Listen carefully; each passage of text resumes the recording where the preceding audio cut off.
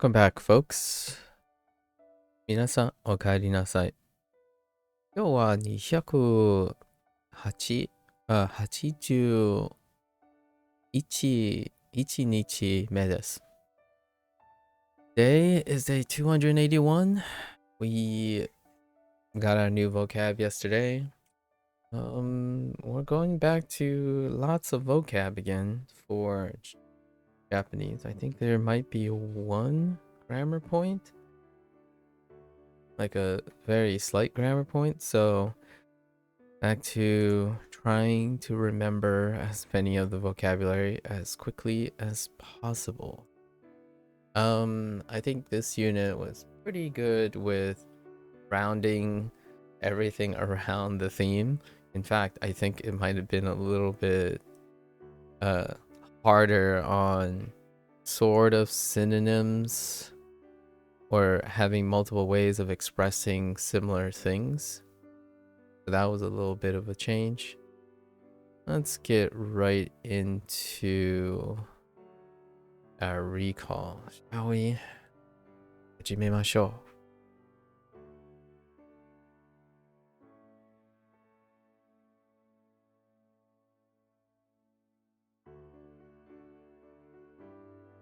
Slightly over. Okay. We're getting close to that story. Story is at unit 76. Very, very close. All right. Let's start with male.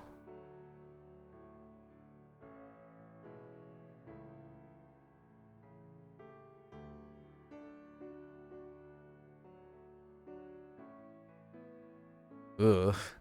Let's try that again. This character is not very friendly.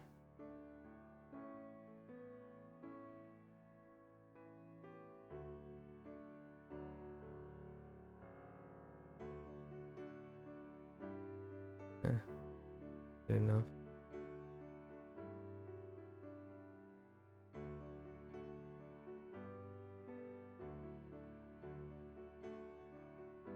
U-beam. U-beam.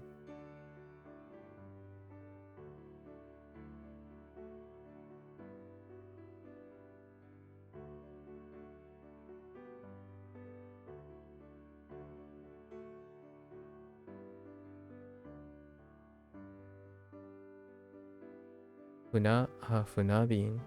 Funabin.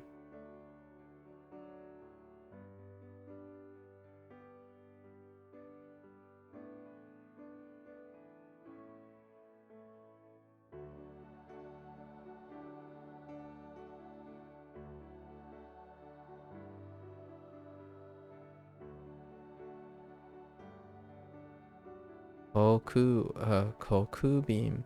Koku beam.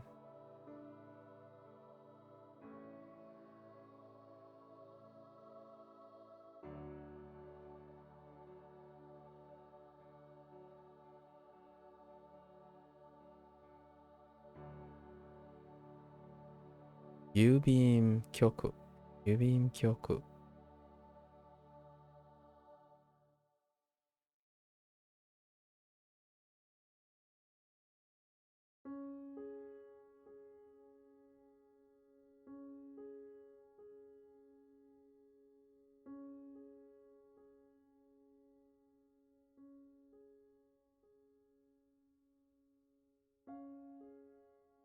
Umi. Umi. Me.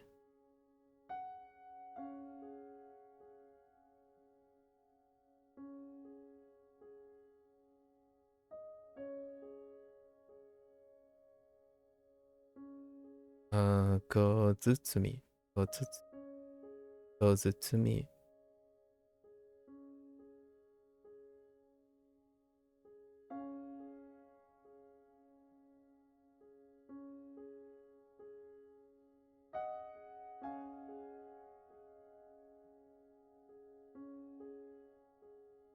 Tsukunai. Tsukunai.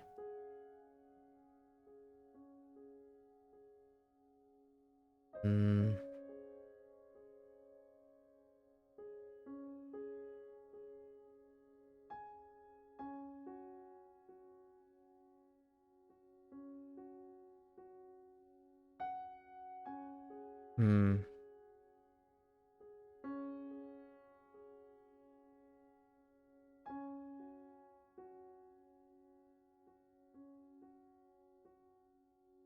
Aitatsu.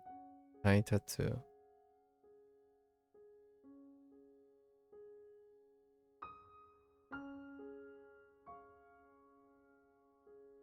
Hmm.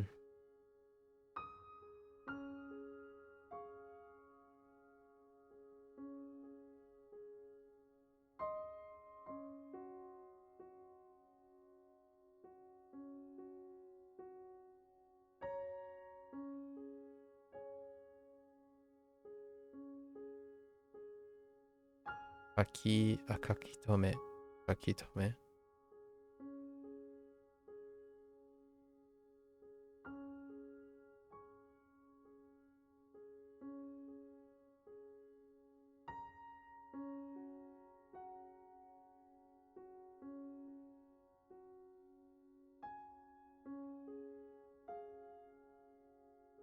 Oops.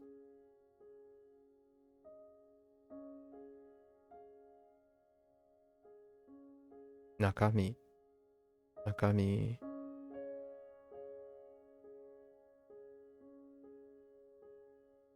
Okay.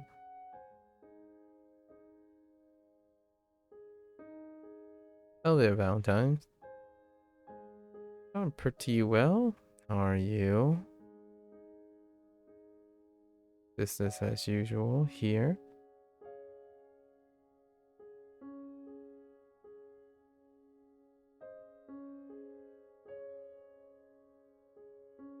Tegami. Tegami.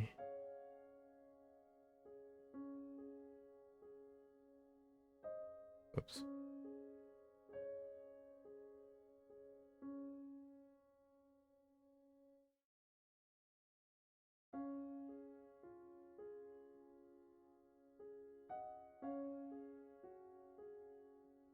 Ipu.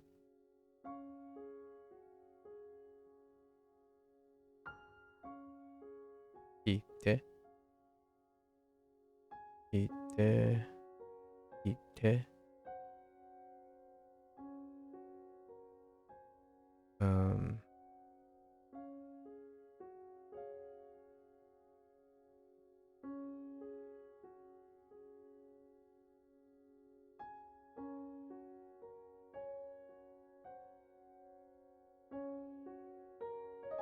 Futo. Fu. Oh. Futo. Futo. Yeah, Futo. Futo. Oh.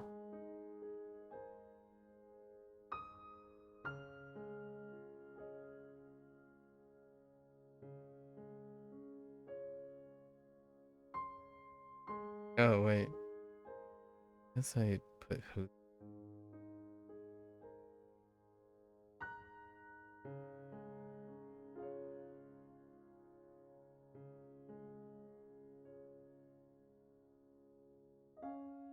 Hmm.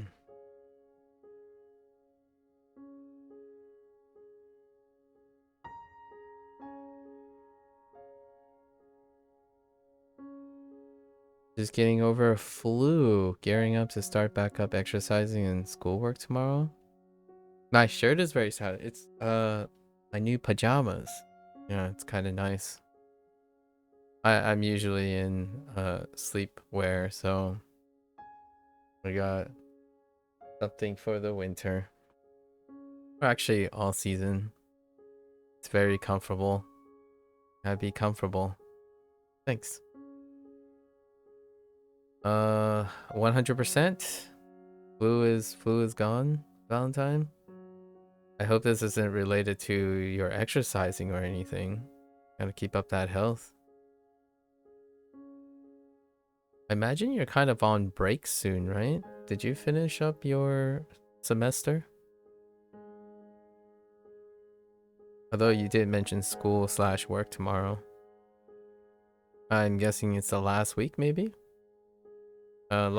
We met a lot of people over the last couple of days. Talking about university. Right, a lot of students. You think your last week is either next week or the following? Ah, nice. Get some R&R. Feel like a slight weight for a little bit, you know, a weight lifted for a little bit while you continue working, I imagine.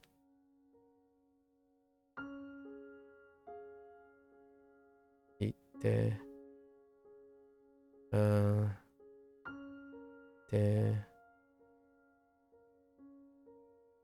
In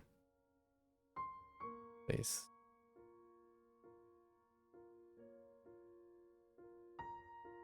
This is kakitome.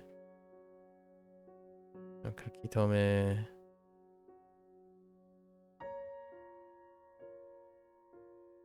Oops.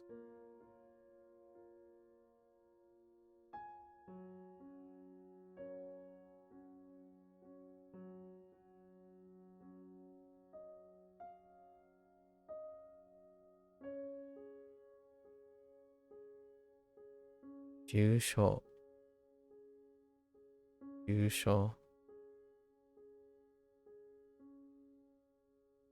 And tsuchi.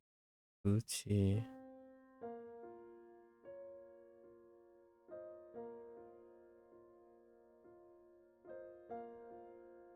Tsuchi.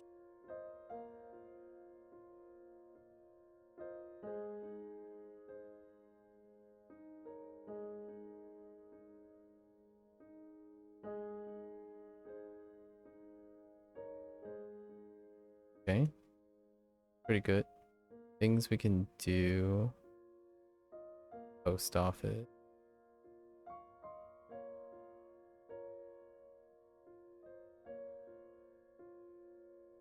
Akaru.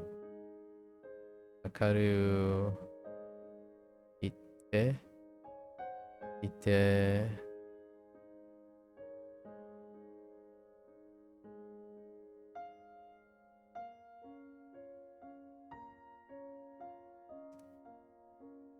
Haru.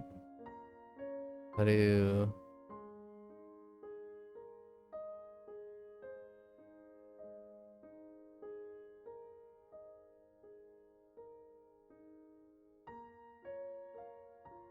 Haruku. Dasu.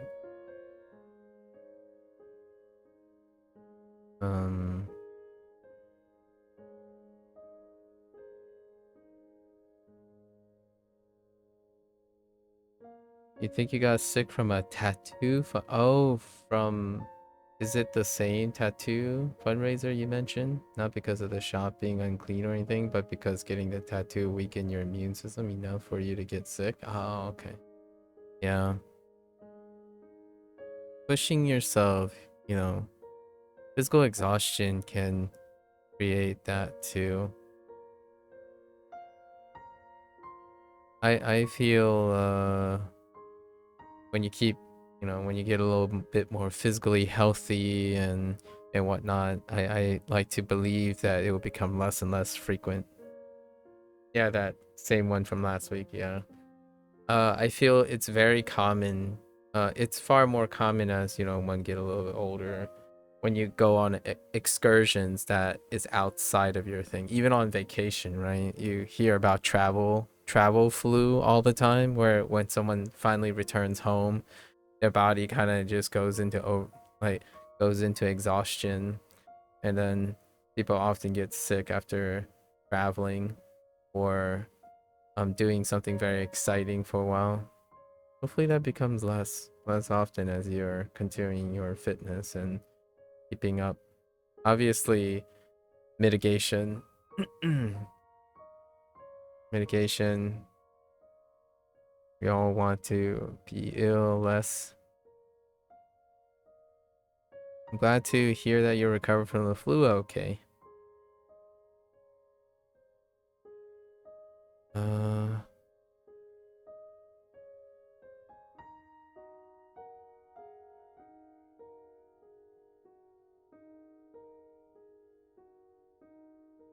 Oh no. I don't remember this. and something. And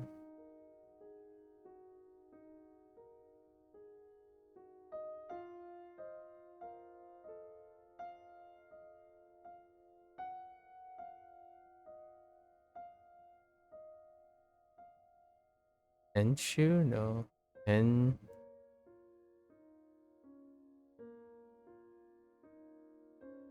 Henki? No. Yeah, I don't remember this one. I don't even know.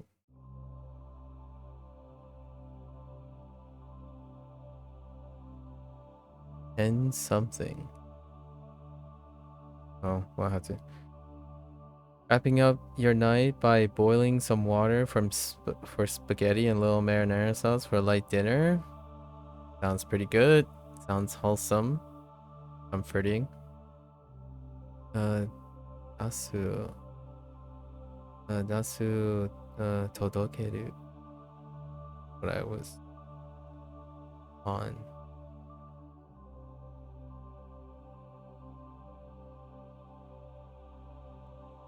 Todokeru and todoku. Todoku also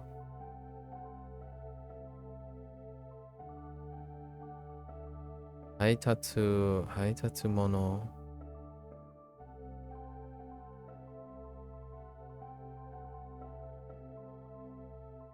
Haitatsu mono and haitatsu suru.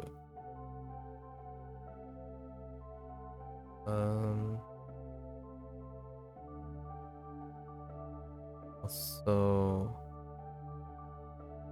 this.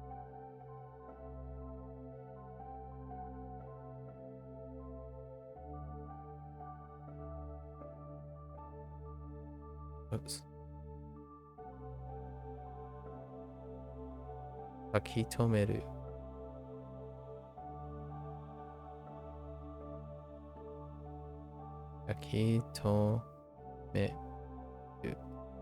Takitomeru. A lot of emotes, Arthur.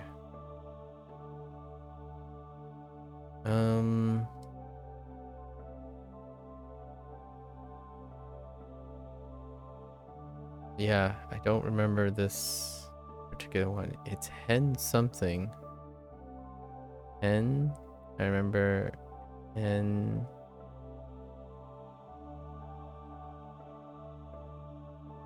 Hen. I even remember the character actually.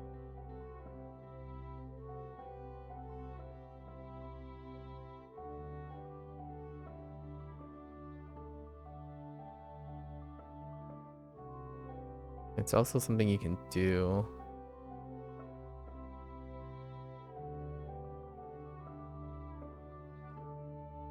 Henko suru. I'm gonna say it's henko suru. I think that's it. That's our vocabulary about male.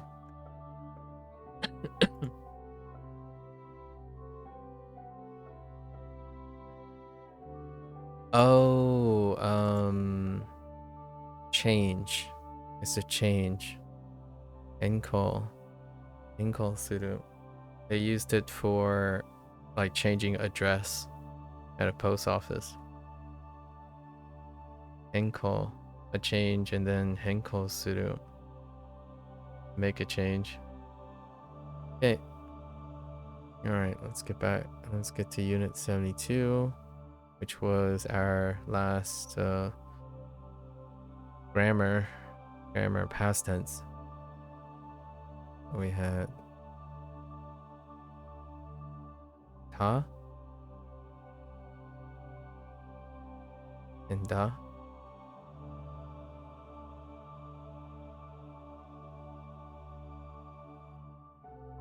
Oh, hello Tio. Nice to see you again. How are you today? Nai?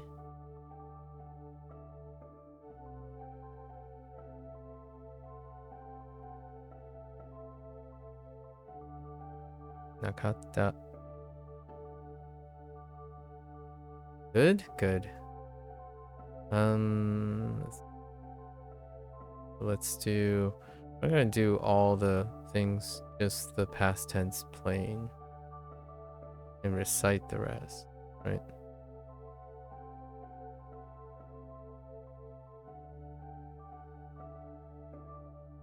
So, atta, atta, nai, nakatta.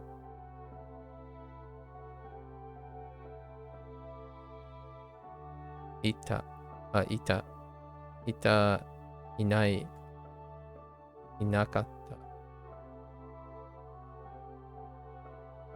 Shita, ga, shinai, shinakatta, shinakatta.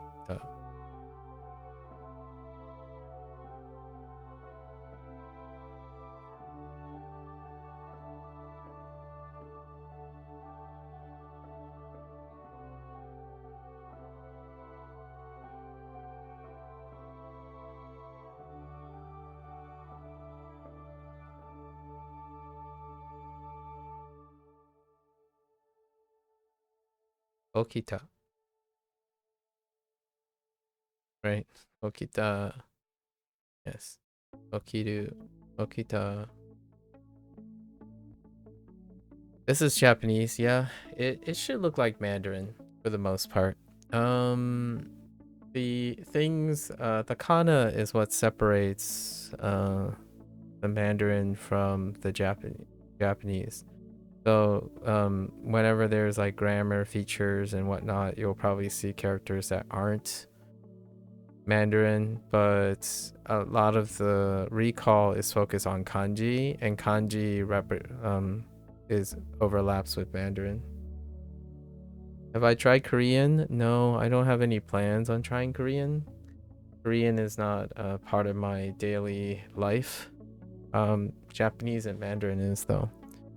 I know, I recognize some Korean from Korean video games though. Thanks. Relaxing is what we're going with. You don't like the Korean language, like the way it sounds, the way it looks? What aspects, LTO? There are quite a few people that really like Korean programming, so I watched a bit of Korean programming recently. One of them would be Culinary Class Wars, and then resuming a few sci-fi Korean programming. Both? Oh, okay. Huh. Interesting. Is there any particular aspect of it, or are you vibing it out? Okiru. Okiru. Then we have Neru.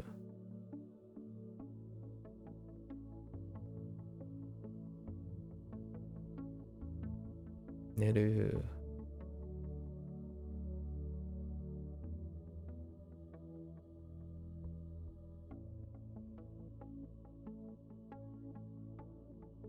Uh-oh.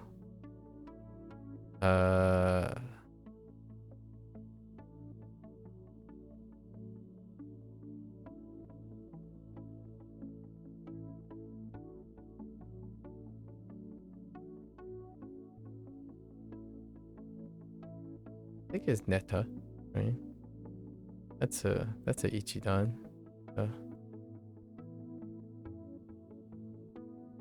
I don't know about this bottom radical, so we'll stick with it. Player. Am I mainly using Duolingo for Chinese and Japanese? The answer is no. But I think when you say mainly using Duolingo, I'm guessing you mean for learning purposes. Most of the learning comes from Duolingo. So it's yes if you mean mainly use for learning, when it's not mainly used for practicing though. We don't usually, I don't usually, most of my practice is outside of Duolingo. You just don't like it. I like most languages except Korean and Turkish. You can't stand how they sound? Oh, interesting. What you call it? Korean has a very rounded, blunted sound. So it's It's actually very similar to the relationship, at least in my opinion, like auditorily, the relationship between Mandarin and Fujianese. Fujianese is very blunted from Mandarin. So when you have like higher pitches and whatnot, all of it is kind of rounded out and blunted. Almost like somewhat mumbly. Like ni hao, right? Ni hao. Ni hao is ni hao. Ni hao versus ni hao. Or xie xie. Kidoing. Although I do have to admit, now that I think about it, you can probably get a lot of the sounds from Japanese. Well, I have to reflect on that. I don't know enough Korean to make any more comments about it. I listen to Korean, not too bad. I mean, it's okay. The last mainline, like really large Korean game I played was Library of Ruina. Library of Ruina. It was entirely voiced in Korean. People mock languages such as Vietnamese, but personally you like it. Mock it in what way? Not your favorite language, but it's okay in your book. I don't know who the people are and how they mock a language. The place I am, where I am, Vietnamese population is probably one of the bigger ones of the minority populations.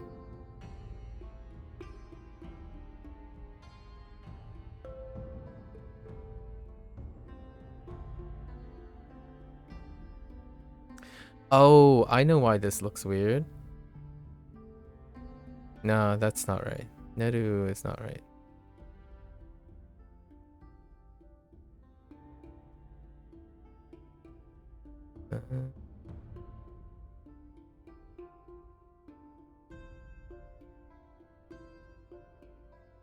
Yeah, Neru. So neta. So kiru, oh kita, and neta for the pairs. So what other pairs do we have?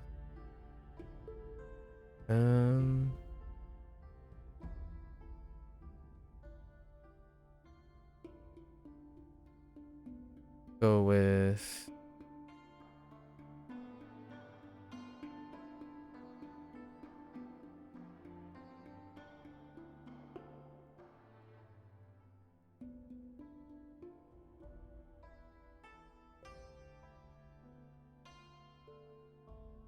what's aruku? So arui? Aruita?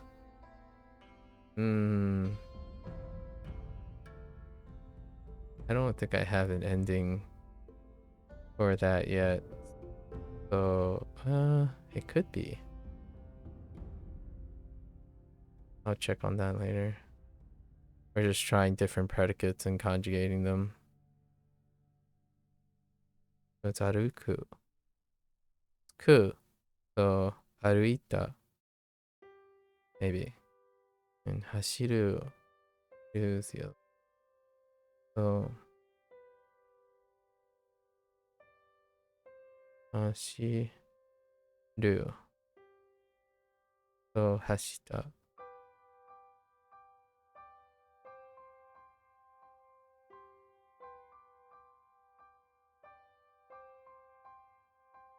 People from language communities, they make fun of how Vietnamese sounds, you know, the xenophobic remarks. That sounds about right. I mean, the stronger the community is, like collectively, the more likely they'll be xenophobic. You're not against political incorrect humor, you just don't think that's fair to Vietnamese. That sounds like the same thing, the same commentary. So, I feel like it's a very similar sentiment. It's you're selectively defending Vietnamese. However, I get the gesture, and I would say I suppose they have their biases. However, you learn to be indifferent, I suppose. Favoritism is the reason a lot of times what ends up leading to xenophobic remarks. So like defending partially defending things are also very similar to me, right? You're favoring something. So I think it's one of those things, to each their own kind of thing. Obviously, acknowledging that it exists, it's healthy enough, and then attempting to being avoidant, right? Attempting to be avoidant. If I had a language that is not necessarily aesthetically pleasing to my ears due to like exposure and whatnot, it's probably honestly, I think I have too many. I have a little bit.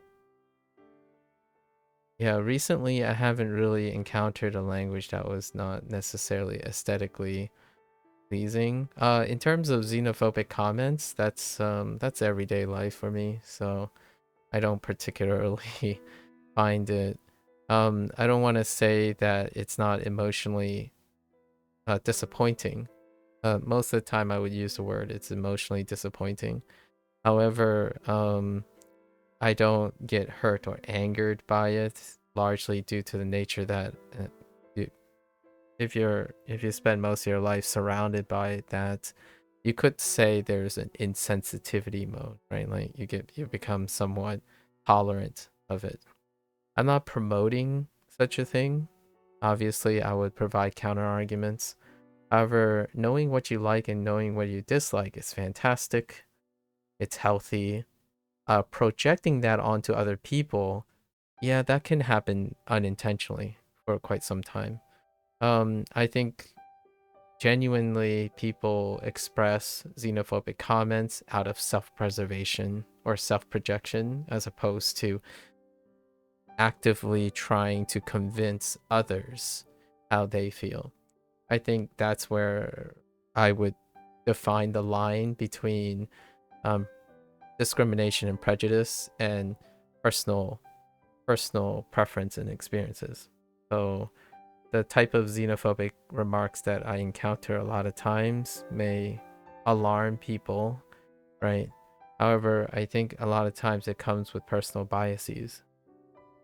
Much like someone who chooses to specifically defend one Asian language out of all the other Asian language, the same can be said about someone who dislikes a particular Asian language out of all the Asian languages.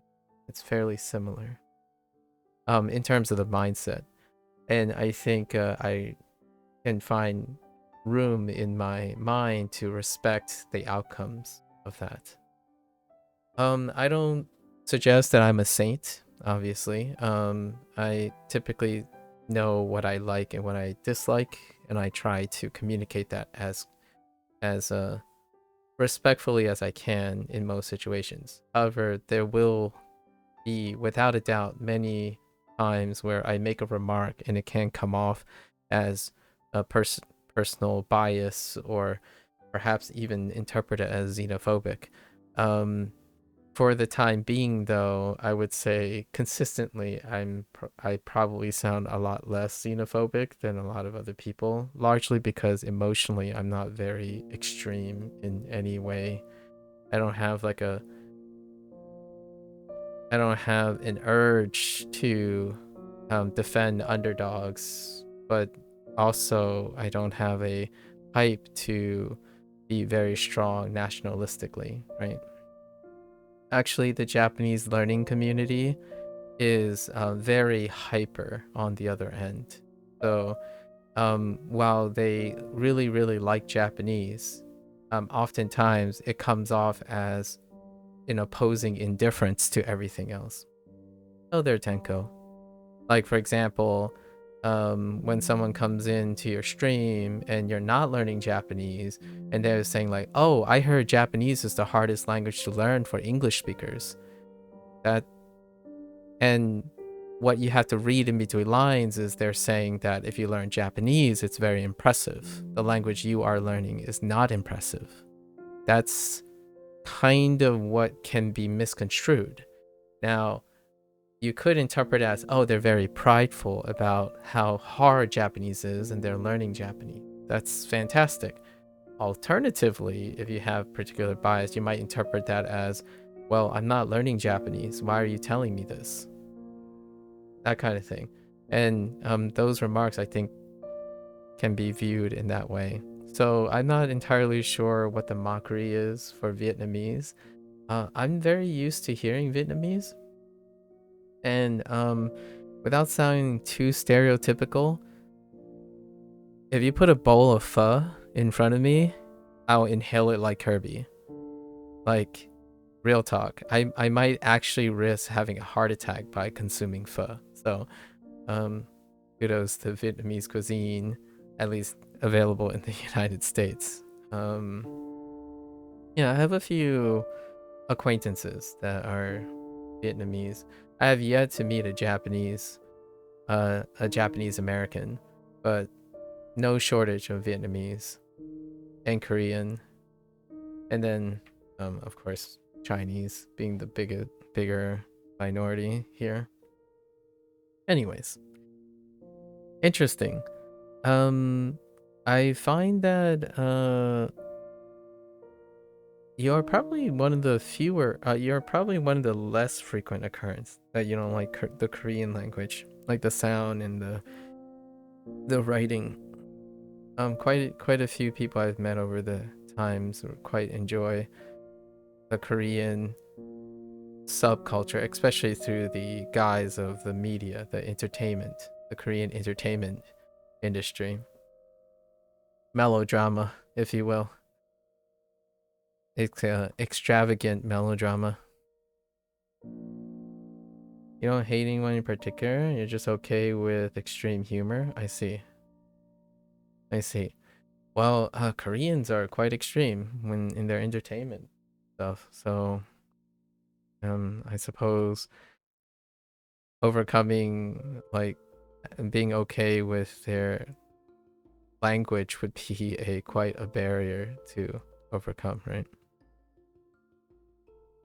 I would say there are lots of things that are disinteresting, right?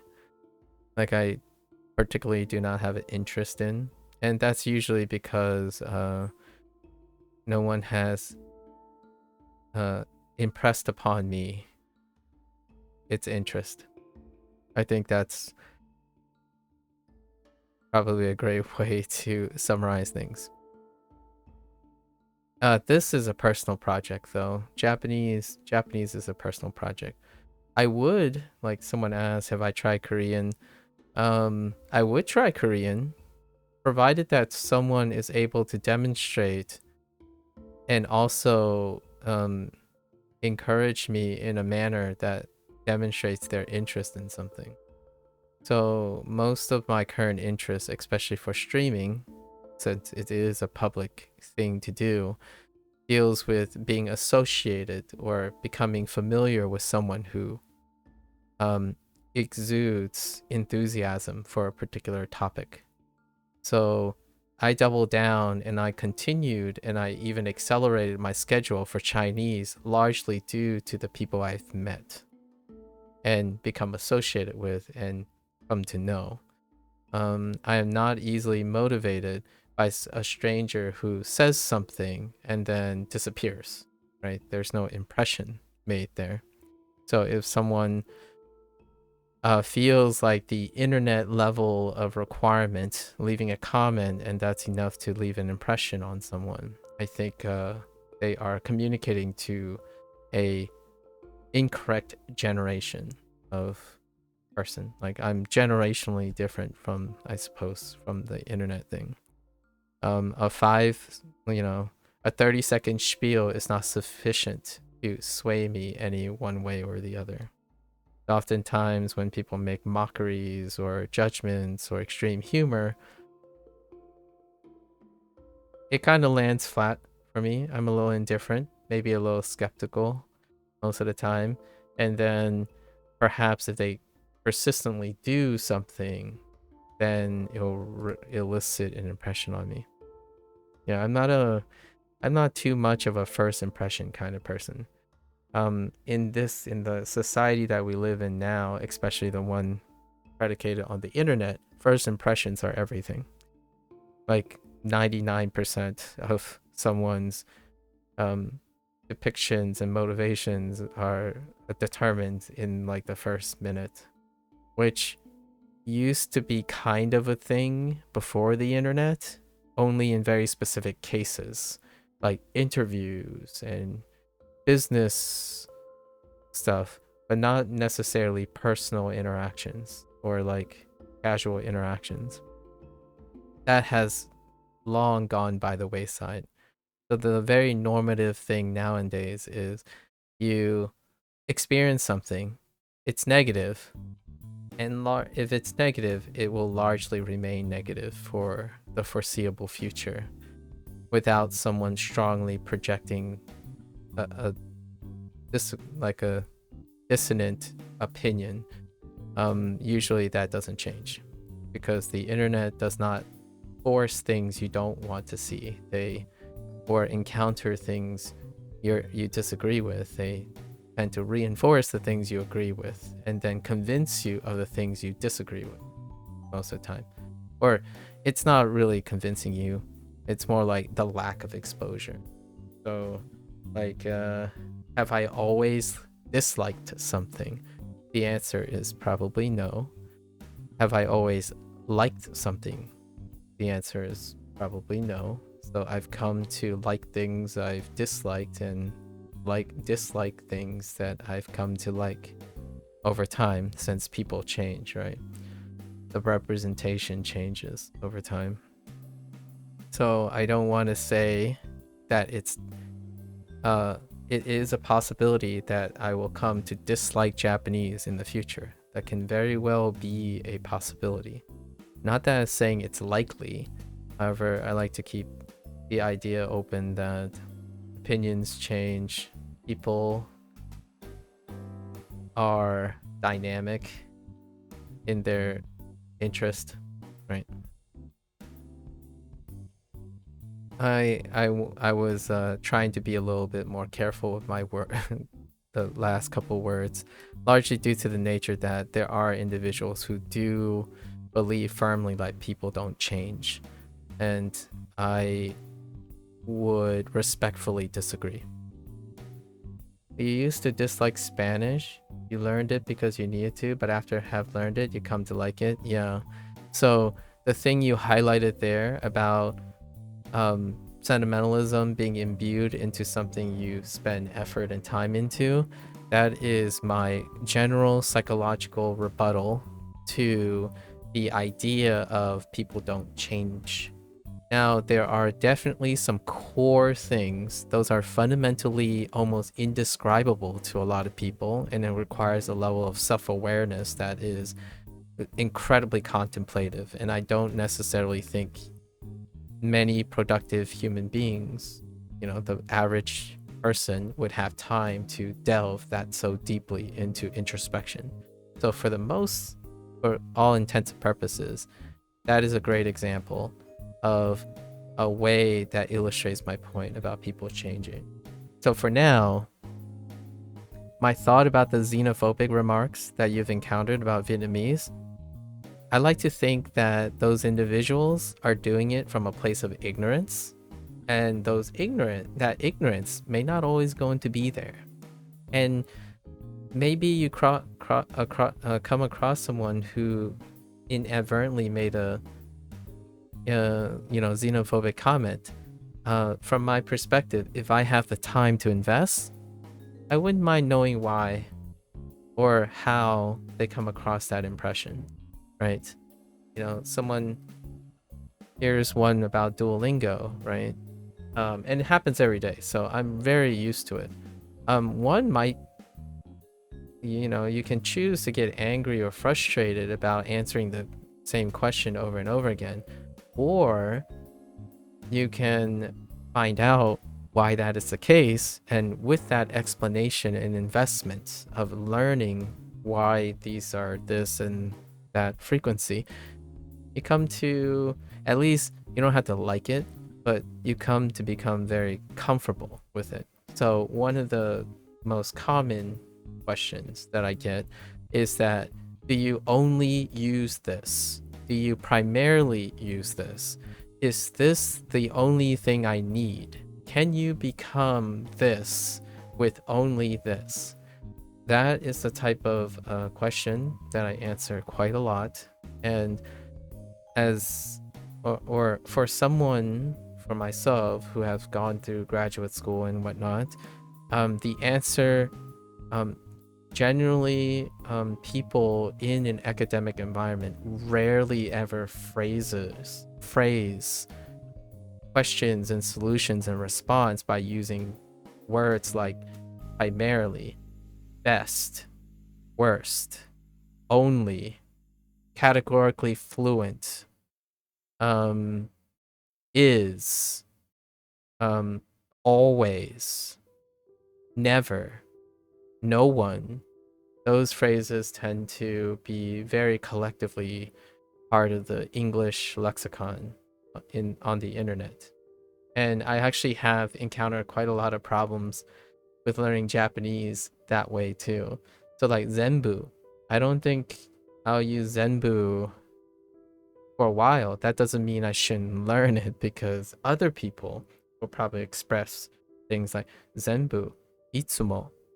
Itsumo means always, and Zenbu means all, like all of something. And those things are going to be part of my lexicon, but I like to think that I can recognize it, but generally it will be very hard to acquire those words because even I don't use it. However, a Japanese language learner might argue, well, this is how Japanese people normally speak, and that's what they would normally say. They would naturally say these things. And my thought was, well, I'm not Japanese. So going back to your whole like xenophobic remarks, based on how I look most of the time and then the way I sound, like I speak American English, yeah, lots of things can very, very much spiral into xenophobic remarks territory. Like, oh, you people sound like that. I'm like, oh, okay. May I ask, what do you mean by you people? I did the same to you, so it's not an interrogation or anything. Most of the time, I like to know the details. Like when someone says people from language communities, I often like to discuss like the specifics, largely because it's not to find a target.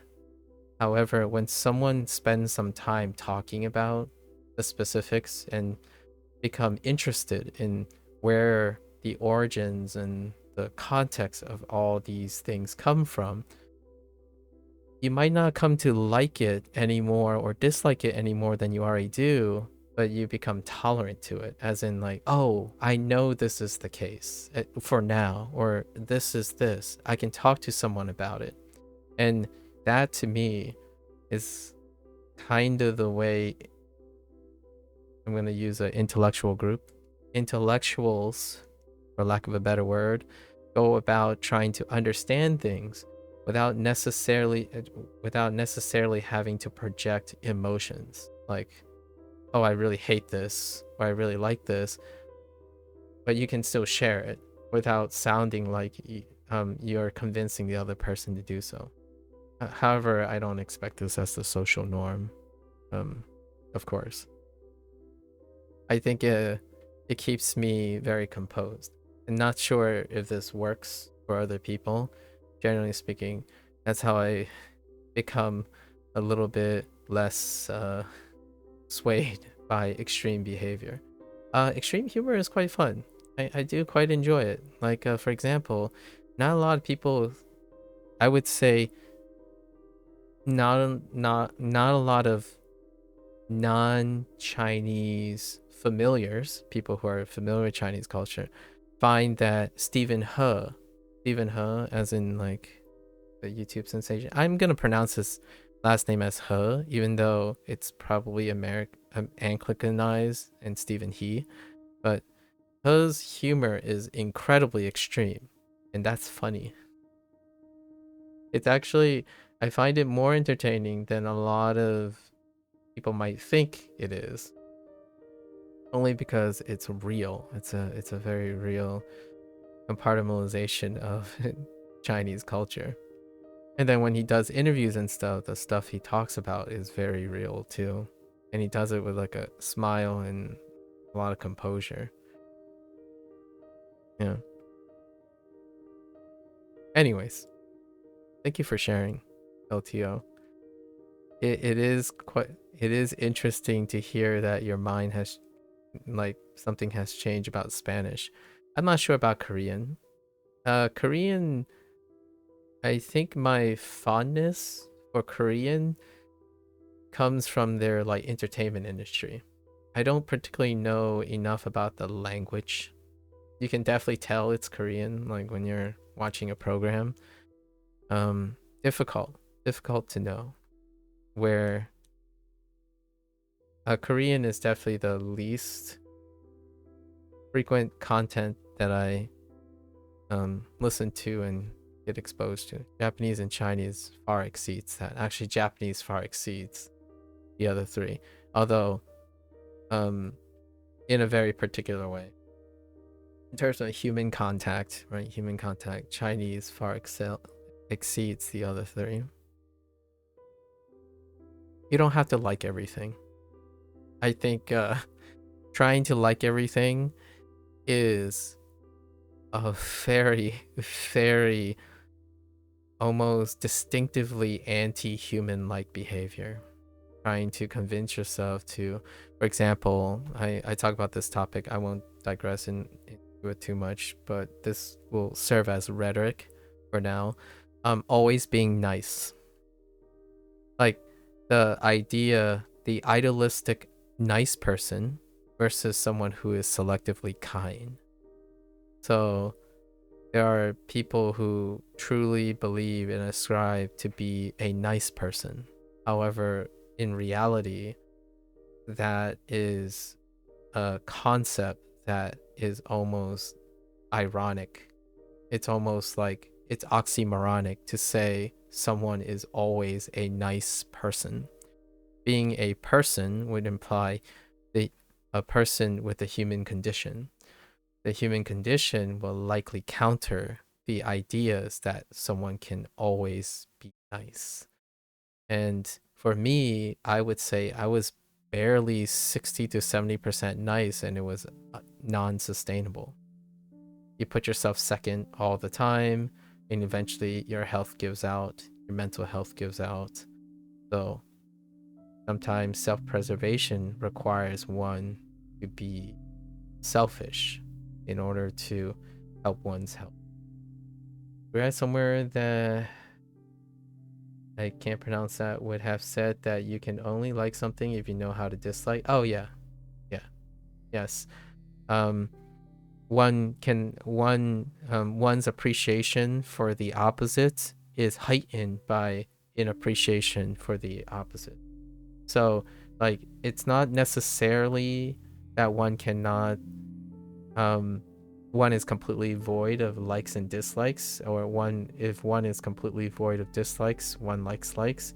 It's kind of a chicken or the egg thing, right? There is inherent nature of some basal line of likes and dislikes. However, in order to truly appreciate something, one or heighten the appreciation, understanding what you dislike also elevates and increases your sensitivity to the things you like. So, for me, I do things I don't like and I do things I do like. Oftentimes, you might be thinking, why would you deliberately do things you dislike versus the things you do like? Well, I dislike doing work.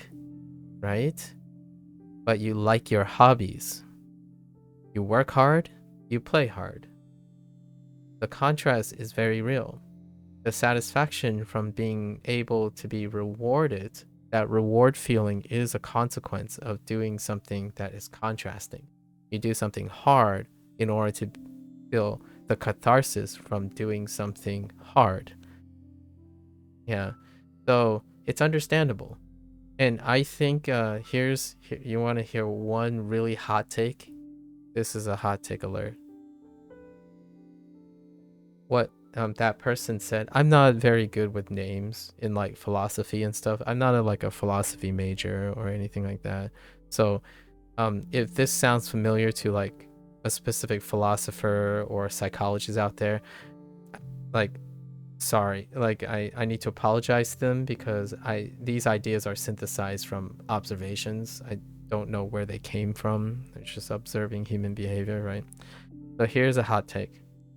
The thing that we talked about, knowing dislikes, the relationship between knowing dislikes and likes, is the internet age. The internet age, the current society we live in online, is a product that demonstrates this. Why? How efficacious this is. YouTube content creators, they gave a platform. You can create any content. What does the model look like now in its current situation? Extreme behavior on both ends. Everything is largely 90% of things that are collectively trending, that are responsible for nearly 90% of traffic, is the contrast between extreme behavior. So you can get extremely riled up and then enjoy your thing that you really like, and that becomes enhanced. So think of a Call of Duty player. So someone goes on a winning streak. Oh my gosh, they're euphoric. And then suddenly they go on a losing streak and they express their toxic behavior outward to everyone and get really angry. But the next win is going to feel so good. So good to the point that it reinforces the toxic behavior. So not only is victory contrast in the poor mannerisms of toxic behavior, that reinforces each other. What's another great example for language learning? This is a great example for language learning. Oh, it took you a year to learn N5, JLPT N5. Well, it took me 1 week. It's like, yeah, I studied hardcore for 1 week. I really disliked it, but 1 week. Now I'm just gonna go and flex on how important it is to everyone. That's my reward. So that kind of thing is very real. You suffer for the greater reward, and so the greater dissonance between the two, right? Like, the harder something is, the more rewarding it is. The more extreme a behavior is, the more violently they repulse something disagreeable. It's kind of like passion. And what I can really say about that to calm people or to speak to these type of people, I suppose, my attempt is, now I wanna let you know, like, one of the underlying principles of why you hate something so vehemently is also the reason why you love things so passionately. When you're in a line where you have consistent emotional behavior, you don't violently dislike something or openly dislike something, but you also don't really passionately like something as well. So nowadays behavior is like this, right? And then with knowledge and perspective, behavior is more like this, right? So the question you ask yourself is this bad or good? This and this are sustainable. right? For now.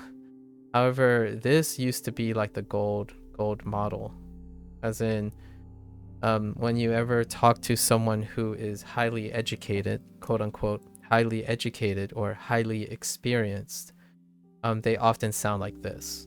Where like if you vibe with them, right, they're consistent most of the time. They don't really fly off the handle or rarely go into chronic depression. They tend to be very similar year round. However, this is boring. This is exciting, right? This is an example of a passionate person. And I'm not this type of person. So the internet does not thrive.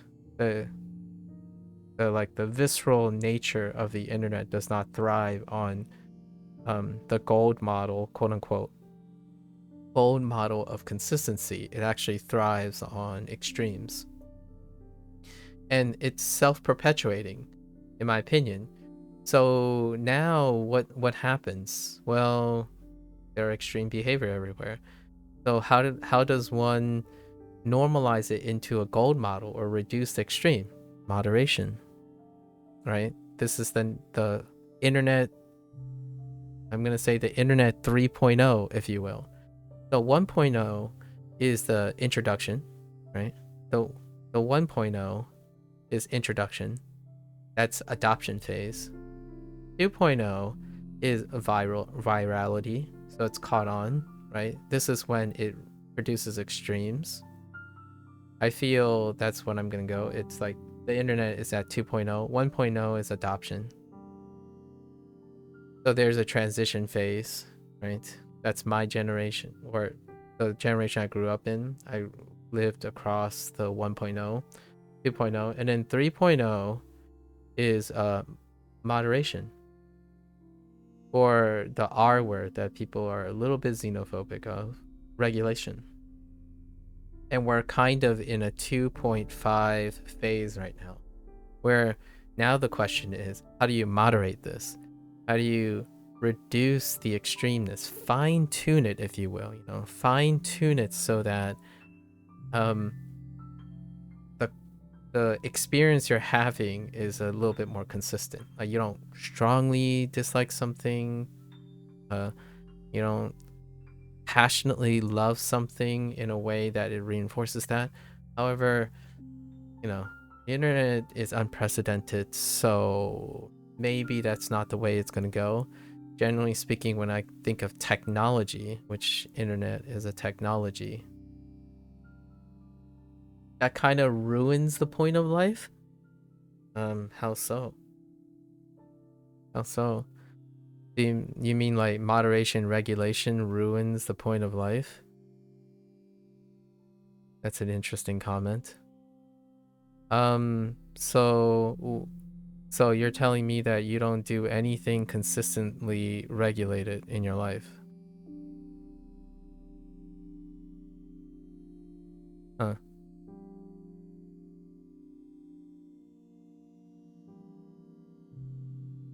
Growing older, for me, I won't talk too much into this, but for myself, another hot take, a bit of moderation is good, but not absolute moderation. We're not talking about degrees. You're talking about ones and zeros again. I didn't say anything about the degree of moderation. In fact, the irony here is when you said moderation to me doesn't say 1 and 0. You're talking about a switch. That's not what moderation is. Moderation is not on and off, in my opinion. I think that's we're having a conflict of communication here. So when you say moderation, it's not on and off. Like there's moderation, as in if there's a problem, you find a solution to it. If there's a problem, you find a solution to it. Moderation. So if a fire happens, right, you want to put it out. That's moderation. You're talking about preventing fires from happening. Like, yeah, that is okay. And then you're also saying like no hype. That's moderation is not to prevent hype. Like, you don't prevent fires, you don't prevent, like, you're talking about being caged. Moderation, the moderation that I'm talking about is reeling it in if it gets out of control. So the idea is to control things that spiral. Moderation prevents outliers, or they mitigate the effects of outliers. If this is sustainable in a solution, then that's fine. It requires no more moderation. No moderation.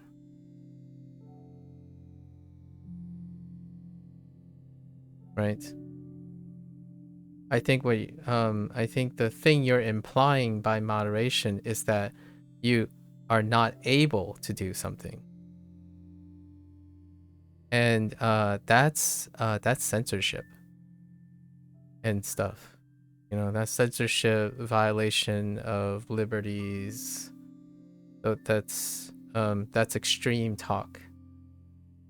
That's actually the reason why moderation exists.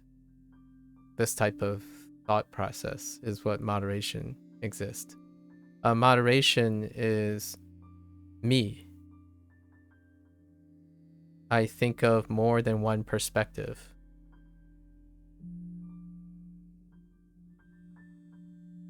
Right? If I do not moderate my favoritism, how could I understand people who disfavor it? Much like your comment that kind of ruins the point of life. Moderation is literally the reason why life is consistent, in my opinion. So what does moderation look like? Fitness, meals, health, a study plan. Moderation involves a balance between discipline and pleasure, right? Diligence and vibing. At least that's how I was insisting that it was. So, like, for example, YouTube, like, for example, on YouTube, you saw lots of cat videos. Here's some dog videos. What happens is the cat videos got moderated. I'm using cats and dogs because it's a euphemism, so you can place any types of things for that. You can place any polar opposites. Because I know dogs and cats are actually there are people who take dogs and cats very very very seriously. So that's what I'm talking about. I don't know if it's a good or a bad thing, because then you'll have a bunch of people who constantly talk very long about things. The nice thing, here's a opposite argument for me. So a rebuttal, if I were to act as my opponent, right? The argument for passion, like the current state, maintaining the current state of the internet, passionate, is that it's clear. There's clarity in extremes. So what the internet's appeal is, knowing what's best is easy. And what I mean by that is currently easier because it's normalized. Now, I don't know what happens if it gets normalized to like good and okay and not so bad. It's like, what does that look like? What does the internet look like if it normalizes this? It will still be easier to understand because it's the normal. But right now, currently, the normal is best and worst. Best and worst. Us and them. You know, mock, and compliment. Right? It's very clear. So there is a very nice clearness in extreme. Either you hate it or you don't. And it gets the job done. It takes less time to explain things, right? Less time. So who does the moderation? Everyone does the moderation. Or you try to. You don't centralize power. That's the idea. You moderate the moderation. A collective of peer reviews that represent as many forms of life. So that's an individual level thing? No, it can be an organizational level thing. You have to moderate the moderation. So not a single person, right? Not a single person, but not everyone. The answer is somewhere in between here. And then for every single situation, right? Every single situation, it's in between here. That's why the time aspect is very unattractive. It's unattractive, and rarely is it the first form of action. Right? What I mean is, this is very unpopular. It requires a lot of investment and time, right? And what do we not have time yet? The internet is young. The internet is incredibly young. So over time, I do believe that human beings will be able to find the balance, the moderation. So like there will be a place for a child to consume something to an extent in which brain rot doesn't happen, or like their desired level of brain rot is healthy, right? Like, oh hey, I just thought I'd remind you that you've been scrolling for the last 2 minutes, or like the last 2 hours. Would you consider doing something like that?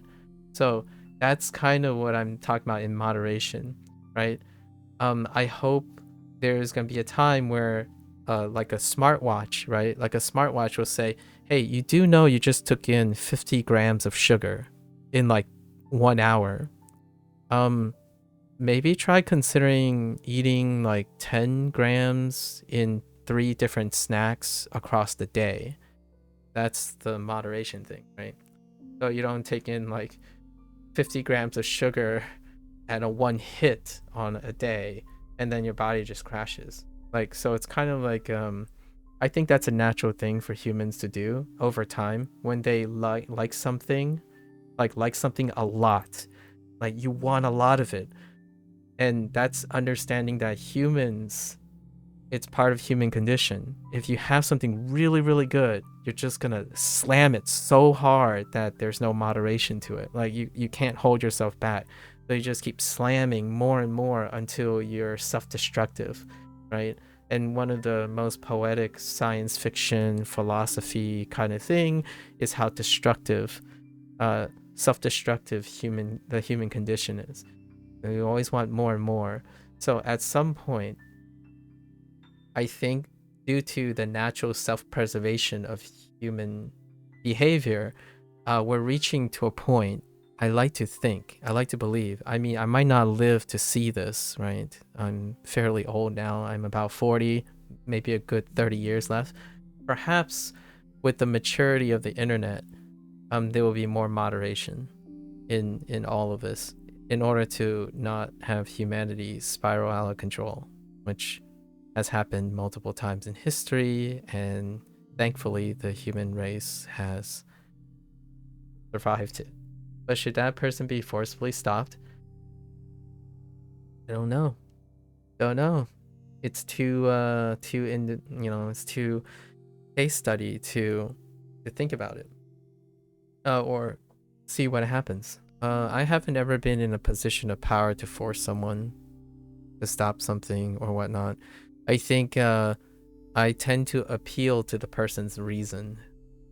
So I typically, on a case by case basis, I use empathy.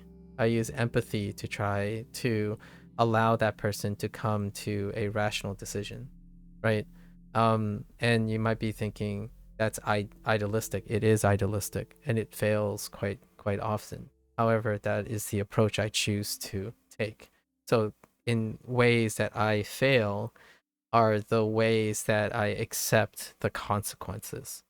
As in appealing to someone's empathy, well, you might not always be able to relate to them. It's like, well, yes, then I default to the next best thing, the next course of action until I run out of courses of action, and then you are left with impasse. And impasse is the human condition, which is the idea that, well, it can't be helped. And that's how we move on with things, right?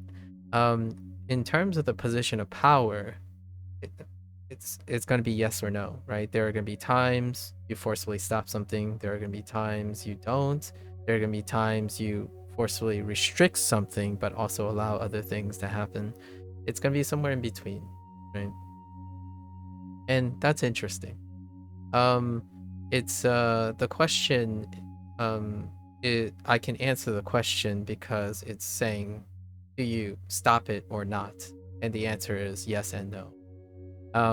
How you stop it would be more interesting. And that's what I'm trying to answer your question when you're asking, do you forcefully stop? I don't know how that looks.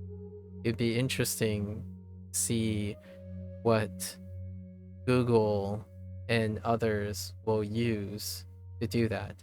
If you want a great example of what I'm talking about in the internet, look at the current policies in other countries, especially China, on internet usage.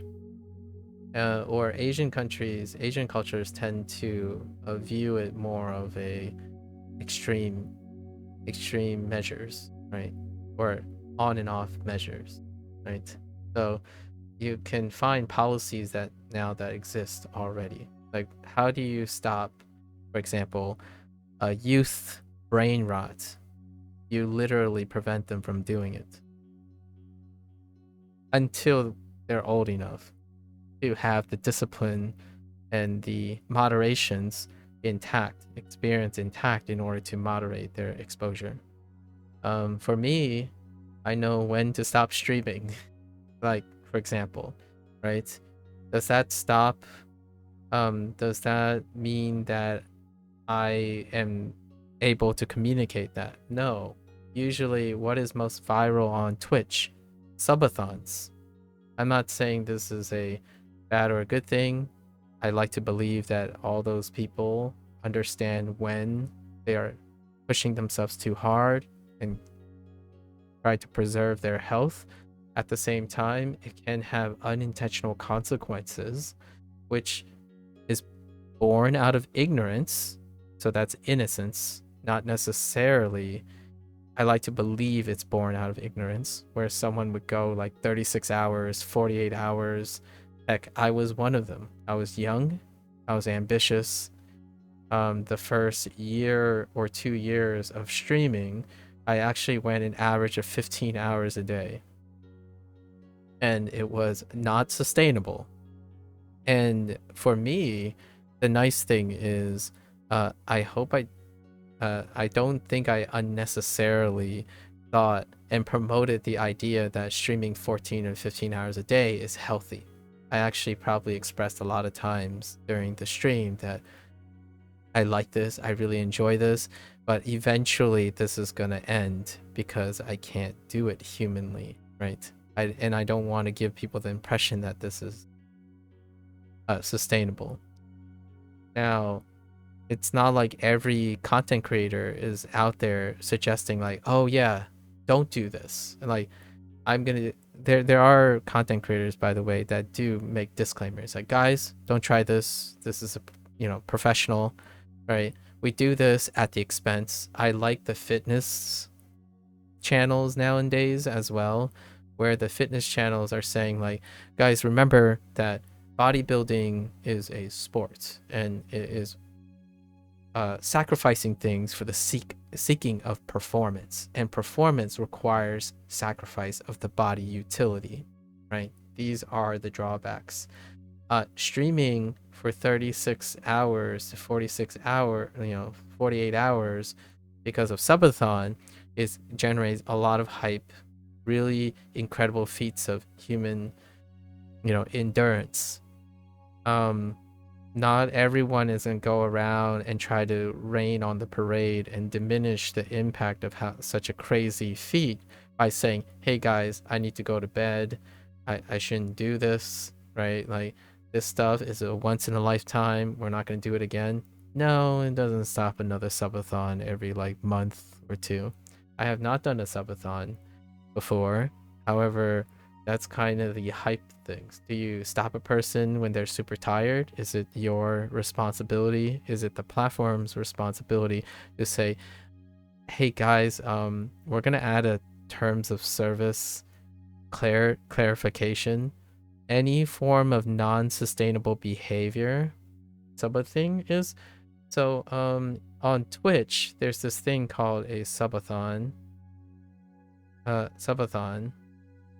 And what happens is people sub in order to extend the time of the stream or the activity. Usually the stream and the activity is the same. So like, for example, when you're playing Elden Ring, it could be something really thematic, like I will fight millennia, right? Millennia for as long as the sub ticker is going. So the hype is that if someone keeps subbing, if people keep subbing and keep subbing money, right? That person will continue to fight millennia. I don't know how to spell millennia. I'm not a FromSoft buff, but millennia over and over again until the clock runs out. So it's a very classic Twitch event, and it's not necessarily born out of ill content or anything. It's hype. It's cool. It's, there's a mutual understanding in of enthusiasm and passion. Lots of specific things are like, I love the good games done quick, the GDQ, good games, GGDQ, something like that, where they would like sub or cause and whatnot. So these things generate hype, right? And that kind of thing, it's not to say that they have trade-offs or unintentional consequences. My thought is, with time, with internet, with familiarity in humans, there will be things to moderate that. So like, people will become used to, people will have conventional knowledge, or like, we're gonna say common sense. I don't really like these phrases anymore because they're no longer like, they're not moderated yet. I know I'm like beating, I know I'm beating the head, like the word too deeply, but common sense and conventional knowledge is not moderated yet. So it's not conventional or common sense yet. As in, there's no consistency in common sense.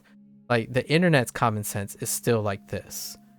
The common sense that a lot of older people are referring to is the thing that happened for hundreds of years with information that doesn't move as fast as the internet. So nowadays, when people try to moderate, as in common sense is a form of moderation, right? When you think, oh, everyone does this, moderation. Ironically, when you say everyone does this, it's assuming that there's enough moderation to affect a lot of people. But common sense is no longer common sense on the internet, because where is the common sense? There's no moderation on internet. So what's common sense? Oh, you see a streamer and they want views. So what do you say to a streamer who doesn't have viewers? You tell them, hey, you should go and react to videos that are controversial so you can risk saying controversial things, because that is very viral. You should do that if you want viewers. And my first response is, I guess it is common sense to expect a streamer to want viewers.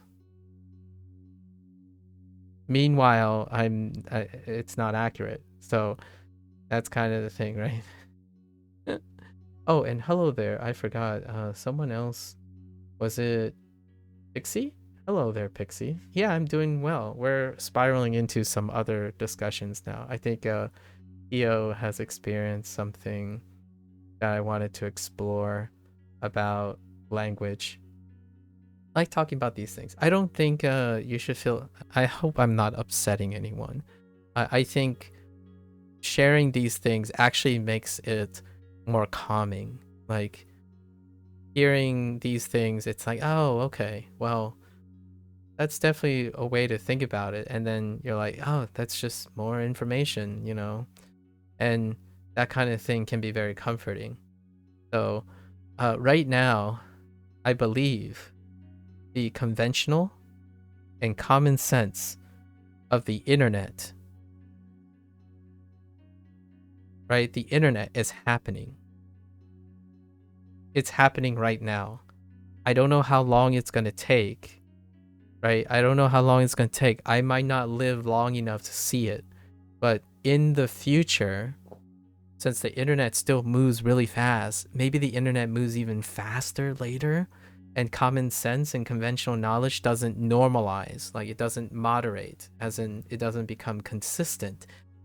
That could happen. It's crazy. The internet is crazy. The information moves so fast. Back in the day before the internet, the information moves very slowly. So when they move very slowly, it gives enough time to work with old information to develop common sense.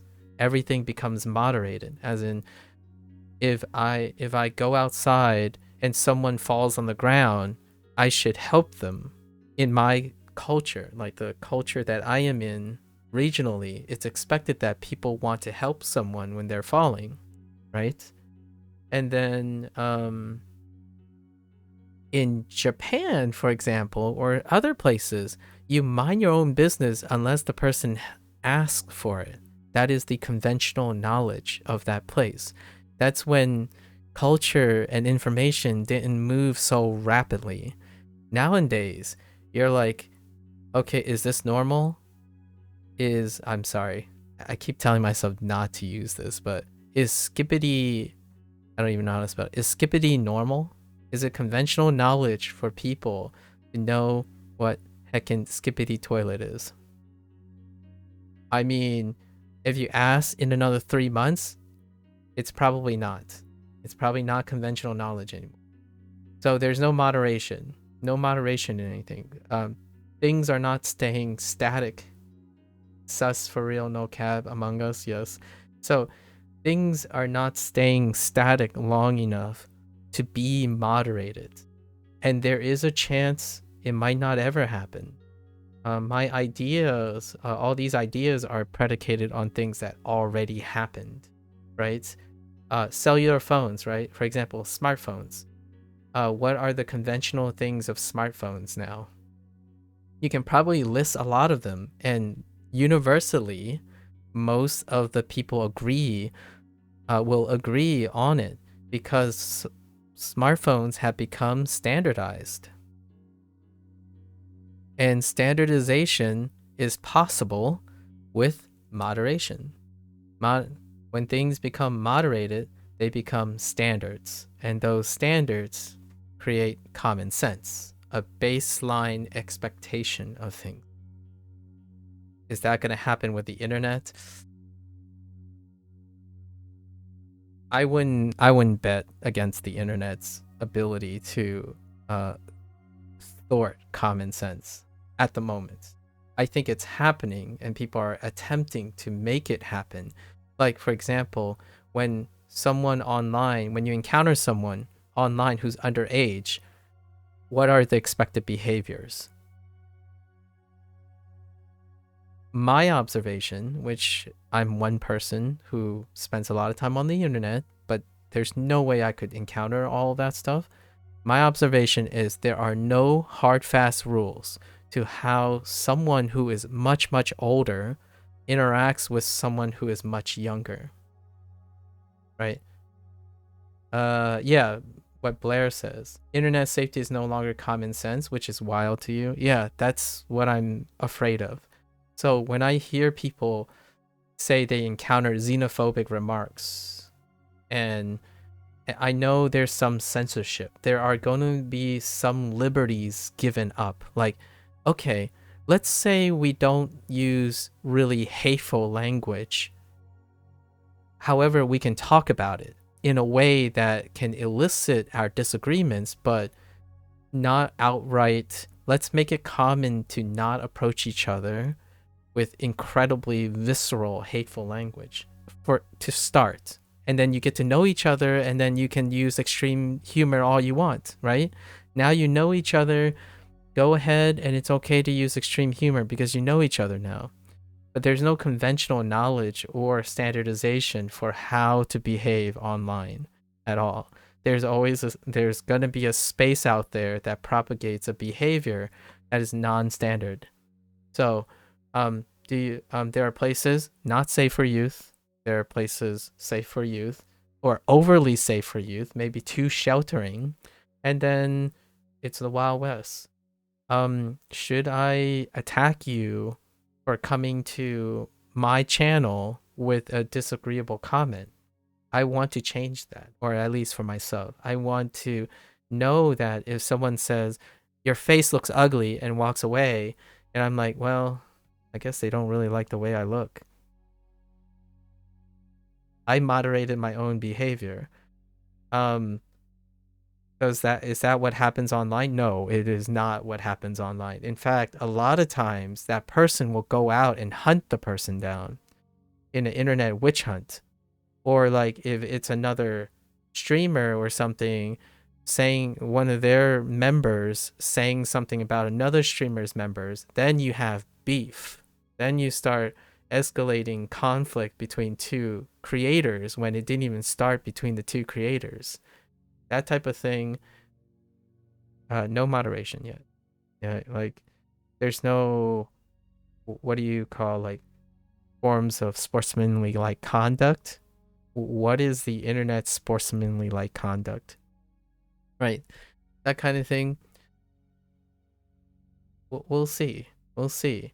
Right now, for example, a personal one that happens a lot for me, especially as a content, like doing streaming, is that if you have more subscribers than me, or if you know someone who has more subscribers and more viewers, it automatically makes them more credible than me.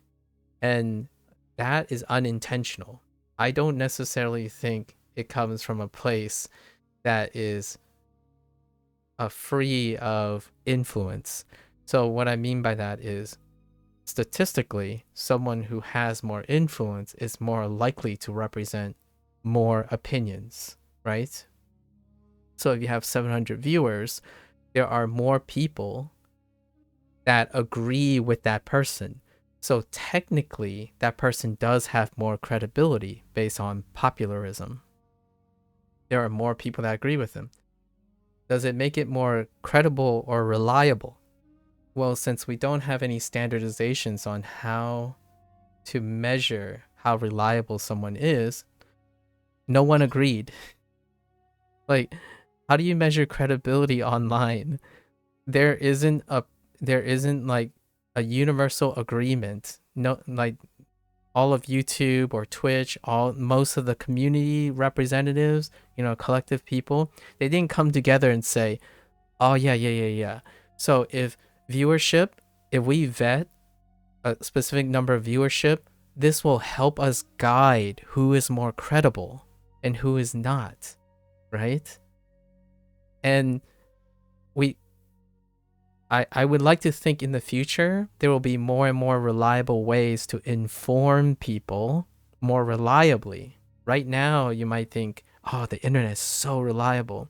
I can get stats on this, stats on this, stats on this. Almost none of it is moderated. Like there's no moderation and like moderation or standardization. So the information you get is full stop, the raw, filtered type of information. So you have no way of gauging what information is reliable or not. You have trust. And trust is predicated on popularism right now. So the more popular something is, the more trustworthy it can be.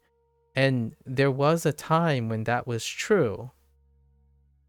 That time was when information was moderated and vetted. So the information that people are using now to become popular is not standardized. There's no baseline vetting process for information. So when someone becomes popular, what are they becoming popular based on? Something that's not moderated. So they could be over the heels and flying over the cuckoo's nest, and you wouldn't know it because more people trust them, right? And that's the state of the world, that's the state of the internet we live in right now. You can have someone who is incredibly popular and they themselves might not be aware that some of their information was influenced and filtered. So it's not like they're out to be mean. No, I don't necessarily think, if I think of it as the human condition, people want to be successful. And also other people want to like people who want to be successful and also give them information. Where all this is coming from is that information is not standardized. So the people with the greatest of kind intents and believing that things that they do are earnestly true may be built on a foundation of information that wasn't true in the first place. And that's kind of the that's what YouTube and Facebook and stuff are forced to address right now, right?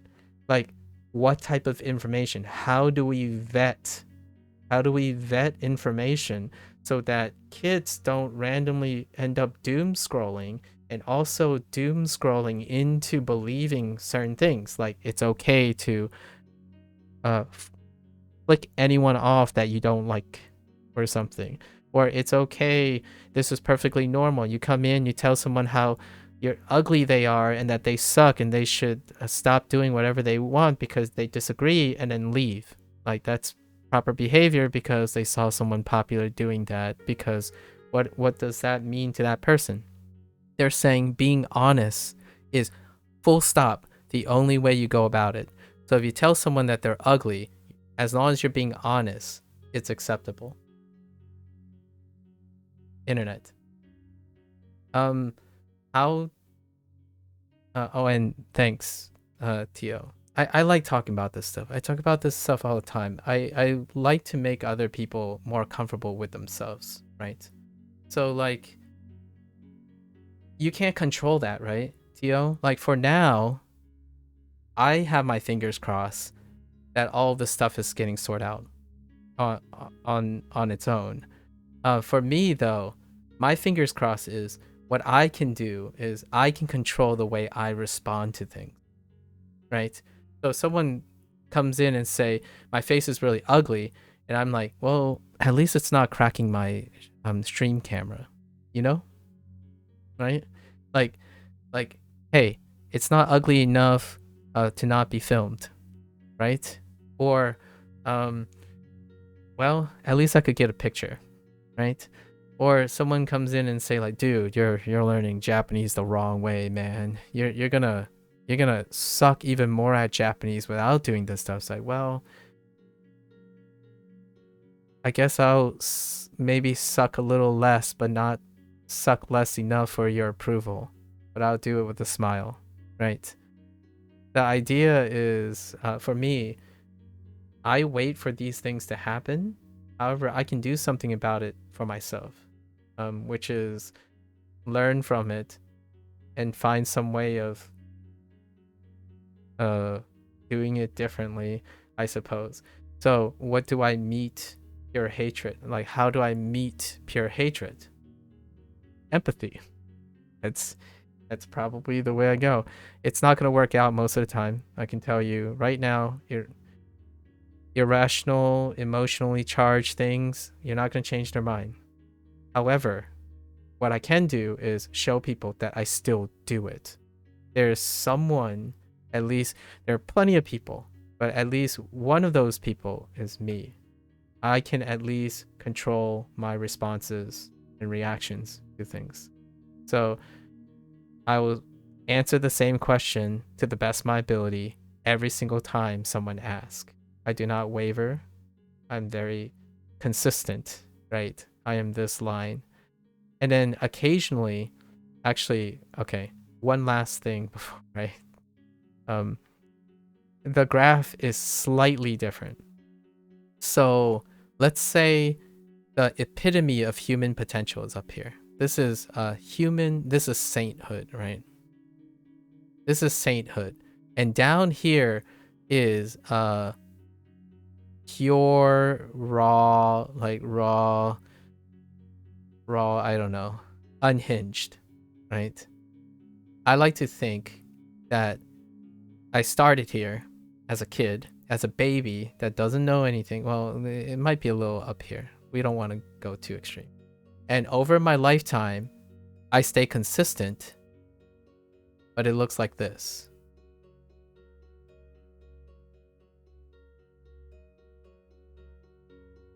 And this is where I die.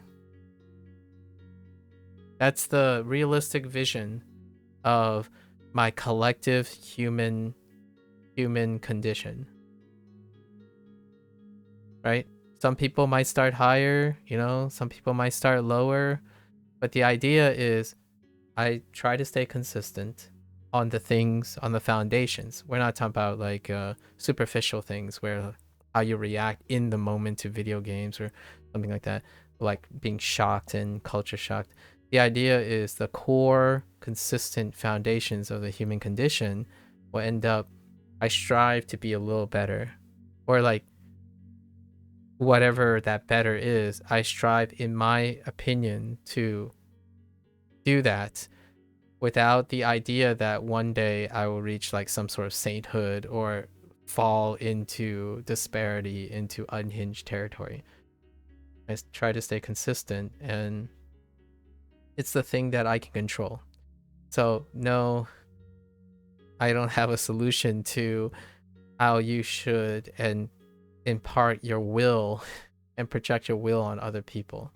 What I can do is tell you about the stuff that I've seen and try to explain it the way I would explain it to myself, and how I can smile and stay calm and happy and have people challenge me and collectively do things without feeling like I'm wasting my time, right? I rarely ever feel like when someone asks a question, I'm wasting my time trying to answer it, and then the person says like, I don't understand you, well, get bent kind of things. Like, well, I didn't waste my time. I still did it. And doing it is probably harder than a lot of people can do nowadays, in my opinion. If I had to like be a little bit biased, would be a bias. It's harder to do the thing. Way harder now because of the internet. It's way get bent. Yeah, that's my old old boomer speak, get bent. It's way harder to do things than know that you can, right? Like that's kind of it's much harder now. Way back, it was pretty hard back then. So thank you for get bent. Yeah. So it was way harder back then. It was way harder back then to do things than to know you can. In now, right? Like fast forward 20 years into the future. I don't know how old the internet is now. Is it? I'm gonna say roughly the internet as we know it's about 25 to 30 years, like the contemporary internet, not the one where you like see like static pages, but maybe like 25 to 30 years. Right now, it's exponentially harder to do things than to know you can do them, right? It stops at you know you can do it. You know you can help this person, and that's good enough. You don't want to do it. You know you can waste your time to try to talk to this person, so you choose not to because you already determined that it's a waste of time. As in my opinion, my experience, this has already happened multiple times. When someone asks a question, I would go to explain it. I would start with how do I adapt? I would give them a short answer, which takes about 30 seconds. Then I would give them a longer answer, which takes about 5 minutes, in which case 90% of the people have already left. Like the person who asked the question, 90% of the time has already left. And then I would spend 30 minutes to an hour to expound upon it or digression, just to remind myself that I will continue to think this way. Someone leaving is not the only motivation for me to try to be a better person. Like, subjectively, what I feel is a better person, which is someone who spends far more time and maybe, arguably, I totally agree with some of my colleagues, arguably, in diminished returns. As in, sometimes people want to use their time in order to get a result, right? And that result is to pragmatically answer and satisfy whoever is asking the question. And here, what I'm saying is, I was criticized for this before, and I unapologetically accept this criticism. And the idea is, I like to hear myself talk because it keeps me from being arrogant. It humbles me when I share and monologue about things. It helps me remind myself what I do know and what I don't know in actuality. So how elegant I am, or how not elegant I am, or how verbose and how esoteric I can be, that is a product of actually doing the thing, not thinking I can. Uh, almost poured powdered cheese into my coffee. Need more coffee. Wait, that that might not be too bad. Pouring powdered cheese into coffee. Well, maybe not. It might not work like a tea thing. Like a foam cheese and warm cheese on like tea is it's kind of a thing, Claire. Yeah. So you appreciate the fact you took your time to explain your ideas to you. Anytime, Tio. Like this is I love this stuff. I talk about this stuff all the time, and I kind of use any excuse really to talk about it. I think understanding people uh makes understanding oneself fun, like a lot of fun. In fact, um observing and trying to explain people's behavior is probably one of my favorite pastimes because sometimes, and I know you already expressed this last time about your anxieties and whatnot, which I really appreciate. Sometimes taking a break from yourself, right, or attempting to take a break from yourself by engrossing yourself in other people's perspective and whatnot, can come back and inform and be able to like maybe even mitigate or elevate the stuff that you're potentially coping with nonstop. I think for me, the most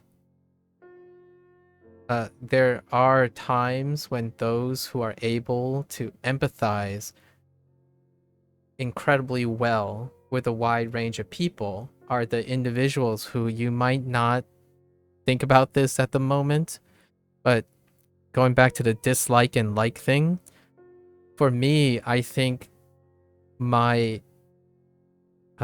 my passion, I'm going to say, my passion for trying to empathize with other people is the result of me coping with with a arguably proportionally greater force of self coping mechanisms. Like what I mean is I wouldn't be surprised if I spent some time explaining the things I have to cope with about myself, like every day when I'm getting up, walking out, thinking about stuff. The things that I cope with is very, very proportionately big. However, that also fuels my passion and constant way of trying to create better empathy with other people, because that helps me with that. So if I sound a little too touchy-feely or a little too logical or analytical, it might be one and the same. They're related. The consequence, or maybe the chicken or the egg, the consequence of my constant coping with my mania and my compulsions, my mental compulsions, is that I channeled that to this type of thing. So if there's anything I have to thank, this is gonna sound really weird, Theo, but I don't know if I would be like this. Like, obviously, the logical thing is I wouldn't be like this. However, I like to argue that there's still a chance. My empathy and compassion and thinking about this stuff is because I'm an anxious person. It's because I have daily mania and a childhood filled with self-loathing and like problems with emotional detachment. I talked about a lot of this from time to time, sharing how I struggled with empathy when I was younger, like extreme struggles with empathy. I actually thought at one point that I was somewhat sociopathic, right? Like what I mean is I thought maybe that I was not able to feel. Like I thought maybe for quite some time I'm just not like other people, where like I really do not care about your complaining, for example, like that kind of thing. Like when I was younger, when people say like, "Oh, this is too harsh," like suck it up, just do better. Like you're not stupid, you're in school. Learn something, get it done. If I can do it, you can do it. That kind of thing was as inexperienced and youthful as you can get, right? It's inexperienced, it's sheltered. You're right, they're wrong. So if you're right and you stay right, then no one can attack you for it. And like you know everything there is to know when it comes to your peers, right? The world was very small. You were a big fish in a small pond kind of deal. And was that true when I think back? No, not really. Know why? There's a simple observation, or like one of many simple observations. I didn't play a sport. Like it could be as simple as that. I didn't play a sport. I didn't have a lot of friends. Teachers don't even remember who I am. Those are very objective reasons that would humble an individual thinking that they are the main character in anything. And the irony here, in my opinion, is that in our modern digital age, there's no perfect vehicle at the moment, or more efficient vehicle at the moment, to convince you otherwise. As in, like, you're not the main character. In fact, actually, most people will probably grow up into their adulthood nowadays thinking they are the main character. And that can work, provided they stay in the bubble, right? Provided that the machine and the technology and stuff continue to evolve in a way to keep people in their bubble. And if that honestly, if that allows them to have a very happy life without being detrimental to other people, so be it, right?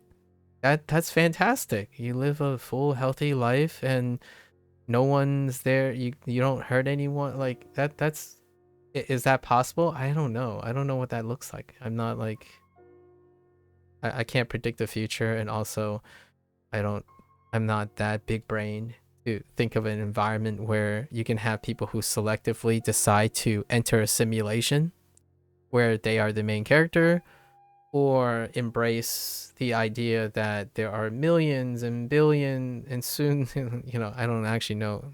I've actually forgotten to keep track of the human population, but the idea is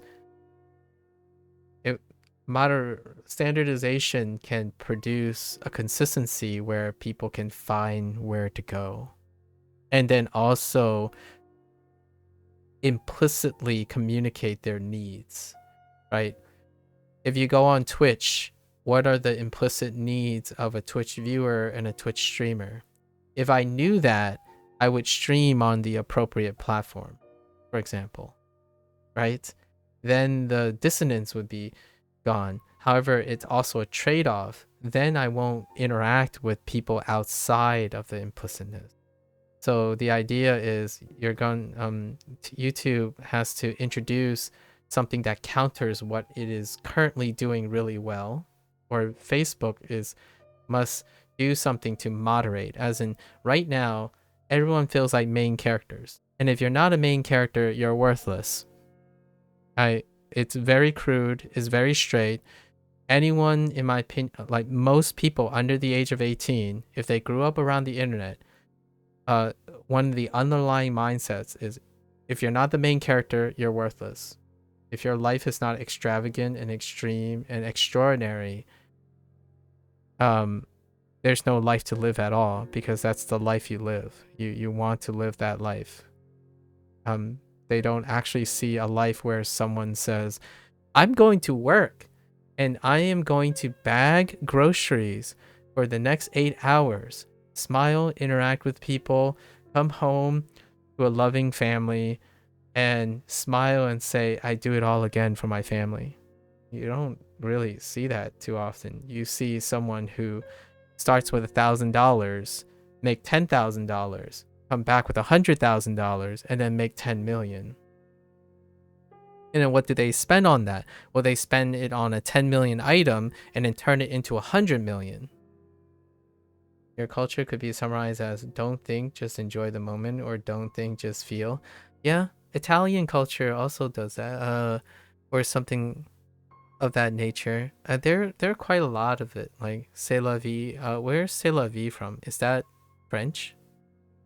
And then there's la vida dolce, which is Italian, I think. One c'est la vie is French, and then la vida dolce, I think, is Italian. In a very loose way, sort of. Carpe diem, sort of. They're like various phrases you catch on, but yeah.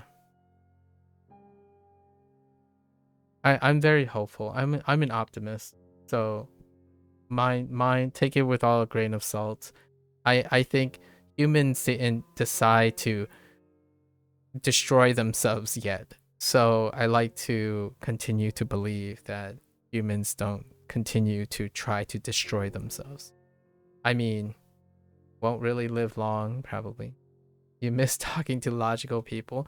Well, I'm glad I can fill that slight void. Here's a one last thing, right? Sometimes the internet can give you so much of something, you don't know if you like something or you don't know if you miss something, right? And that to me ruins life. Like may kind of ruin life.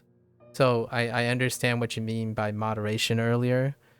Like removing that aspect, right? Like removing the noise, the serendipitous nature, the fortuitous nature, and the unfortuitous nature, you know, like the fortunate and the fortunate nature of random encounters online. I actually wanted to include that and the other way. So YouTube is YouTube is being challenged as saying you keep showing people everything they want to hear. That's how the algorithm works. Are you going to moderate that by showing things and exposing people to things that they may want to hear or is different from what they want to hear? That moderates the selective partialness. So it, you know, right? So if you're watching a lot of people doing backflips and whatnot, what about people who are walking? Or, you know, if this guy is selling you life hacks, are you going to should they suggest someone who spends years perfecting a skill as opposed to constantly reminding you how other people are perfecting a skill in 1 week? Yeah, there's just no room for normity, yeah, these days. It's there's no normalizing factor. Like there's no counterforce. Everything is I think it doesn't it goes without saying that most things are very extreme right now because it's a competition, right? It's a competition. Oh, you can learn Japanese in 6 months? I can do it in 5 months. And then fast forward 6 months, someone is telling you you can learn all of Japanese in a week. I'm not making this stuff up. I actually, when I started using Duolingo and, you know, YouTube algorithm, I own Pixel phones and I have them on always listening. So when I go back on YouTube, immediately I get slammed with people who say, I've become fluent in Japanese in 1 month. And then I'm like, okay, 1 month sounds a little extreme. So I click on it, right? And I look at it. Now, the difference is I have skepticism. That's not the same as someone who's innocent and doesn't have life experience yet and really believe it. So what do? They spend $500, subscribe to that thing, and then find out in a month if they succeed. I'm gonna go over to them, shake their hands, like, good for you. Now go make another program that's even better. However, for the vast majority of people, they'll probably find out that the reality is it takes more than a month. And then guess what? That person probably has a post 1 month program that extends the program to 6 months, all for a low price of $500 more. And then the carrot on the stick continues to move until it happens. You learn it. And what happened, and I say realistically, what happens is it will be normalized to an average that is more realistic for vetted information. So like we're talking about a year or 2 years to get basic conversation down, right? And then you start looking back and you might be thinking, oh, but they're going to feel really sad or depressed. I truly believe those people who go through that experience will then learn from that experience. Or at least my goal is I would encourage that person. Yeah, I know. You thought you could learn Japanese in 1 month. What did you learn from it? What can you take from it? What part of the programs work? And then when you said, oh, you bought into the extension, it's like, okay, so what did they do different? Did you learn something from that? Because it becomes a learning experience. This is the new world of learning experience. Falling, or however you want, testing online products is a part of your regular life now. So how do I, as a person who got most of my life experience before the internet, how do I make it so that it's common to insist that you didn't waste your time, you actually learned something. You learned what it looks like when something is too good to be true. You learned how people do business and how they rope you into certain things. And you still learn Japanese in the process. Don't feel bad about that. You didn't waste your time on that. Now the question is, how do you take this life experience and adapt it to all the internet things out there now? You're encouraging the person to have critical thinking and problem solving skills, because their first life lessons, in my opinion, the vast majority of the internet generation now, their first life experiences are on the internet. Now, there is something to be said on what is the worst that could happen, and that's what YouTube, Facebook, and the TikTok and stuff are responsible for. They are being made, at least in my opinion, there is pressure to be made to prevent or attempt to mitigate when the decision can be dire, right? And then when you become an adult, you still have all the privileges, right? It's kind of like drinking, alcohol abuse or substance abuse. When is it too young? When is it old enough to make your own liberties and choices, your prerogatives, in which it may potentially mitigate the potential widespread decision and harmfulness to other people, right? It's kind of a collective decision making. And in many countries, they have decided on a specific age, and that becomes the moderation, that standardization of a drinking age. As a life lesson, for like, as a example from my life, my first drink was when I was 21 years old. Or not 21, sorry. Yeah, it was 21. It was 21 in a foreign country where the legal age was 18. Yep. That's when and that day it was like just no, it was basically like any other day. Not that kind of thing. And life goes on. But as a friend once said, life is suffering and you're ruining the quality of my suffering. You had a friend that said that before? Life is suffering and you're ruining the quality of my suffering? Dang. Okay, here's the deal though. Here's the deal, Tio. Here's one last thing about suffering, right? If there wasn't any, I know this is going to sound so counterproductive to all the things I've said. If there wasn't suffering in the world, we understand the premise, right? If there wasn't suffering in the world, there might not necessarily be an appreciation for happiness, right? Without sadness, there may not be happiness, etc., right?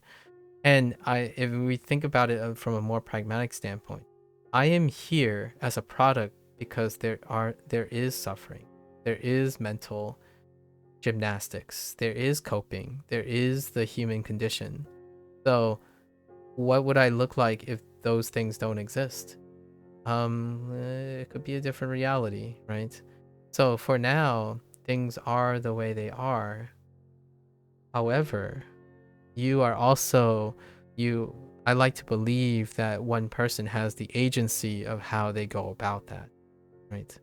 At least I like to think I have some sort of demonstrative power to impart upon people that you have more control over your environment that provides sufficient satisfaction over the things that you feel you don't have control over. And that's how you kick anxiety to the butt. It's how you kick feeling self-pity.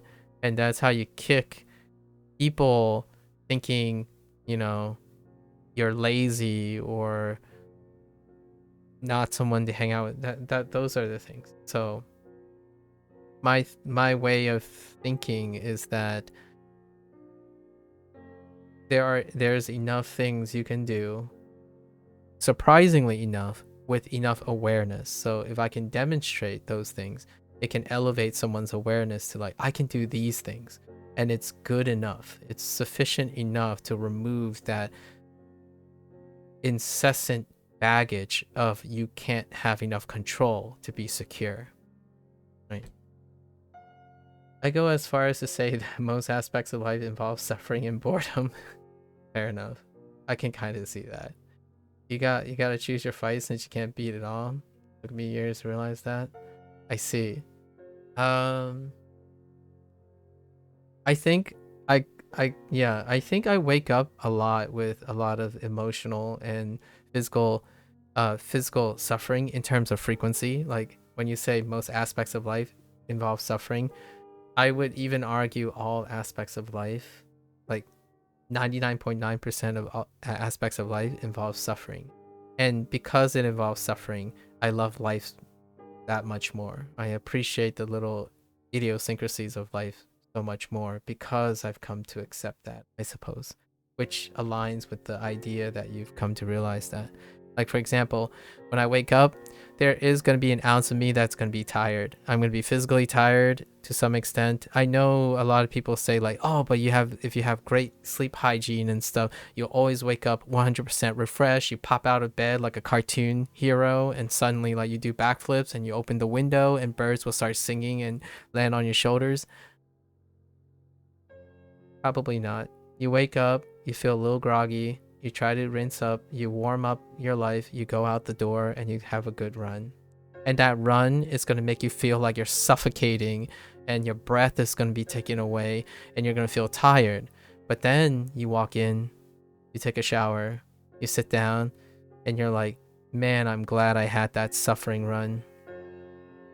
And then it becomes something more of a, I know this is going to be suffering, but it feels good too. You know, I described my morning ritual, by the way. I described what I do in the morning.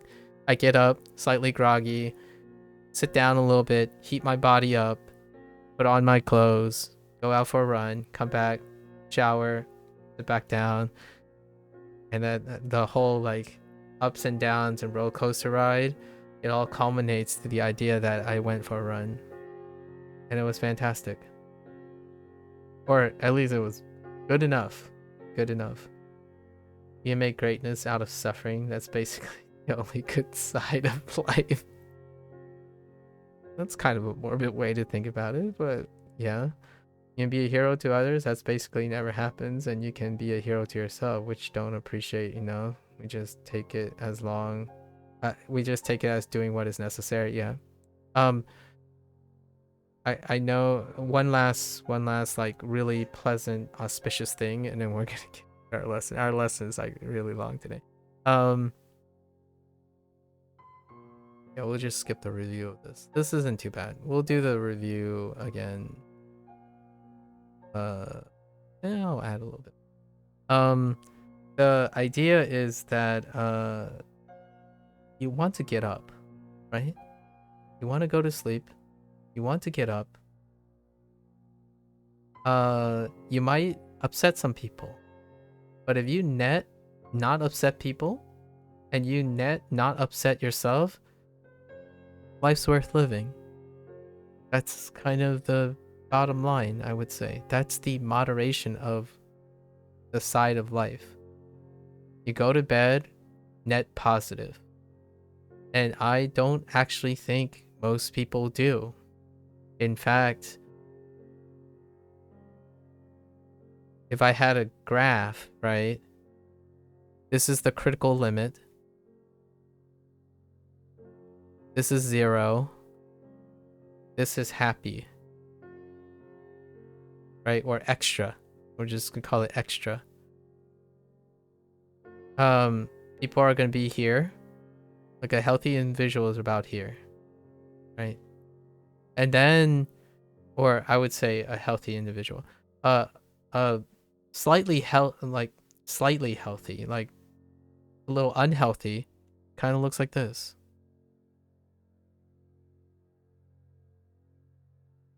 and it hits a critical limit. This is where chronic depression this is chronic. Actually, chronic depression is this phase.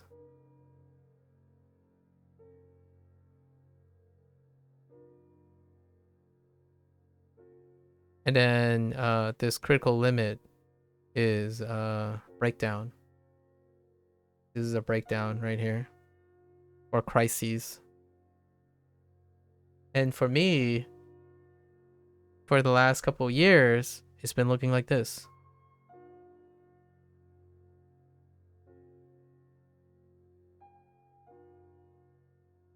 So as I'm growing older and whatnot, one hopes that the person becomes more, find more closure, more balance, less bot spam, right? Less bot spam because bots are bad.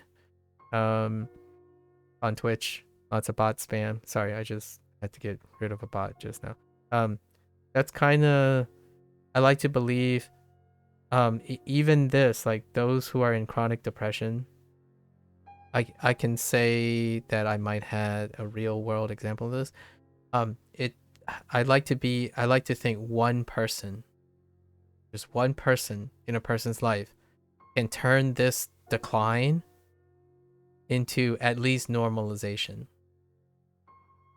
And then maybe another person, two people in the person's life, I really believe it's still the same person that can jumpstart that and push it up, right? Because there is a constant downward force and a constant upward force. But I think a lot of times most people's downward force is greater than their upward force. And that upward force actually tend to decrease over time because of physical limitations like aging and stuff. But sometimes when I think about it, healthy individuals, their upward force also increases because of getting older, actually, in a different way. So upward, downward force, right? And I said this already, the net positive lifestyle, right? Trying to elicit even a net change, but as long as it's a positive net change. What does that look like? Well, it looks like trying many things and sharing as many things that work as possible while also acknowledging all the things that don't work.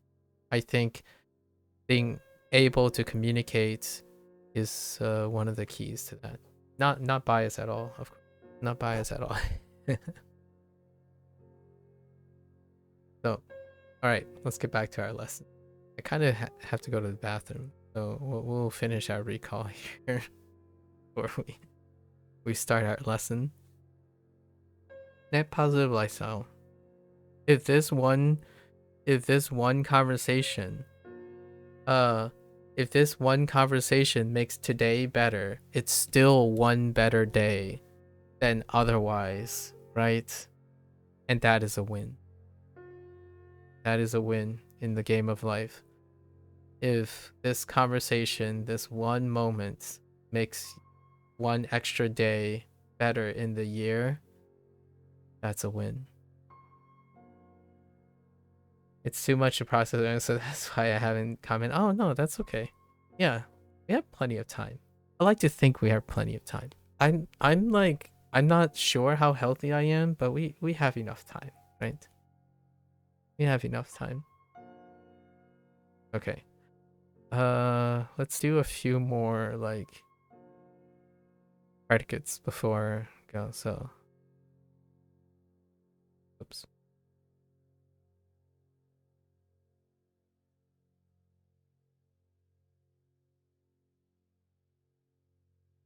Where are you? Okay. That moment when your monitor's too big and you have to look underneath your mic arm for the tab. Okay, so kaku so kaita.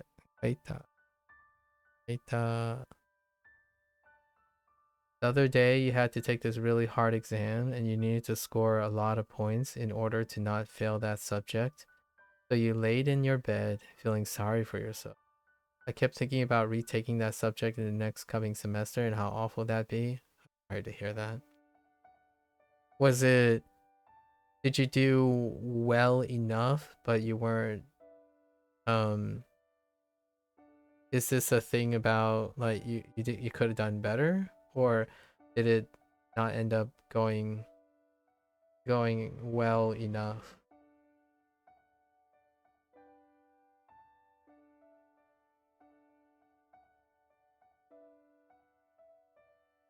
I know this is gonna be like one of those things where you replay like, oh, what you could have done differently, and like if only you did this and that, and that's very understandable. I think that painted a lot of my younger self when I receive an exam back, or even right after exam.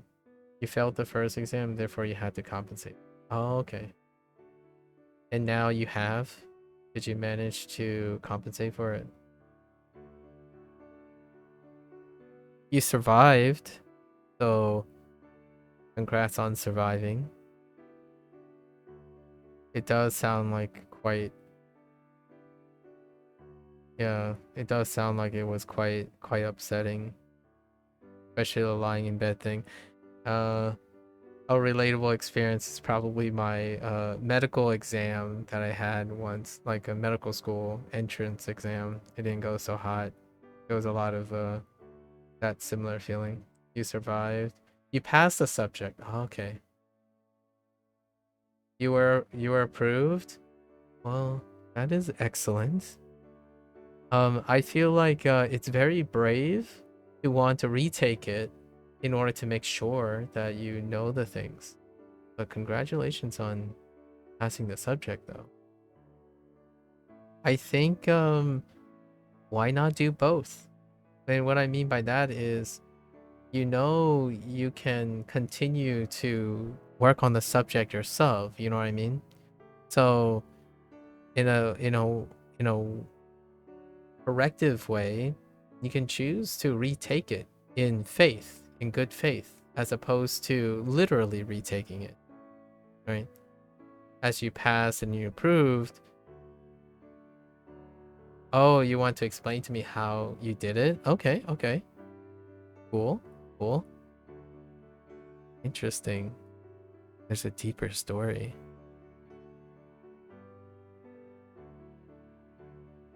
I will do my recall while you're doing that.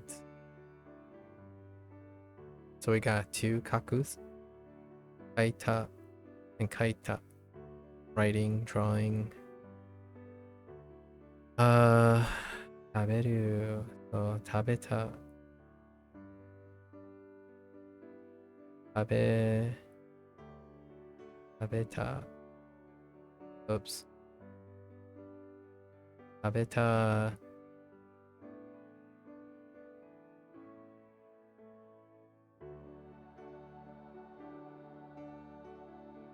飲んだ、飲んだ. It's connected to being a hero to your, being a hero to your self conversation. Okay. Interesting.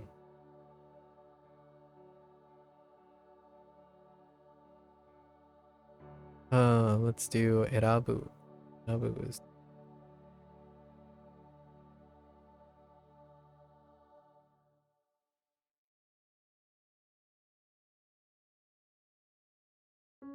erabu. So erabu, eranda, asobu, asonda. Wait.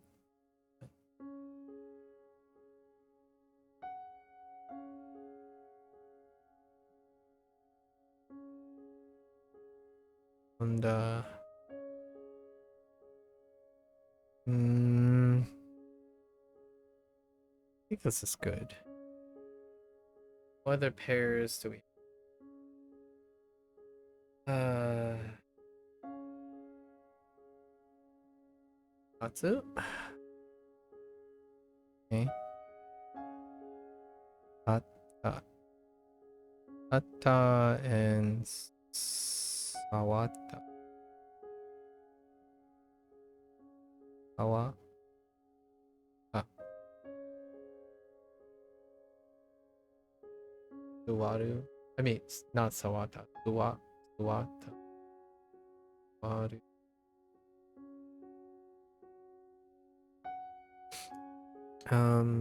Gotta remember the new vocab. You decide to listen to the Anthem of France. Interesting. It motivated you to keep fighting. I look back, it seems a little cringe, but it helped and you feel proud of yourself. Well, that's awesome. You got to score 70 and you end up scoring a 97. Nice. Wow. Well done.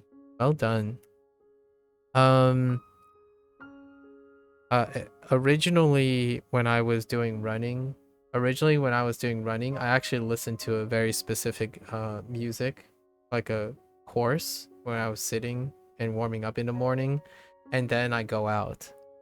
And then after a while I actually stopped doing it, and then it became like more of a prompt, a little like logistical prompt in my head. It's like, you know, you start humming to it. It's quite a extra routine. Yeah, building a routine. I'm glad the Anthem of France helped you. I don't think it's cringe. I mean, it can be cringe and cool at the same time. Well, is that possible? I think some people might not think it's possible, but I think very wholesome. Cringe becomes wholesome when you hear that someone did great things with it. I mean, someone told me that enjoying learning language to Duolingo is cringe, so that didn't stop me, I suppose. Actually, it's to this point where there are people who mention Duolingo out of embarrassment, so that didn't stop them. The Anthem of France is about resisting an imminent invasion. Oh yeah, I can imagine that. Yep, I can certainly imagine that. What was the imminent invasion, by the way? A flood of insecurities, perhaps? Okay, so we gotta remind ourselves of sugiru.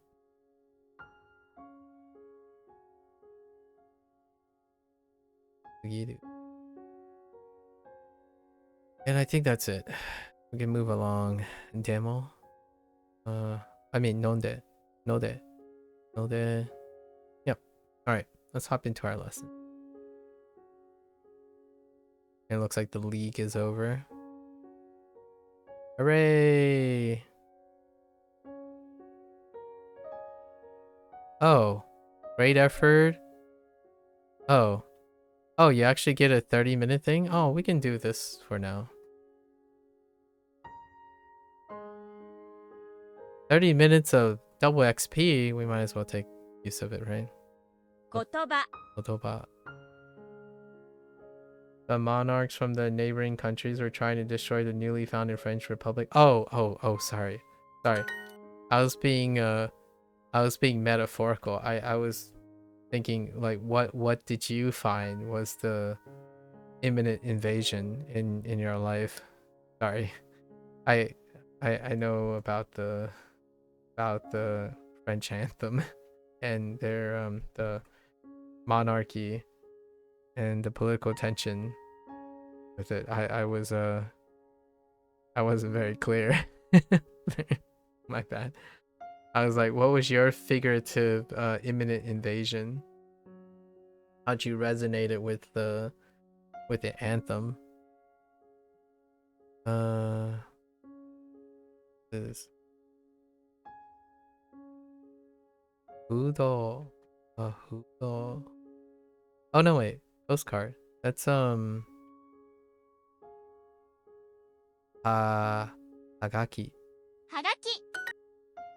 Hagaki. kotoba. Your insecurities? Oh, okay. Oh, you were just providing some context. Oh, okay, okay. Good. Didn't wanna go down a rabbit hole. Perhaps go down a rabbit hole on a misunderstanding. 教科書。教科書。教科書。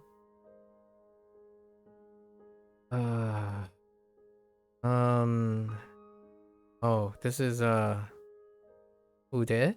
時計。Toke. Oh no, it's not I was thinking ude toke, but it's toke, not art.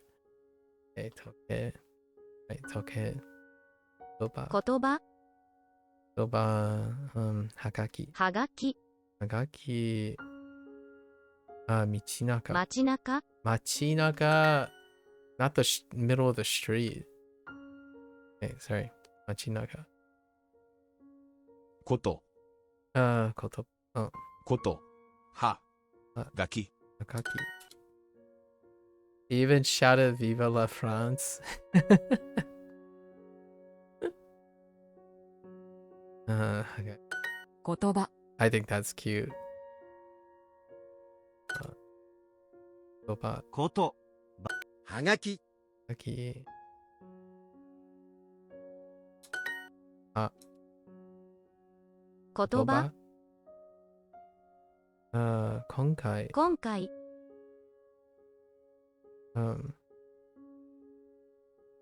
6分。6分。はがき。はがき。辞書。辞書。Oh no, you don't get bonus. Never mind. You don't get a bonus. All right. We're going to our lesson after a quick bathroom break. I'll be right back.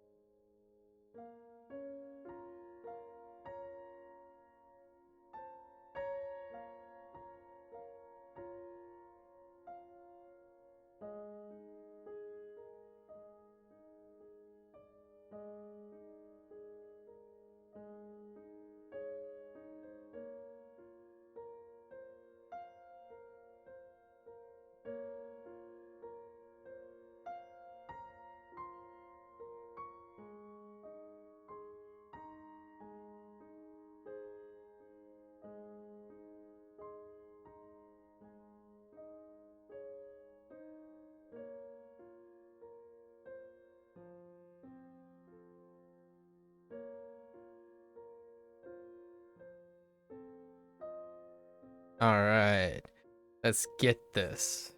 Now that I'm 150 mils lighter. Yeah. All right. 貼ります。 Let's see. 貼ります。貼る right? 貼ります。この近くに郵便局はありますか？この近くに。この近く。この近くに郵便。郵便。郵便局。郵便局はありますか？局はありますか？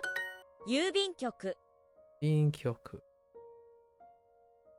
郵便局、 That moment when your text is too big and it does a line break. Or the entry is too big. あります。咲きます。Ah! Wait. Oh, 貼ります。 right. 郵便、 Did I write haru? Yes, I did. 郵便、 Bean. Haru. 春、 Stuck. ありました。切手を貼りました。Thanks.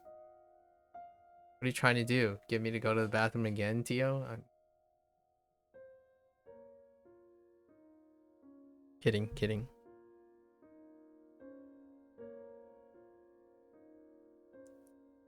Let's see. 切手、切手を貼りました。た、郵便。貼ります。 Ah! 郵便、 No one saw that. 郵便局は I was- もう閉まっています。 I was about to say, you're just kidding? Oh no. Alright, 11 out of 10. I appreciate the dad joke vibes. I appreciate it. I will never liver this down, huh?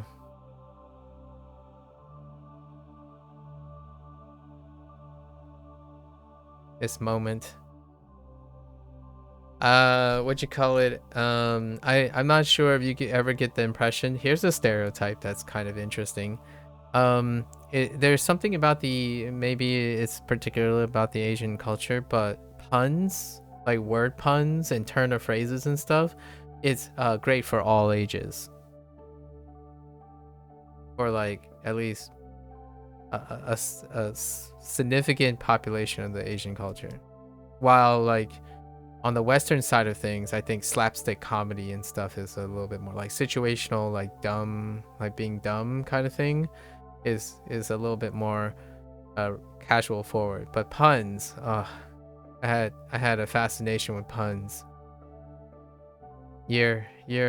Throughout my life, even though living in the United States, a lot of times the humor tends to be like slapstick, dumb humor.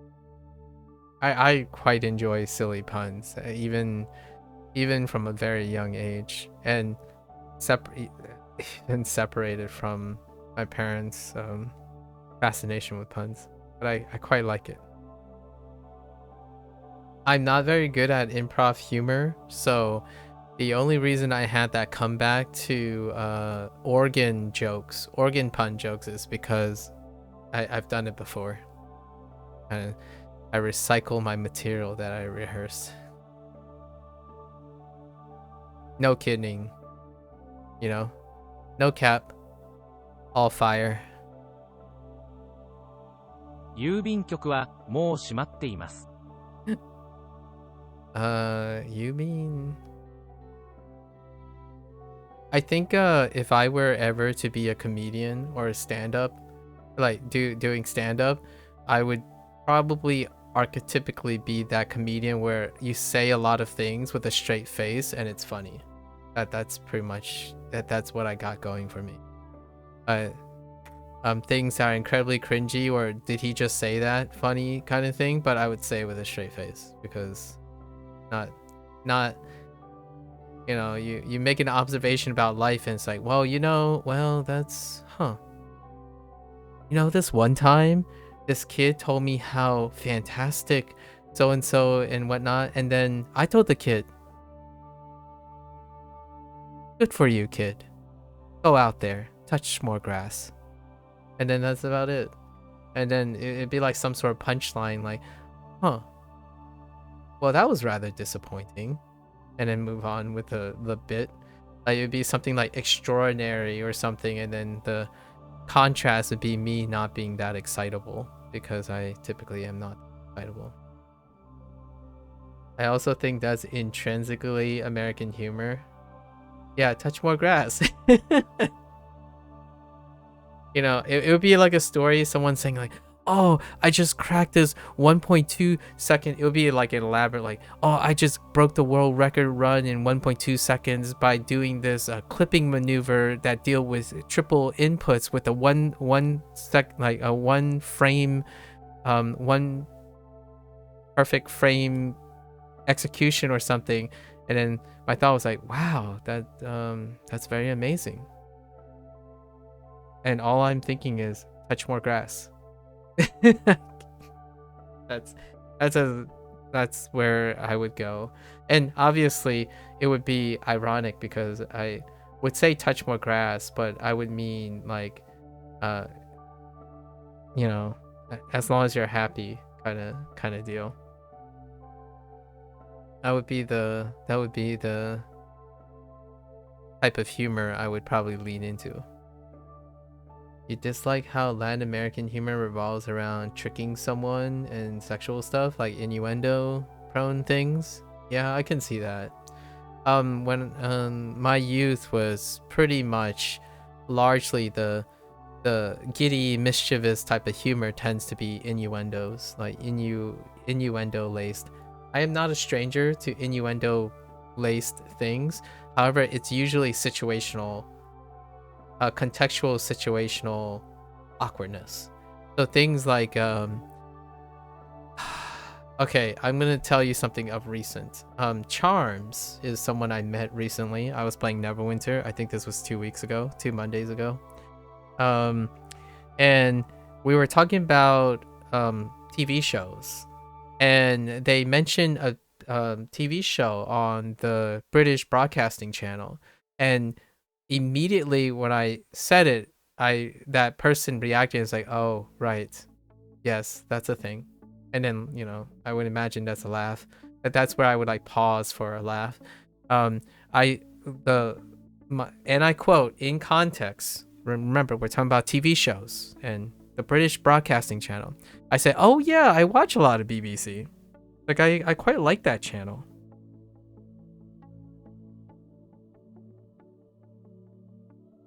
Proceed. Right.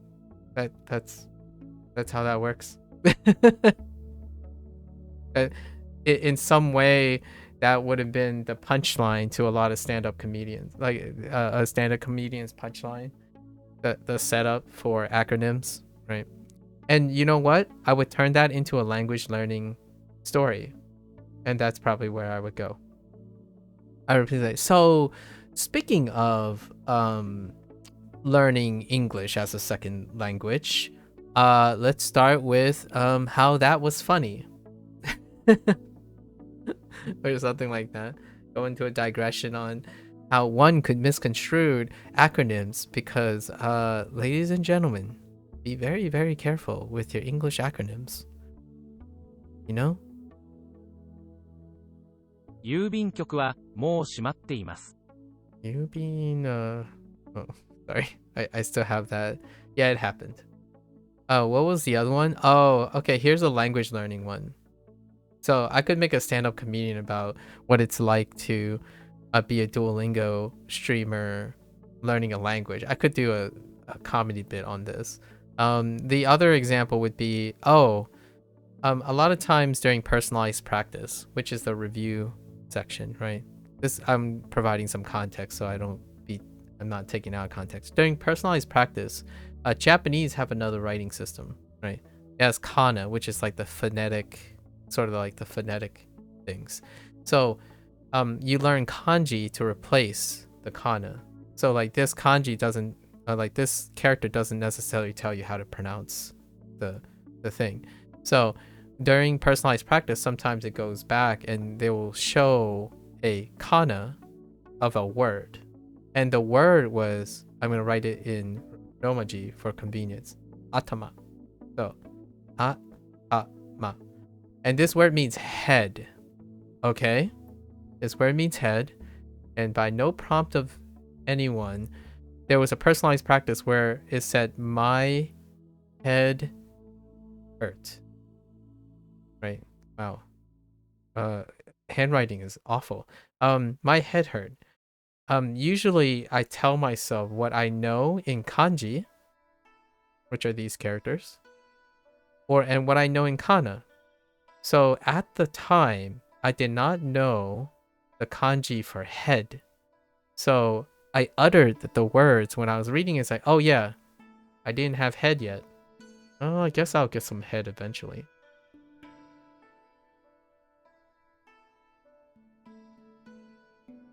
Yep. There you go. That's the punchline. That is indeed what I said. It was in several videos. Because it goes back. Now we know atama. Atama, we do have the kanji for atama. Which is this. This is the kanji. So and here's the follow-up punchline, right? The follow-up punchline. I eventually got head. Like, this is head.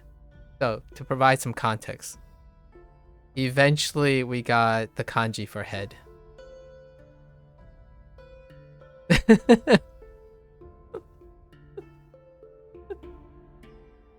But I'll carry that story with me for some time. I got quite a lot of more awkward situations that deal with language learning. Yeah. 郵便局はもう閉まっています。Yep. 郵便局郵便局はね、もうsomething。郵便局はもう閉まっています。もう閉まってね。閉まっています。閉まっています。So it's already closed. The post office is already closed. Okay. 郵便郵便夜青い青いそう歌いました。歌いました。あります。この辺に郵便局はありますか？この辺この辺に郵便局はありますか？ありますか？ありますか？ Whoops. あります。誕生日郵便火曜日はい。切手をここに貼ってください。切手をここに貼ってください。貼って切手をここに貼ってください。ください。Please, I was gonna say please stick, but I use put.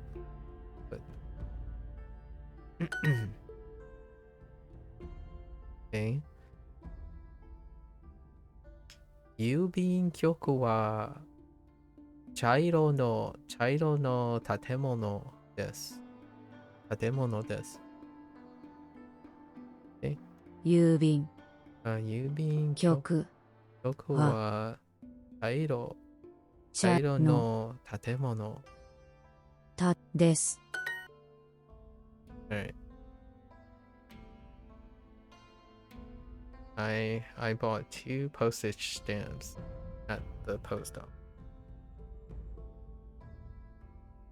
Okay.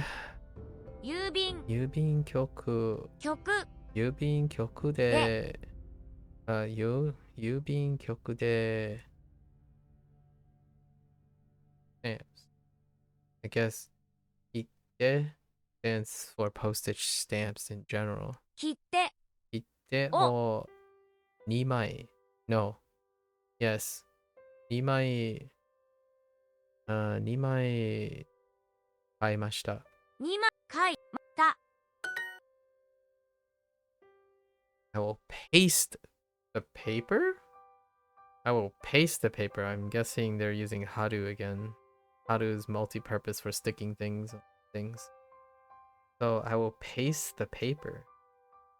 手紙を貼ります Or oh no, just kami. This paper, not a letter. 紙 Kami を o ます arimasu. ここ。ここ Oh, ここ yes. ここここにあったの。切って言ってよ。貼っててください。ください In college, there's this course called physiology, right? Which involves learning how the body works, right? In the macro sense, yeah. In order to pass this course, one must take 2 written exams and 1 oral exam. To pass the oral exam, you must select a random topic out of 60 topics and describe it to the professor. They answer his questions. Yeah, so you have to do a chalk talk, right? Yeah. Do you still use chalkboards nowadays? You do a chalk talk? You're behind or a dry eraser board or whatever, but and yeah, 60 exams. Not really? Oh, interesting. So you give like a, I don't know, a rehearsed seminar, right? And then they do follow-up questions. Interesting. It kind of reminds me of like a bridging to an oral exam. The oral exams that I'm used to are, you don't get to choose a topic though. That's the catch. Well, you don't typically get to choose the topic either. Well, you did kind of get to choose the topic. Oh, you must select a random topic? Wait. Okay. Hold up. So you got a pool of 60 topics. And a random topic is selected for you? Right? In this pool, you get a 1, right? You don't get to choose. But that's it's no different. You don't get to choose. The chalk talk format is the chalk talk format I'm referring to is you learn all you can about the random topic or a topic of your choice, whichever. Like, you get a topic, you have a topic, so you learn as much as you can about it, and then the whole time the peers, your mentors, ask you about the topic, and then you explain it on the spot, on the board. Those are the type of oral exams that I'm used to. So it is still the topic, whether it's random or not, whether you choose or not. The format is what I was thinking of. So what your format is, you present it, I guess. You present the topic, and then they ask follow-up questions. Is that how the oral exam goes? Oh, okay. So traditional structure. Like, this is what I meant by chalk talk. Chalk talk is, what happens is they know you know the topic. They know you know the topic. And their goal is to find what you don't know, or how far you've gone. Find out what you don't know, and then you stop there. So if I were to give you a random topic out of 60, you're gonna learn as much as you can. You have no idea what they're going to do. Oh, you didn't know its name in English, so that's why I said okay. So have you ever had an exam like this yet? This to me is the level of things that are most closest to my like the last thing that I've done. And it's wild. It's a wild experience. It's this is pretty cool. This is your standard in the United States. This is kind of standard. This one is like when you go to professional school. So I kind of sort of expect this in like med school and PhD, where now the topic is whatever you dedicated your life to, right? Whatever you dedicated your life to. And then your peers, the people who are evaluating you, they're going to keep grilling you until the point where you don't know anymore. Like, they want to know how far you've gone until you don't have a response. and that is where your level is, and is that level satisfactory? And that's how you pass an oral exam, or how to pass a chalk talk, as opposed to getting a grade or something, right? Like, oh, you did 70%. What does that mean? Most of the time, these chalk talks are, now you're an expert, or you're seemingly an expert, or wanting to become an expert. So we're going to ask you things until you're unable to respond, or we're satisfied, or we're dissatisfied, and then you get a fail. You fail, right? It's a very interesting open-ended approach. So I don't think there's a time and place for this approach. It's kind of like if I asked you, hey, I don't know anything about your culture that you live in. If I gave you 6 months and you focus on figuring out as much as you can, prepare whatever the way you want, and then come back and I'll just ask you about as many questions as I can that I come up with on my own, right? Do your knowledge cover all of what I need to know, right? That's better than written exams. It's my preferred type of exams. At the time, it was terrifying. Like, it was scary, nerve-wracking, the most insecure I've ever been. And then normalizing that became the idea that this is what life is. This is how life really is. Like, what I mean by that is, I'm not saying you have to do this right away or something. At some point, as a professional, this is the situation you will be in, likely. Someone's going to ask you a question and you might not be able to answer the question. So how do you go about using all your collective experience and knowledge to best answer the question at the moment? As a medical professional, as a psychologist, as a professor, you are not known or expected to know the gravity of the world's knowledge. But how do you convey that and understand and give a level of perception to explain to someone? It kind of sounds like what I'm doing now on stream. That's what I'm used to. So the way I explain things and whatnot is the consequence of those types of exams, right? You're not going to be able to comprehensively tell them what the right answer is. You're going to tell them the best answer you can support and provide at the time. And if it exceeds their knowledge, then it's satisfactory. If it's not, you will determine and ask and explain where your gaps in knowledge is. And what happens then is the person who's asking the question and the person who's supplying the answer both are equally exchanging information. They're learning about each other. So the person asking the question may learn something and also be able to dispense learning information to the person they're asking, and then that other person is sharing back.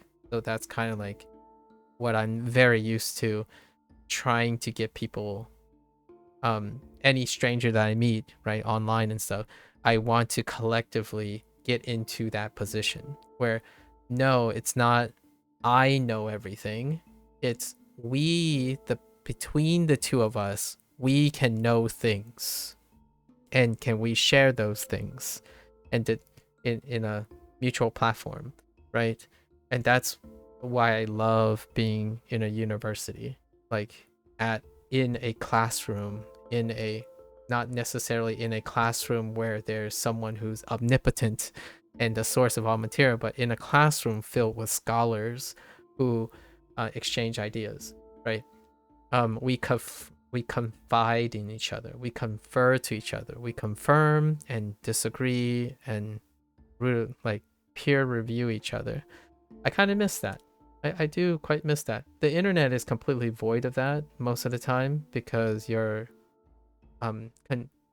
consuming a completed product, right? You're consumed a completed product. When you complete an exam, you're offering answers that are completed, as in there are complete responses to them.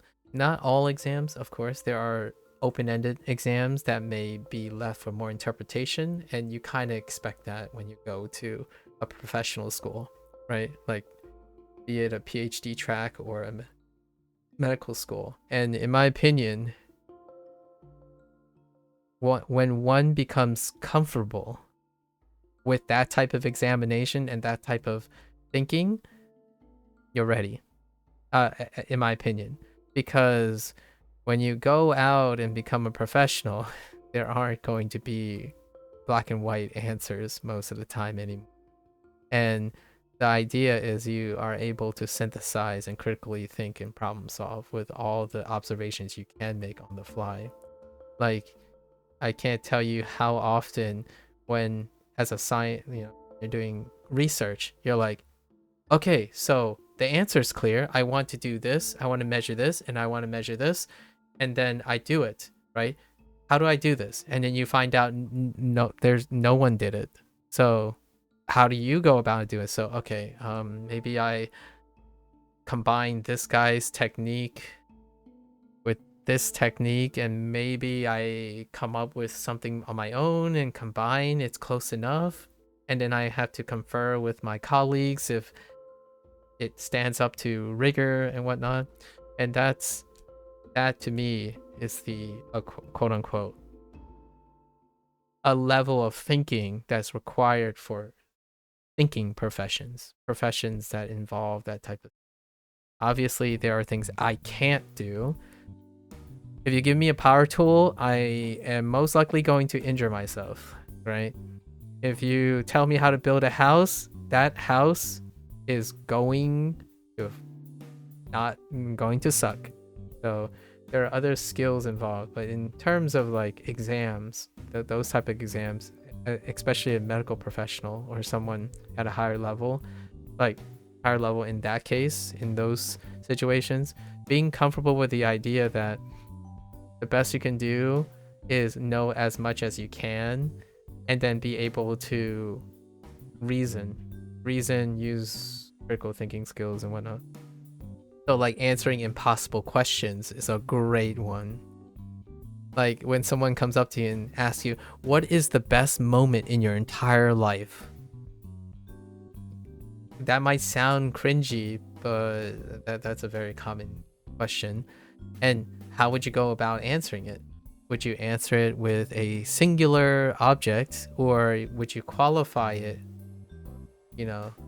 Qualify it and then make some disclaimers, offer methodology of the approach, and then reasonably present your results and your conclusion on your tentative favorite moment in your entire life. And that's kind of, in my opinion, what makes people think someone is logical. I don't necessarily think someone who doesn't say it isn't logical. I think it's become too automatic. As in, what I mean is they're used to thinking that everyone can think like them. And that's where professionals, especially medical professionals, do not have the wiggle room for, because you're becoming an expert, a professional expert. You actually tend to presume the opposite. You are in charge, you are controlled, you have the information, so you are reliant on providing the logic and the security and the understanding to provide all those fundamental understandings. So if you can't explain that stuff and feel uncomfortable or annoyed that you have to explain the same question over and over again and not focus on how you explain it and whatnot, becoming a professional expert in something might not be the greatest career choice, right? It is a big separation from someone who's casually doing something, right? Like, for example, someone who's casually trying to teach something for the first time in their lives so they can sell a product. In my opinion, it's very obvious to me where their deficiencies are. Like, you can tell a difference between someone who worked at a professional level selling a product and someone who is a sole proprietor who's doing their own thing. Now, That's not to say that they won't be equally successful. The idea is there's a distinctive characteristic difference. Have I ever seen German ads before? I have not. Well, okay, I've seen one German ad, but it's not a great example. I'll tell you when I ask you, why do you ask? I don't see a lot of German ads. I did see one, and I keep it in my back pocket for humor, like, which I'll share in a bit. May I ask, what is the motivation by asking me, have I seen a German ad before?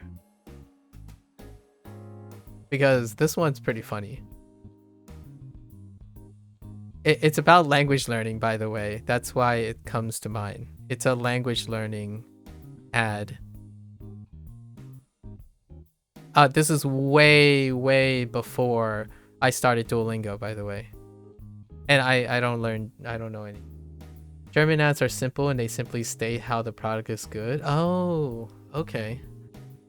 Let me see if this fits into the German category. So this is an ad where, mind you, it doesn't try to convince you. Yeah, no persuasion stuff. They demonstrate and show the, yeah. Or do they demonstrate at all? Here's the demonstration. So for example, so imagine a scene, right? This is the scene.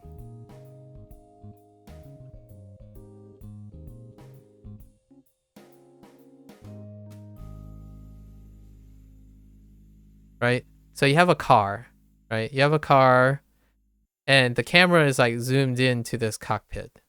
Or not cockpit, but the cabin. So there's a family, right? A family gets in, right? And they turn the car on. And then music started playing. And it's in English. And it says, I want to F you in the butt. Something like that. Over and over again. Okay? And at first they were startled and then they start bouncing on it. And then they started smiling and they bounced to the beat. And then the car proceeds to pull out of the parking lot. So there's a car to the left. And they proceeded to pull out of the parking lot. Or something like that. It was something, it's not the exact commercial. I'm making an example. The idea was that they didn't know what the lyrics meant. They couldn't understand the lyrics. And then that's an ad for language learning. It was for ESL. That's that. I'm not even sure if it was German, but that's kind of the idea. I'm gonna try to look for the actual commercial and review what's in my head. It's not accurate. What it is it's a couple, it's a family who got in a car. The music blasts and it had like a really poppy beat, but it was saying something vulgar in English. And they just bounced to it because the music was bouncy and whatnot, but they clearly didn't understand English. Slap across, you know?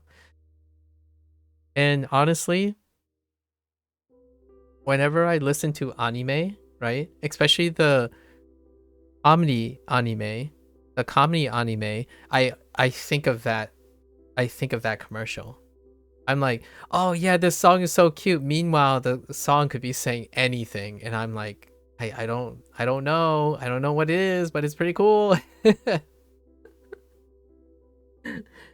Something similar to that has actually happened in your country. Yeah. My other example for language learning is, I know I'm gonna draw a butt on screen on scene. So, you know how like when people are like just chilling, right?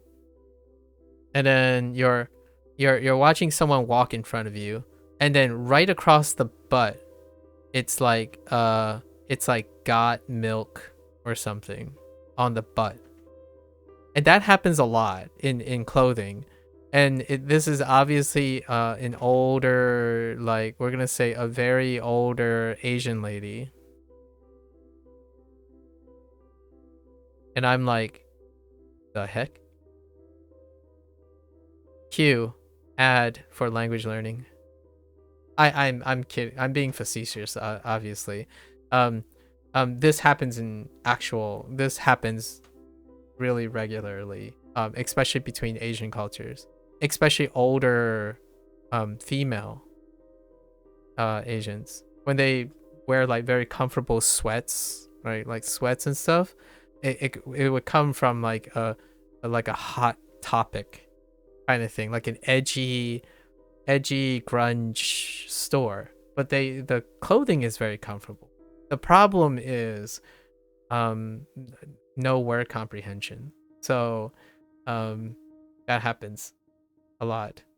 Or like like a bra, right?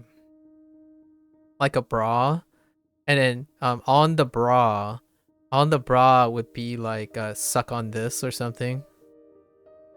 It gets pretty, you notice these things. It's very difficult to not see them. And that kind of is one of those things that are related to language learning in general. Like, you can't make this stuff up. Like, I don't conceive these types of situations. When they happen though, I can't unsee the situations anymore. In the 80s, a kids show in Brazil invited an American singer to sing the song I Don't Want No Small O, Endowed Man. It feels illegal to even say it. Yeah. Yikes. Yeah. Context, right? Context appropriateness. And I'm not saying you I'm trying not to say you can't make songs like that and whatnot. Just, it's not quite the appropriate place. And that's because they don't know the lyrics. Yeah. Like for example, kids bouncing way back in the day when they rediscovered the word, rediscovered the song, I'm Too Sexy. I think that's the name. I don't know if that's the title of the song, but the lyric, I'm too sexy for my etc. I'm too sexy. That song. Or well, what's another lyric? Ooh, ah, just a little bit. I don't know what the song's called anymore. Just a little bit. Ooh, just a little bit more. I don't know if you recognize the song, but the first time I heard this song, I was too old for the, like, I was already like probably older than 13 years old when I heard this song. I'm like, what the heck? And I quickly realized, like, oh, that's what, yeah, that's exactly what they're talking about. So you have these like kids bop stuff coming out and next to like the CDs, and I'm like, what? So this the song is kind of catchy. Like, I kind of like the song. The song has a very poppy, I'm gonna say poppy 80s kind of like post rock kind of sound. And yeah, songs. Sometimes I feel like I'm jamming in Japanese songs, and the Japanese songs could be saying like, yeah, Americans are idiots, and no, I wouldn't think that would be said. It's obvious, going to be pretty obvious, but you know what I mean. Like, it could be saying like, I like falling down on the ground, and I wouldn't know the difference. Obviously now I might know the difference. I've become a little bit more educated, but life is strange. Life is quite strange. 送ります Okurimasu. 送ります Here's a more wholesome reverse role. Language may not always be harmful, right? Like, for example, imagine this scene where, we're going through the door, there's a couch here, right? Right? Couch here, one of my parents would be sitting here, and then we enter the door, right? Then there'll be two of us, right? So my parents would say something, right? Say something, and then I would say something, and then like 5 minutes would pass by, right? And then my guest would be like, yo, what did they say? And then I would say, like, they said hi. Right? And then they'd be thinking, like, there's no way. There's no way they only said hi. And then in the long run, it's like they really just only said hi. Like, they asked, like, oh, did you have a good trip? Or like, are you hungry? But it all ended up really actually generally just it's chit chat for hi, and that was it. So there are times where like language gets truncated too, but for a very reasonable pragmatic reason, and then it's met with skepticism. In those situations, it's like the reverse. It's like it's skeptical. It's very suspicious because there was a lot exchanged. But meanwhile, you could sit in a car and listen to a song in a language you don't understand, and you're bopping along, and they said a lot of things. You listen to a 5-minute song, and suddenly you're like, it sounded good, and then you're okay with it, right? Humans are indeed fascinating creatures when you evaluate the different behavioral responses when it comes to the order of priority when it comes to understanding. And I think that's what makes humans very fun. I like seeing these things. It's very endearing to me. Misunderstandings will happen, right? Things will happen, but the idea is we can learn from it and we can laugh about it and hopefully not destroy each other over it. 送ります。送ります。10 Sending? 日かかった。10日かかった. Of course you would do this. Anyways.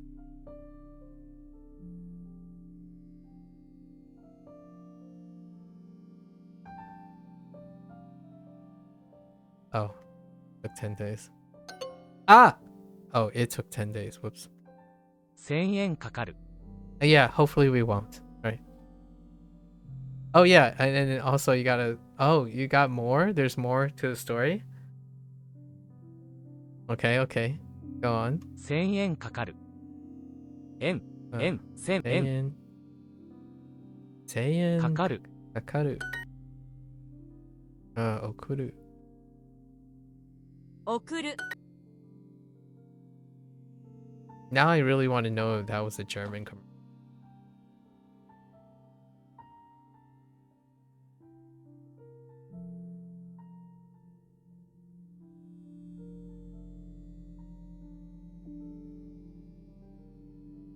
Okay. I found it, but hang on. I found it. It was pretty easy thanks to the advent of Google search, but I don't know if this is a German commercial, so hear me out here.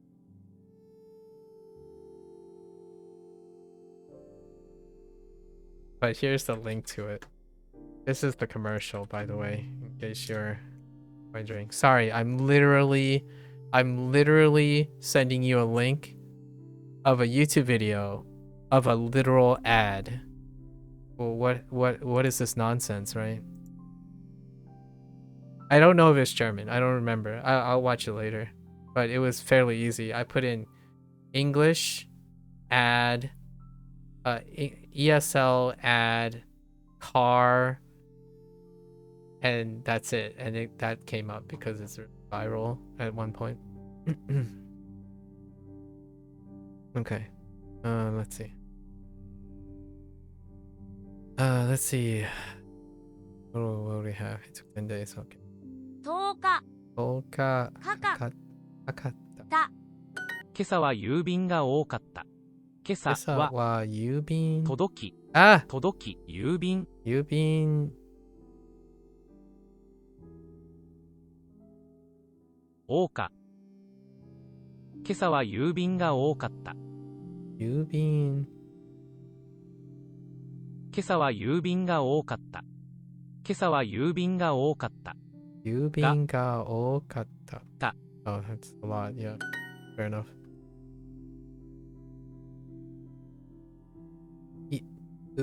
切符を買いたい。簡単ですが、このドアは鍵がかかっている。このドアは鍵がかかっている。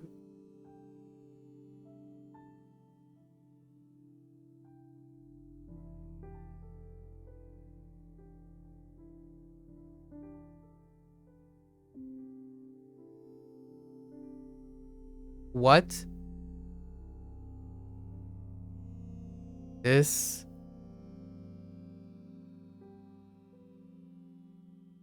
door. This door は鍵がかかってる。かかっている。Really?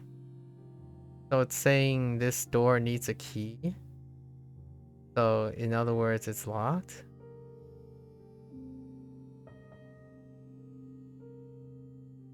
An interesting way to go about that.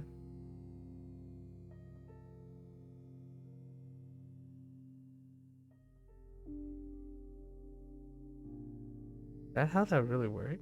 Kaka? So that's kakaru.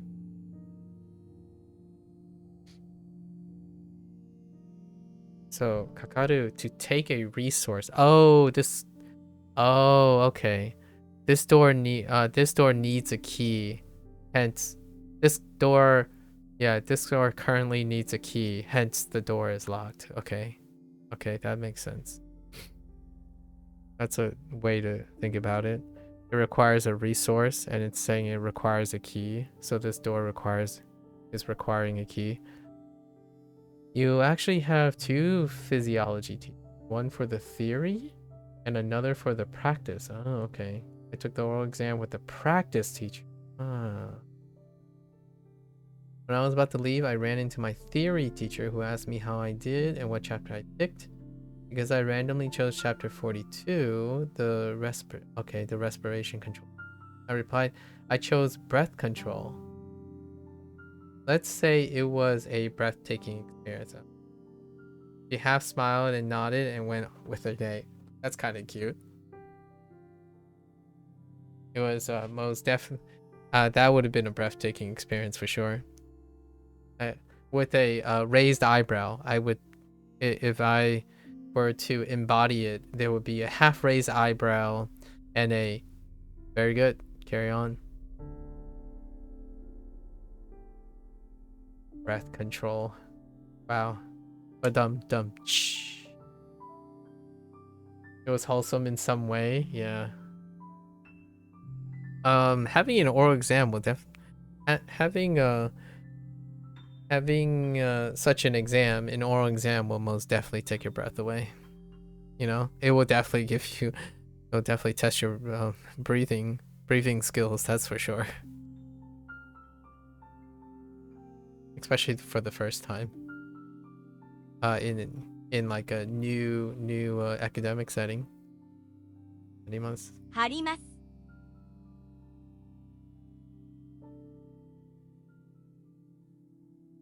Cute. Very cute. What's that? 送ります。送ります。送ります。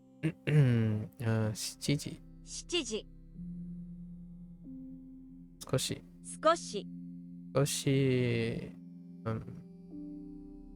郵便。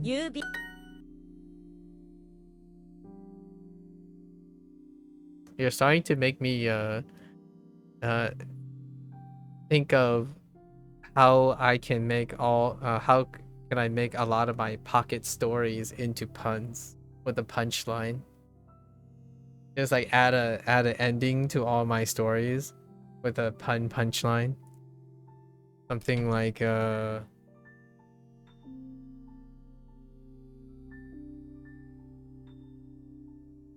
was this one time, right, we were talking about how plates could affect one's appetite. So when you have a very decorative plates, you know, dress your food, color palette and whatnot, you eat with your eyes, right? And then I realized we should really one great way to increase your appetite is to have a very good trip to China.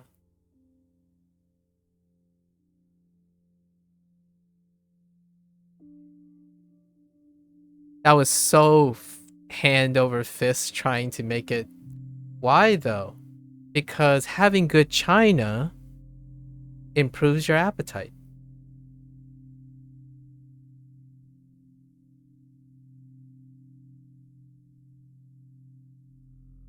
You know? You know? Sorry, I was prompt, like, there was like 2 or 3 layers of trying to get that to work.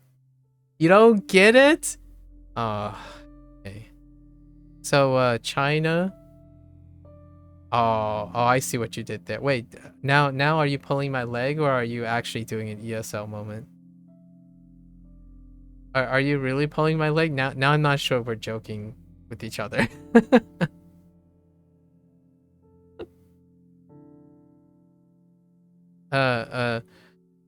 China is like eating where?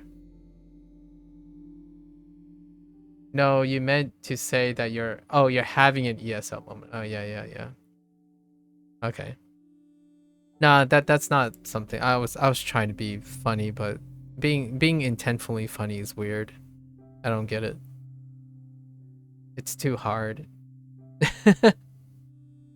Oh, you don't get it? Because you don't know, yeah, China is dinner. China is like servingware in the I don't know if it's I don't know if it's an American thing or something. It's serviceware, which I can't.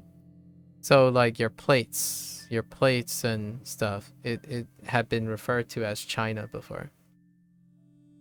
So I was trying to make a connection between going to China for good Chinese food, right?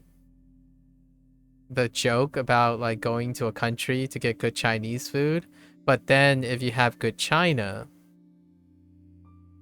I know explaining jokes is pretty lame. I know, but we'll get through this. You'll survive. We'll both grow from this moment. It's not a thing in, yeah. I should have I would go and say fiesta ware. So China is fiesta ware. You know? China and fiesta ware is the same thing. Oh wait, are you familiar with fiesta ware? I'm not sure if this is a pun too, in my opinion. Now it's being used like ironically. Fiesta ware. Oh no. Oh no, we're not gonna go into this. There was in Central America, I think it might be Central America. There's a line of like plates. Like no worries. Like I wasn't trying. I was trying to be funny, but there was no way I was gonna come up with it. Like China has or not China. Oh my gosh. So I don't know if it's Central America, the origins, but there's these plates, these types of plates, right? And they're coated. They're coated with like a very characteristic paint, and they're ceramic. They're ceramic plates, and I don't know in what way did they become associated with fiesta, but fiesta is, Spanish, right? And it was a very characteristic way to describe these plates because they were fiesta ware to extent. They were plates from Central America. Yeah, and then fiesta means party. Yeah, I know. So here's the thing though. Here's the thing.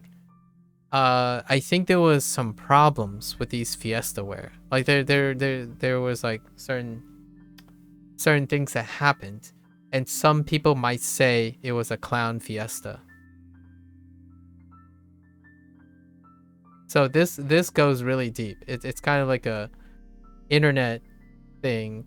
So then the clown fiesta thing happened, and then I'm like, oh no, the controversy with fiesta ware became a clown fiesta, and I'm like, oh no, yeah. So I don't know where I'm going with this. It's somehow related to China being used as a way to name plates, and so on. And now everything is just a clown fiesta, right?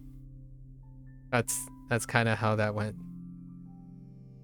This is what happens when you know too much, or like you went down a rabbit hole too deep and then you start connecting everything and everything just connects with everything else. Welcome to my mind palace. Welcome to my mind palace is what I can say about that. This is me 20, well, maybe not 24/7. Sometimes I'm unconscious, so like maybe 8 hours a day. This is me in my head making the connections. It do be like that for real, no cap. Yeah, it do be going like that all the time. Bussin' and sussin' on. Bussin' and sussin'. Okay, all right. Well, there you go. 耳、耳、医者、医者、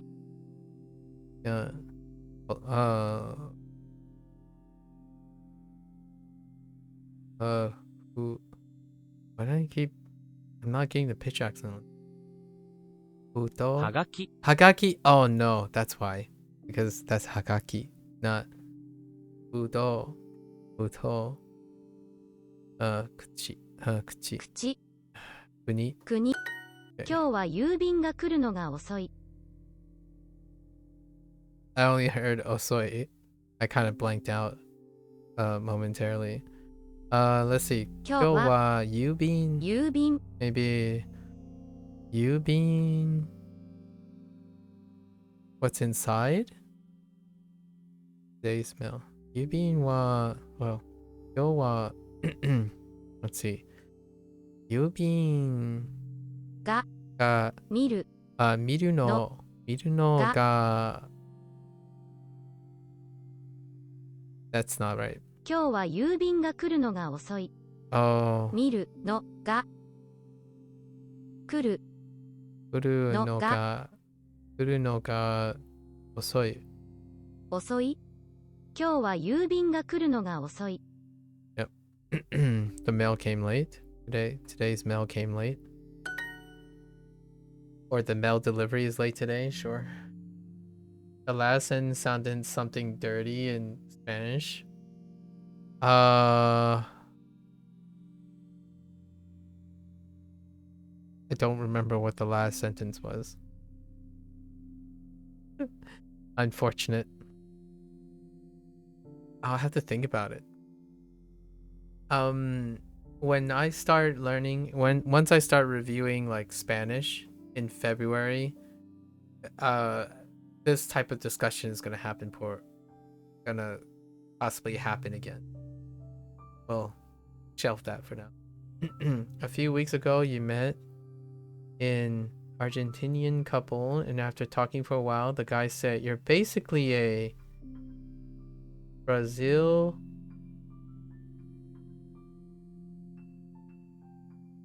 Why? No.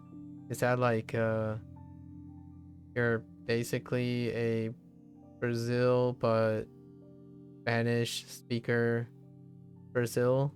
How does that work? It was like a term like half, oh, Paraguayan. Oh, interesting. Oh, I see. So that's the nominalize Brazil, Paraguay with the O at the end. Yeah, the nominalized version. I see. I haven't thought of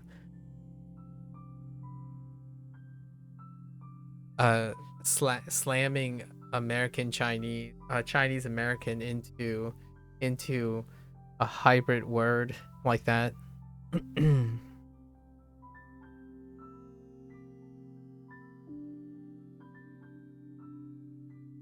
thinking about it, but I don't think it sounds very nice. Usually I guess the thing I default to is ABC, because English, the alphabet, and then we just do ABC. It annoys you, for the lack of a better word, how Hispanified you got? Interesting. Why does that annoy you? What is it about it that annoys you about it? What is this? Higaki. No, Hagaki. はがき Hagaki. 医 Isha. 者 Isha. Posto. ポスト Posto. Kuni. Kuni. Undo. 運動 My English has gotten Japanified a little bit. A lot of my English, my casual basic conversation English got Japanified because of all the translations. 彼女は昨日はがきを送った彼女は I find myself saying panda instead of panda a lot. But although, if I say panda, I'm pretty sure that is just British. Right? Pretty sure British people just say panda anyways. Well, not with that type of sharpness though, panda. But that's fine, you know? For a bit, my English got Hispanified when I was learning Spanish. Konnichiwa, Arturus. Konnichiwa. 彼女は昨日はがきを送った 彼女ははがきを送ったね。昨日昨日彼女は昨日はがきを送った 送った right. Had to establish that it was in the past. So 昨日韓国にこれを送っ I sent this, okay. 送ります No, 送って no. Wait. 送る is yeah, 送ってください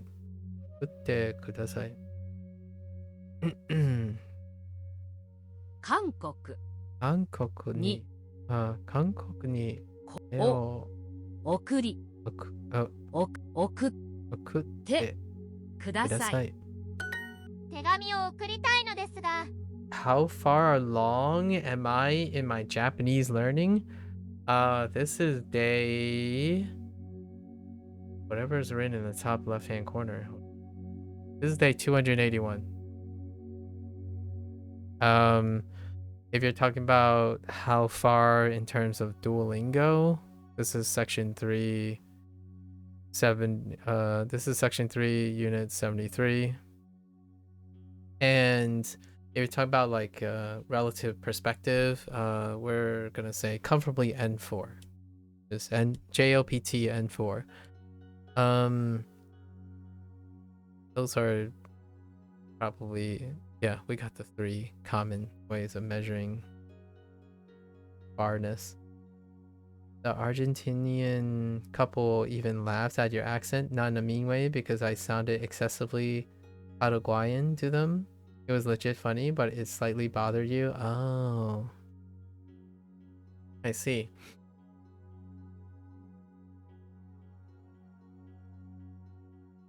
Huh. So you have a twinge of wanting to sound another way. I mean, why not try? Or what is it that you want to sound like?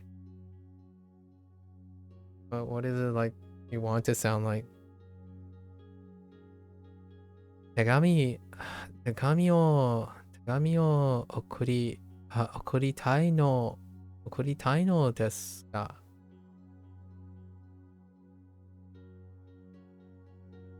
Okay.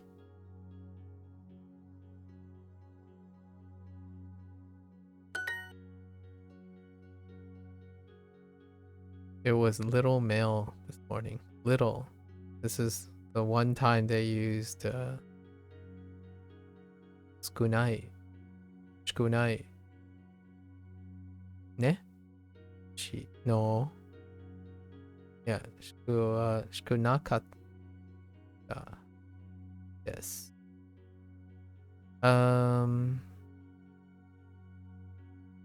This morning. Kesa. 今朝、 Kesa wa 郵便、 郵便が少少なかなかったたです。です。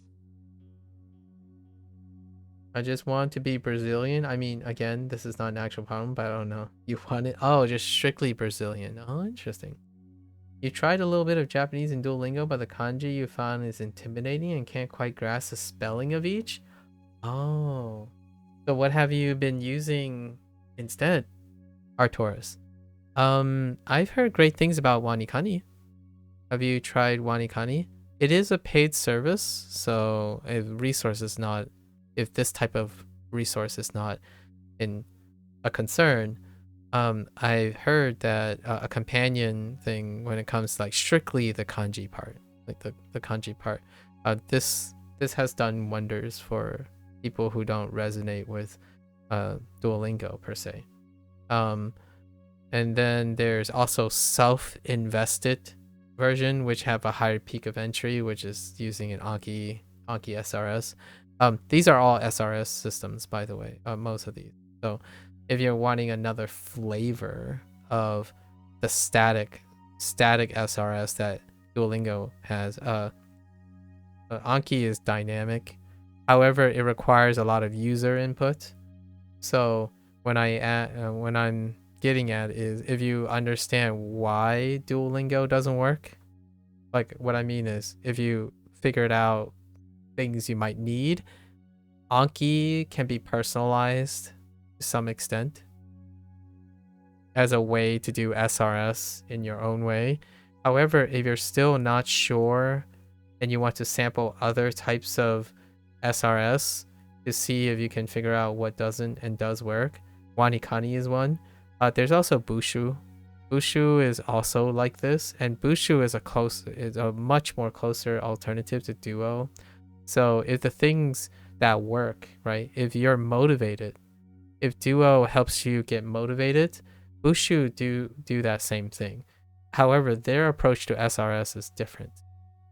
So if something that works, like one of the aspects of Duo that works, like gets you motivated, streaks and stuff, Bushu also has this stuff, as far as I know. And then they do the approach a little bit differently. Wanikani also does the same thing, where they keep the motivation aspect, right? Like the streaks and points and stuff to keep people motivated. However, the way they go about SRS is different. So if you have no idea, like still filling around on what is trying to get your kanji to stick, these two are common alternatives to Duo's perspective. Duo's kanji approach is definitely very selective, to say the least. And then Anki is like when you have enough experience and you know, oh, I don't like this part of Bushu and I want this part of Bushu, and then Wanikani does this and that.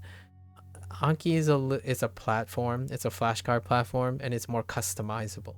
So if that helps out, or if you haven't already encountered any of these. These come up a lot. These four names come up quite a lot. And a lot of times Duo is the starting point, and then most of the people migrate to the others. There's also Babel, which I'm sure will come up in the situation. Babel is very using the industrial approach that's very similar to Duo. So that's also a thing that you may want to try and see if find out what works and what doesn't work. Oh, wait. I don't know if Babel has Japanese, actually, now that I think about it. I have no idea. I'm sorry, I haven't used Babel, but I'm not sure if Babel has Japanese. It is a language learning thing that takes a different approach. It's another industrial one. I cannot tell you if it has Japanese. Funny you mentioned that. I was just mentioned that earlier by another. I'm going to look into it. Depending on the pricing of the service, I mainly stick with French on Babbel and started Spanish recently. Yes, I would say if you want like the quote unquote. So I'm not sure if they have Japanese. I haven't done it, but it is one of those bigger services that might include. If you want like the AAA experience, like I'm gonna put in quotes, it's Spanish. It's Spanish for Duolingo and English. So if you're interested in Spanish and English, it's probably have the most fixings, like feature rich thing. And that's great that you're using Duolingo for Spanish. So if you wanted to see what all of the things that Duo has to offer, it's either Spanish or English. So you can test out to see if, oh, I really like this feature. I really like this feature.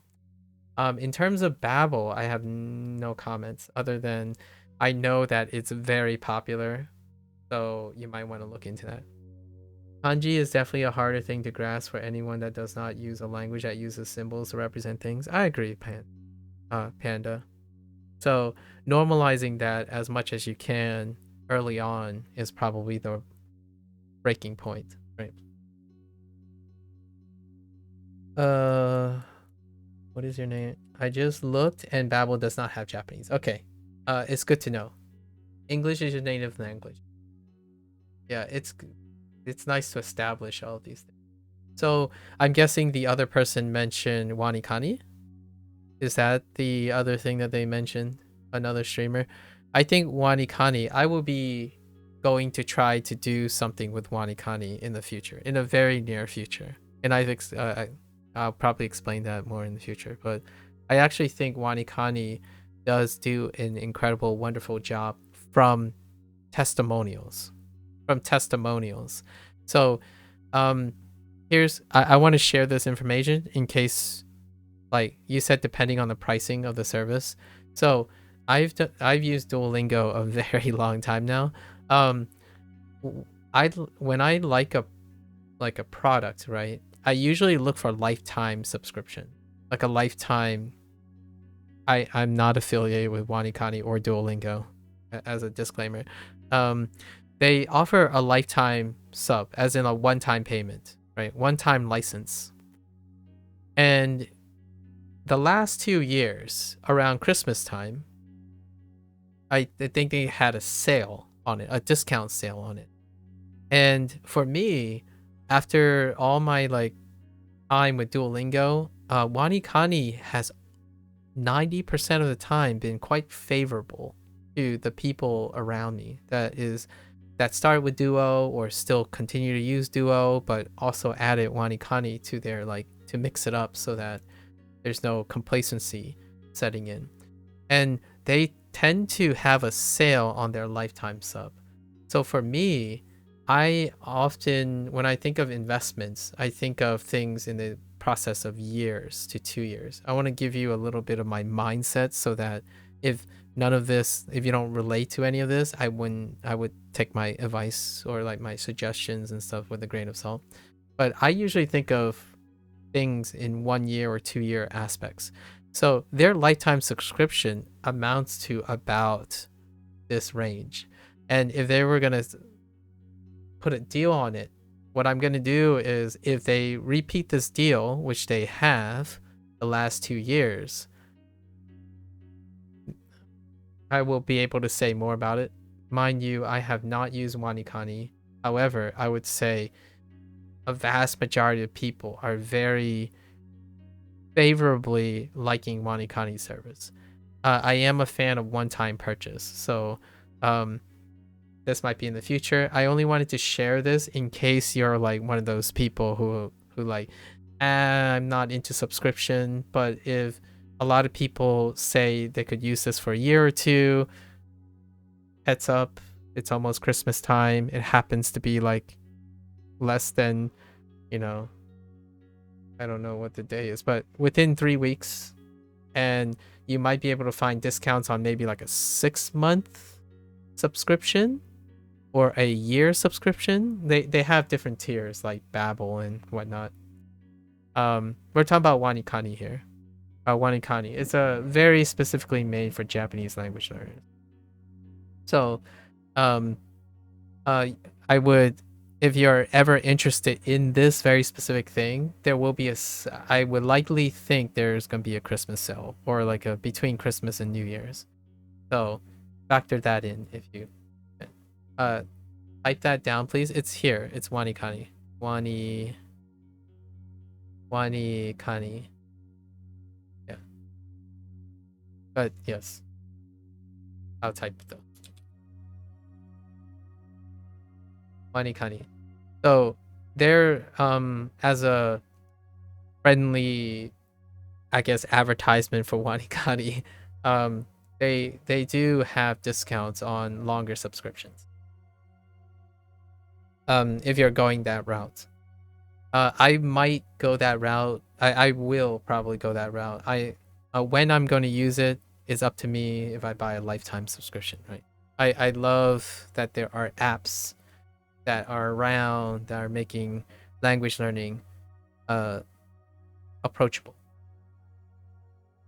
Call me Jack Sparrow. There you go. That's at least what I can say about the savings prospects of that type of service.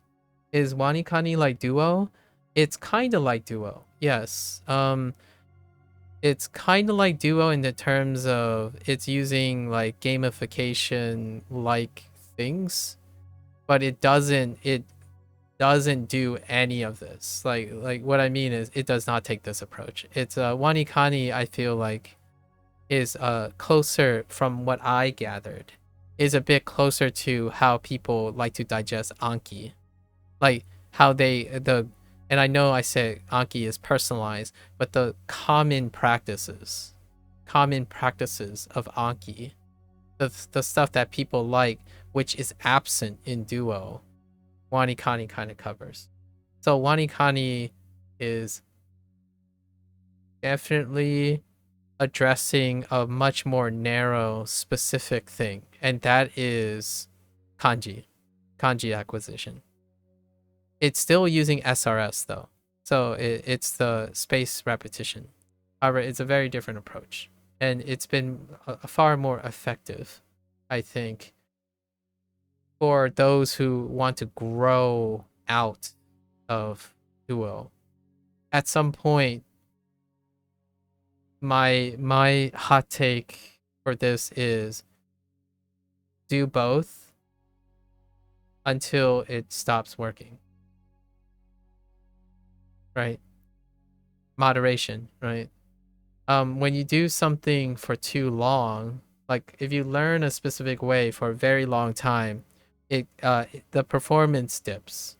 There's diminished return because of complacency. One becomes complacent. So having access to many tools and using more tools and then finding out if they work for you and stuff, eventually you'll come up with your own like schedule, right? Like you can do push-ups for the rest of your life if you want, or you can do chest diamond push-ups. You can do incline push-ups, right? You can do decline push-ups. You can do weighted push-ups. Push-ups on rings. That's kind of how I would describe the SRS portfolio, like Bushu, Wanikani, Duo. That's you're varying your exercise enough that you're engaging yourself again. I think one of the things that make Duo the first app usually that someone grows out of is because it's free. Right? So there's no commitment, there's no obligation. So the moment you become complacent, as in, oh, I know all this stuff, it's getting so slow, I need something faster, you grow out of it. Duo has no financial commitments. Wanikani does. So their retention is probably higher due to monetary commitment. That's kind of one of the psychological things that you want to become aware of. That goes the same with Pimsleur. Right? Pimsleur, LingQ. or pretty much any service you buy from an influencer, right? There's also a monetary obligation. And you might be thinking, oh, well, that's very weak. It's quite strong. When you obligate yourself, no matter what the source is, it creates another emphasis, right? If you're already motivated now and then you invest it monetarily, or even if you knew a friend invested theirs, that sentimentalism goes to reinforce the consistency. Duolingo is one of the lowest barriers of entry into language learning, hence its popularity, but also its divisive staying power. Eventually, a free product will overstay its welcome unless you upgrade. And then that upgrade has to be significant. So, Duo Max is a thing. So when you're ready, Duo Max is an upgrade, and it's an agreeable price. It's like a competitive price for the service, right? And that's the model of freemium approaches, which is what Duo is. You prefer long-term subs in general? They tend to knock a few dollars off. Or yes, exactly. Time subs tend to be very pricey. Exactly. So I mentioned that discount because I think you can buy 6 months or something. You can buy a longer period, but it gets slashed as well. Like it will be even less if you're willing to try something for a longer sub. I actually am, I don't usually say this too often, but I like investing in a product permanently. So I like, if I agree to this product, I'm like, do you have a lifetime license? If you have a lifetime license, give me that. And I will try my best to commit myself to understanding what doesn't work, what does work. Ultimately, when I test a product out or try to use a product, I compensate. So if certain things that the product doesn't do, I continue to recruit other things to it. So the way I'm have been using Duolingo does not represent exactly what Duolingo is doing. It's inspiring me to learn more about my learning habits. So oftentimes when someone asks, how do you like Duolingo, or make commentary, I have a lot to say, largely because I'm dedicated to my learning process as opposed to how much Japanese I've learned so far. I think when you're really engaged in your own learning and emphasizing how well to get yourself to learn, you'll eventually learn most of the things anyways. And your interests will sway, right? You can be swayed at any time, your interest to other things. What constantly pays back is all the learning experience about your learning process, right? That is transferable. Japanese may not necessarily be entirely transferable in all situations. With that said, though, I'm learning both Chinese and Japanese because as I'm learning Japanese, I'm also learning Chinese, and then vice versa. Wanikani is 9 months per month and $89 per year. That sounds about right. And yes, $300. So I was told, or I was read from previous things, I think it gets slashed to $230 for the lifetime or something. I don't know if they're going to even sweeten it even more. And I think the year one goes down too. I don't think they adjust the month subscription. Yeah. You just finished section 1 of Duo? Did you just crush it out? I feel like Panda, you could just skip the you can skip all of Duo and go into like the personal, like the daily practice or something. You strike me as someone that already has a lot of Japanese experience. What that does tell me though is you do cover the stuff and not rest on your laurels. I kind of really appreciate that. It's not every day that you find someone who is already competent in something and get excited about doing it all over again. I am that guy. I'm the guy that when a video game has a tutorial, I still do the tutorial and see how they teach the tutorial. And I know we talked about a little bit about teaching Panda and the basics. I really appreciate that you're also doing it, like it checks out with all the other stuff we talk about. It's concordant. Sometimes I feel like cognitive dissonance can hurt someone a lot more than do themselves favors, right? I don't want to go into that digression right now. We've already digressed a couple more times. How long have you been trying to learn Japanese, Artois? Like may I ask what are your interests? Oh, how does Japanese motivate you? Like how'd you come about Japanese or a choice of Japanese? Your choice of handle, your name handle doesn't scream to me that it's quite obvious. A lot of times people give it away because it would be like an anime reference or a Japanese alias or something like that. But in this case, yeah, what interests you? Without saying too much, Japanese has been part of my life since I could form English sentences and Chinese sentences. And yeah, I participate in pop culture most of the time now. So I do watch anime that people recommend or show. I'm watching Dan Dan Dan, Dan Dan Dan, right now because that was the last thing that someone mentioned, and I understand the whole banana thing now. Where's Blair? Is Blair still here? I understand the banana thing now. However, there's other things, you know, Korean entertainment and whatnot.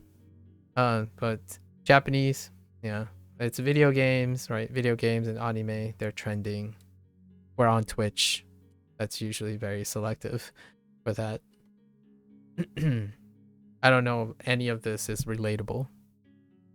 Usually it is, because if you're on Twitch and you're randomly if you're choosing Japanese as your target language as an English speaker, it can be very only a few days. Oh, okay. A lot of your friends is learning it. Then I decide to learn it myself recently. Your main focus, however, is French. Oh, speaking of French, Theo, I'll let you take care of this. That's a huge coincidence, because Tio has always been interested in learning Japanese and whatnot, and there are a lot of reasons. There are people, I'm pretty sure it's Tio. Tio has a lot of people that are Japanese or like Japanese and like Japanese speakers around. And he and Tio actually learned French first. 2 years, I think. 2+ years. Where did that goober go? Such a coincidence. I think you guys might have quite a lot of things to talk about. A few days ago, I imagine your friends are interested. Are they English speakers as well that are learning Japanese because of, let's say, anime and video games or something? It's great to have friends to learn alongside. Yeah. I actually think you might not even need any motivations. Perhaps, okay, knowing that you have friends that are also, I'm not saying you don't have friends. when you have friends that are also in language learning, Genki is a thing. So textbooks are pretty cool, I would say. If all of your friends collectively like to language learn, it makes possibilities of textbooks. Textbooks are a possibility, because having people nearby, textbooks don't provide motivation. So, however, if you have friends that are super zealous, right, someone enthusiastic, I think you can even make an argument in terms of the mental space for textbooks. And Genki is an English-based textbook for Japanese, if that hasn't already been mentioned. This is also a common starting point for peeps. Yes, they're learning via Duolingo, and I'm assuming because of anime and whatnot. I see.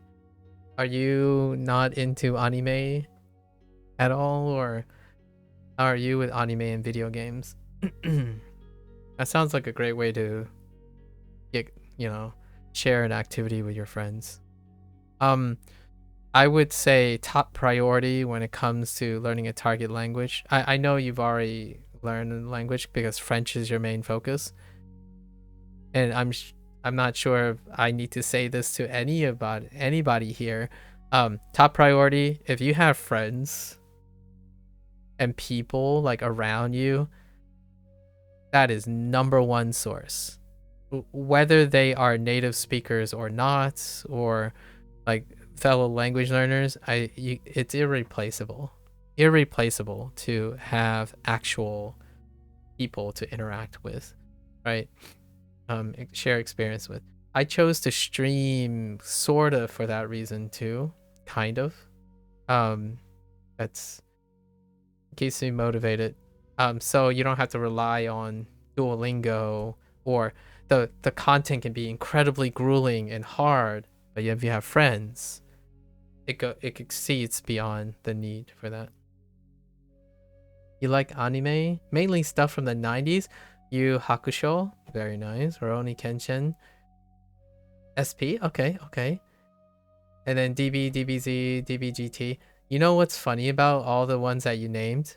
So Yu Hakusho might get a reboot soon. Have you watched the live action Yu Hakusho that was funded by Netflix? I thought it was pretty alright. It was pretty entertaining. And Rurouni Kenshin got a reboot as well. Although I am a little biased towards Samurai X. SP. Okay. Rurouni Kenshin, you got it. That's the live action Samurai. I think it was fine. Did you watch the Rurouni Kenshin movies as well?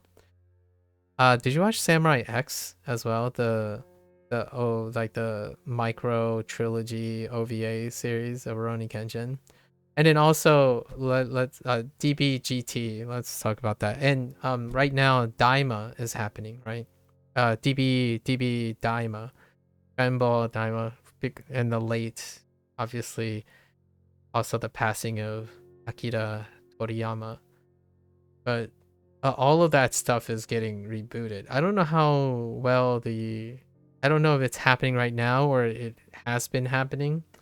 There is a Rurouni Kenshin reboot that's currently happening right now. And maybe Hunter x Hunter. If you like Yu Hakusho, probably Hunter x Hunter as well. I've quite watched my legacy of shonen, like classical 90s shonen. I think Renma 1.5 was rebooted recently as well. Is that 90s? That might be 80s. Close enough. There's also Gundam. Old school Gundam.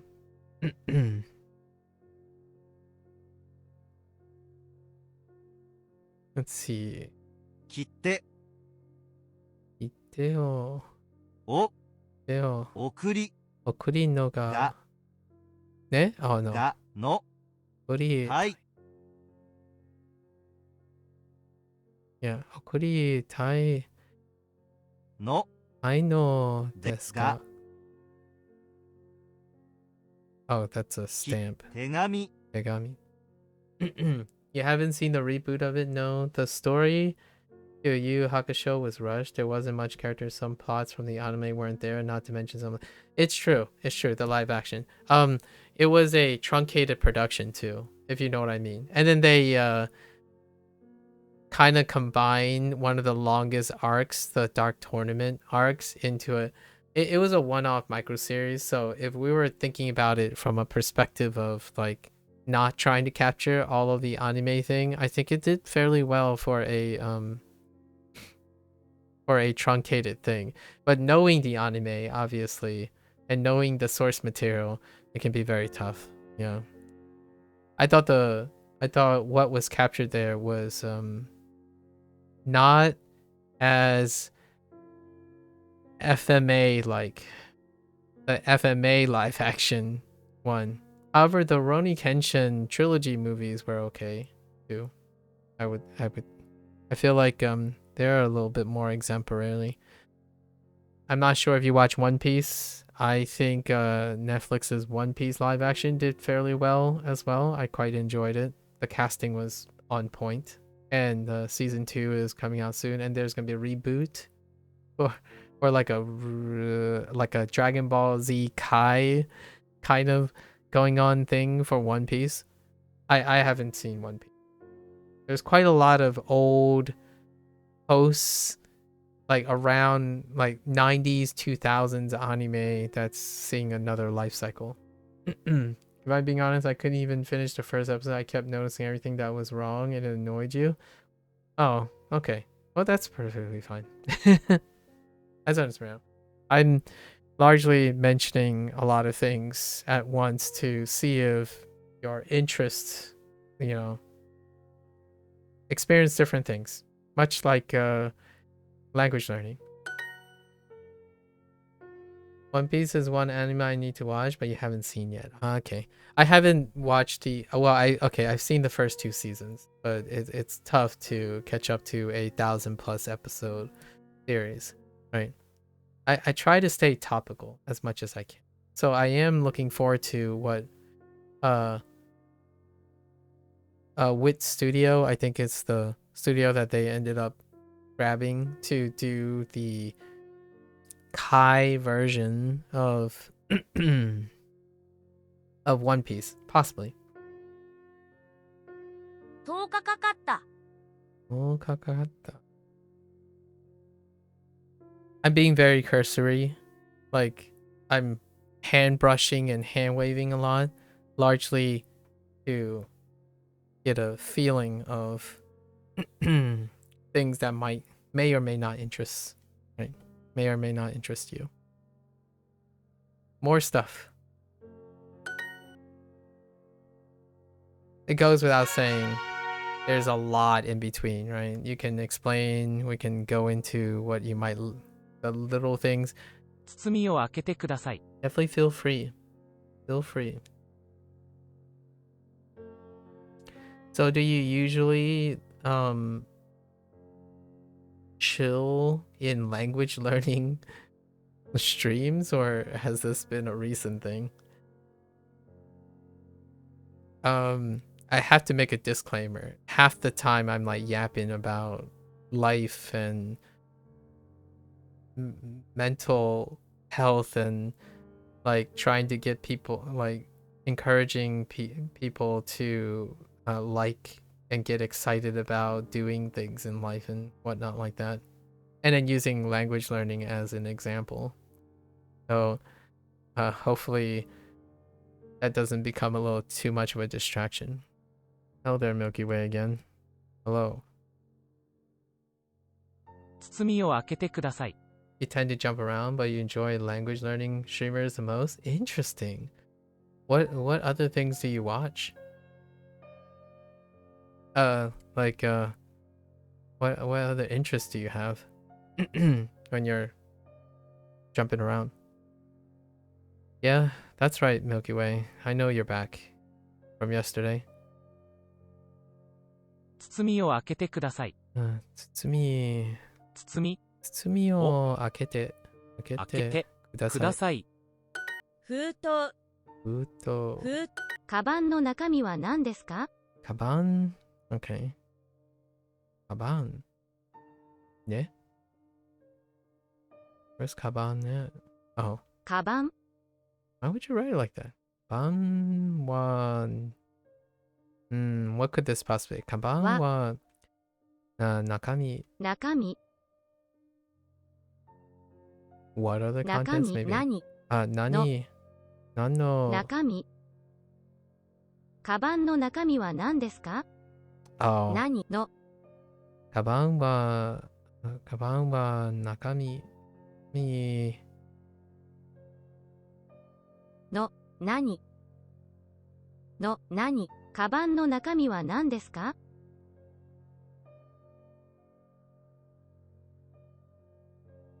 What? Oh. はの Ah.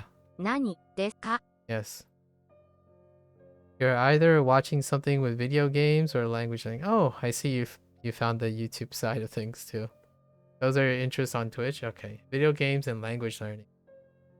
Have you played Dragon Ball Sparkling? Sparking? I said sparkling, sorry. Sparking? You did name a bunch of DB Dragon Ball stuff. That's gotta be on the list, right? Pretty hot. カバンの中身は何ですか？カバンの中身は何ですか？あ、封筒。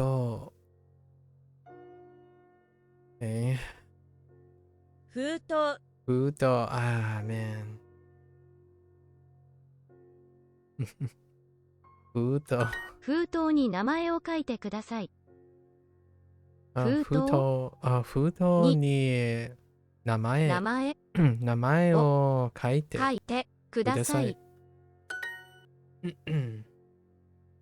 Oh.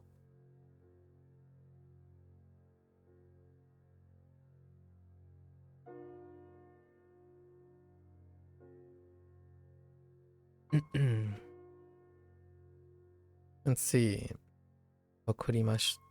送ります。送ります。送ります。送ります。封筒。封筒。封筒。包み。包み。包み。貼ります。貼ります。郵便。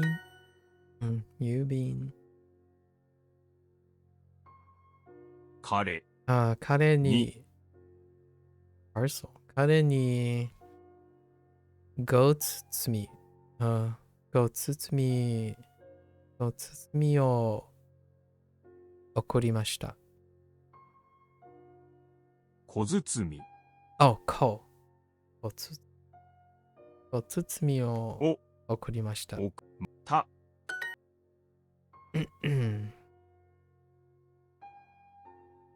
I have to resist saying 小包. In 小包 small bun. 小的小的包. Okay. What was this? 小包み。小包み。小包み。小包み。郵便。送りました。送ります。My bad. 封筒。封筒。包み。包み。包み。You haven't yet? It's on your to-do list? Okay. Last DB game you play? Oh, Xenoverse 2. Wow, that's a bit back. The gameplay is amazing, great storytelling. All in all, you love the multiplayer aspect, mainly the co-op? Yeah, I can imagine that. Yeah, it's nice to see revived interest. I think it's a great time, and also, of course, an unfortunate time with the late Akira Toriyama. However, interest in Dragon Ball, the Dragon Ball extended universe and whatnot, is reaching a fever pitch. Yeah, may he rest in peace for sure. This reminds me of when Satoshi Kon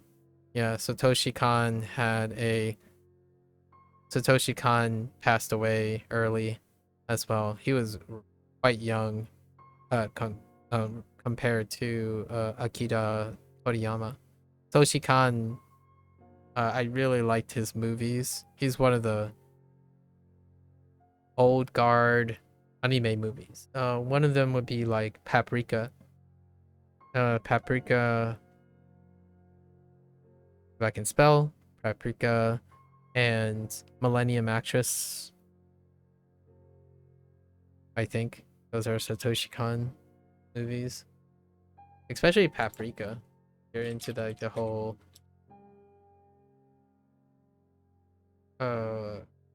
like Matrix, early Matrix vibe things. Yeah. Or I guess I would say Satoshi Kon, not Kon. Toshikan comes from my like English pronunciation for a very long time. Dear me. Okay. 封筒封筒封筒はがきはがき、はがき薬薬薬頭頭、顔顔ポストにハガキを入れました。ポストにはがきを入れました。はい。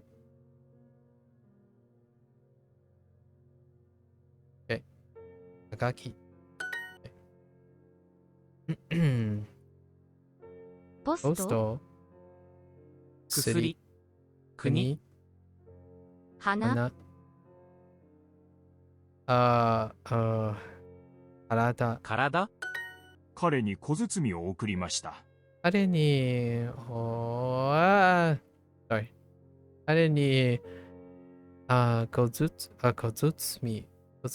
を送りました。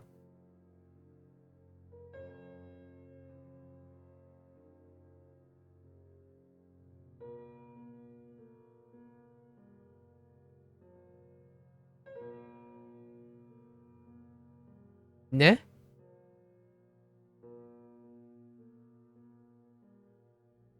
Oh, I sent to him? Oh my gosh, my English is gone. Oh no, I sent a partial to him?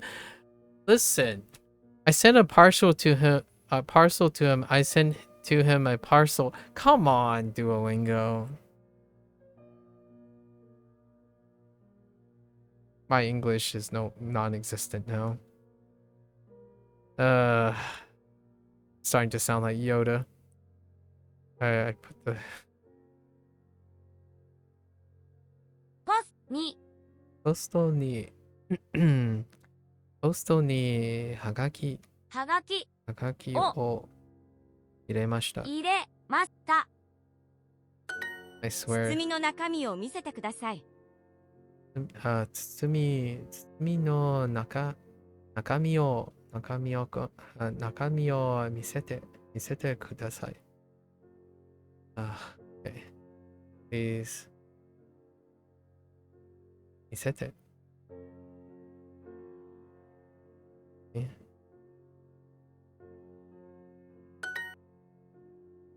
emptied the contents of his pocket. 彼彼のポケットはポケット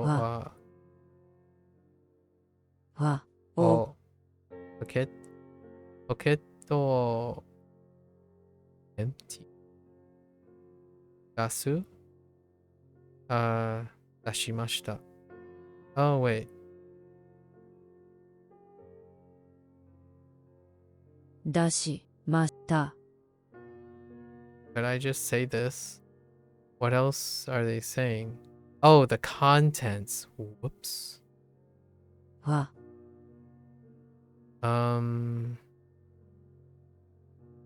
Contents of his pocket.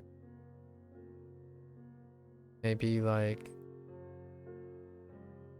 彼のポケットは中身中身を出しました。Empty contents. His pocket is the what? Oh no. No, I kind of disagree with. Oh well, I guess he would be the.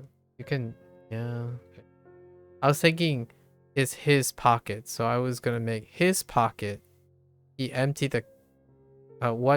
He emptied the content, and the content is his pocket, as opposed to he emptied contents from the pocket.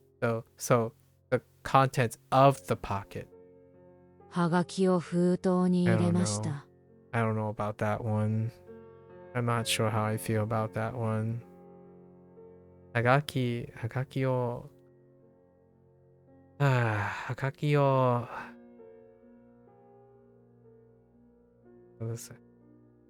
封筒、封筒に入れました。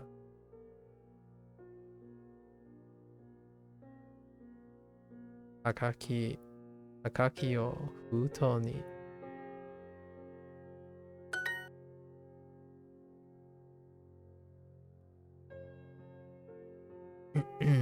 Okay.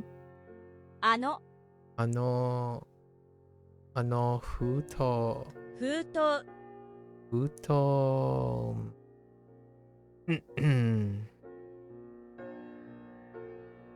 Maybe we go a different way. ポストポストにはポストにははポストに封筒は封筒はもあの封筒はう封筒はポストにもう入れました。いました。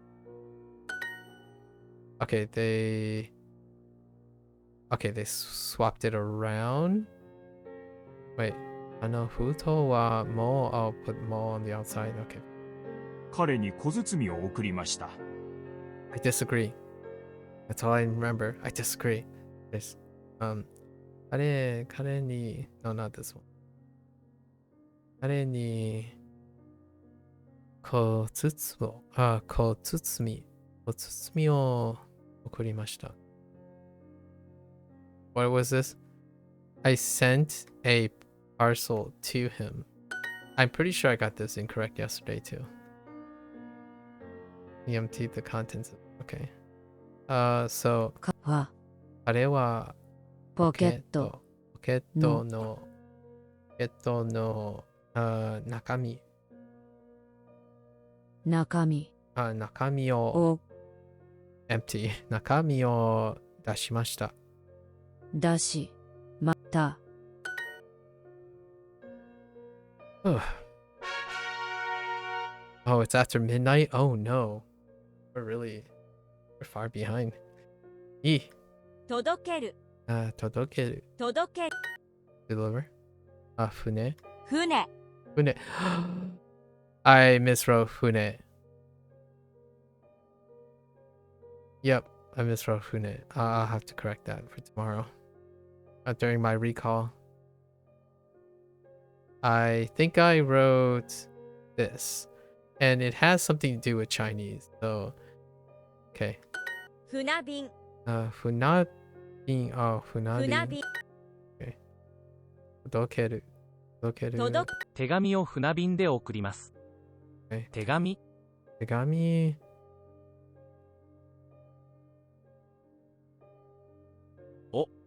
手紙を船便で送ります。That makes sense.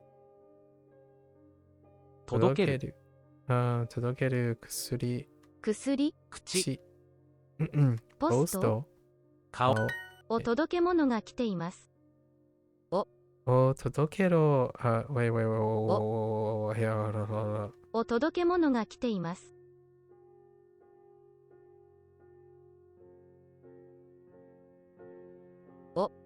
お届け物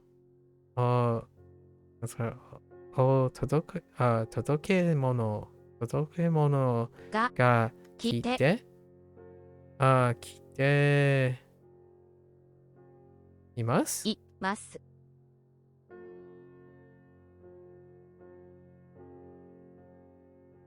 お届け物が来ています。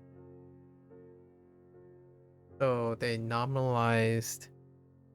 That's a nominalization. That's how you say todokeru, but in a noun, and they had a mono as opposed to being read as butsu. Okay, so todoke. So the delivery has arrived. Your package has arrived. Okay, I mean package delivery. Fair enough. これを彼女に what are we giving? 届けてける一段で届けください。届ける。届ける。包み。包み。包み。送ります。送ります。変更。変更。変更 is change. 変更。船便。住所。ポスト。顔。国。医者。変更。包み。貼ります。届ける。船便。私は先月住所を変更した。私は先月。先月ね。先月。住所を change 変更した。私は先月住所を変更した。二人の子供を大学まで出すのは大変だった。That's a mouthful, isn't it? This one was a little bit interesting interpretation of ですの。出すの。Neat. It's so 二人の子供を大学まで出すのは変更だった。Right? So it was tough. It was tough sending two children to college. Such a oddly specific phrase. However, I could totally understand the Asian-ness of this too, along with the Americana origins. Send out this one was tough because it's actually, they're trying to say they sent out a notice of a change of address as opposed to send out a change of address notice, because in my opinion it's not clear if it's an adverbial mod. So that's what they're going for. They sent out a change of address notice. It's a notice about a change of an address, not a change of an address notice. And that threw me off so hard yesterday. Like, what? And now it makes sense. But it's only after the fact though. I'm not entirely sure if I can distinguish that. Let me... So, with all that said, do I even remember this? 住所 So we take address. 住所の right? 住所の change, right? 変更 Actually,変更 we don't need to know. So 住所 change, right? I mean address. 住所変更 change. So address change notice. 通知数値を出した。Yeah, sent out. 出した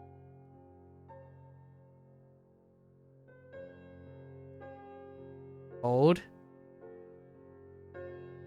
There are other things that could be possible, like not that one. Okay.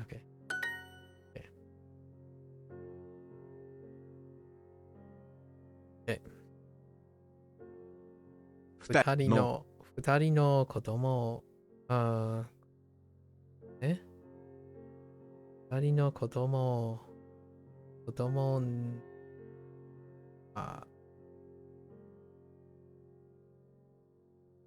どこね子供子供は子供は大学まで、まで、大学まで、お、大学までを、お、大学まで、大変、 no, not 大 大変。変、 Oh, wait, yeah, it 大 is 変、 大変. I bet. 大変. Wait. 大変、 Send. I need send. Which is ですの。出すの、出すの。not ですの。出すの。出すの。Oh, wait. のこと。大学まで出すの。出すの。大変、だ、た、 I think my particles agreeable here.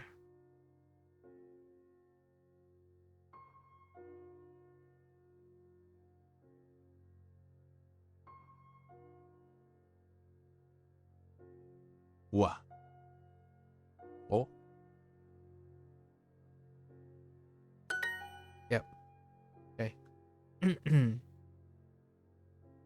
Please send this package by Severin. This package. この Oh no, which expression are we using for the package? この包みこの包みおを船便でで船便でwhich one are we using for send? 置く置くてでください。 There are multiple somewhat synonyms to some extent. They're not enough to distinguish which one you would use.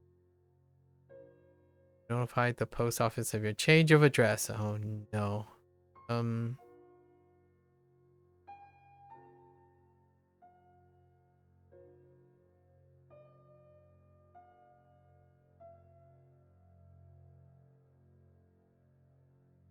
So 郵便局に郵便郵便局局にに郵便局に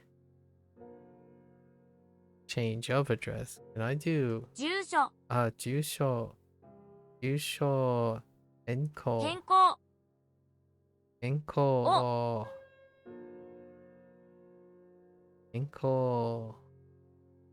住所変更 notify. I guess I can use うち通知通知 oh my god 通知し芸能 oh did you maybe like た that のまししましたねは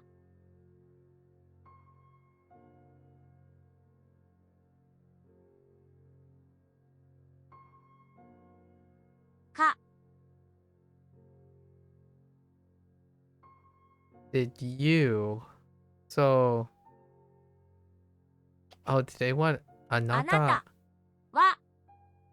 Did they want あなたは Oh my gosh あなたは郵便局に right 住所住所 They want to know here?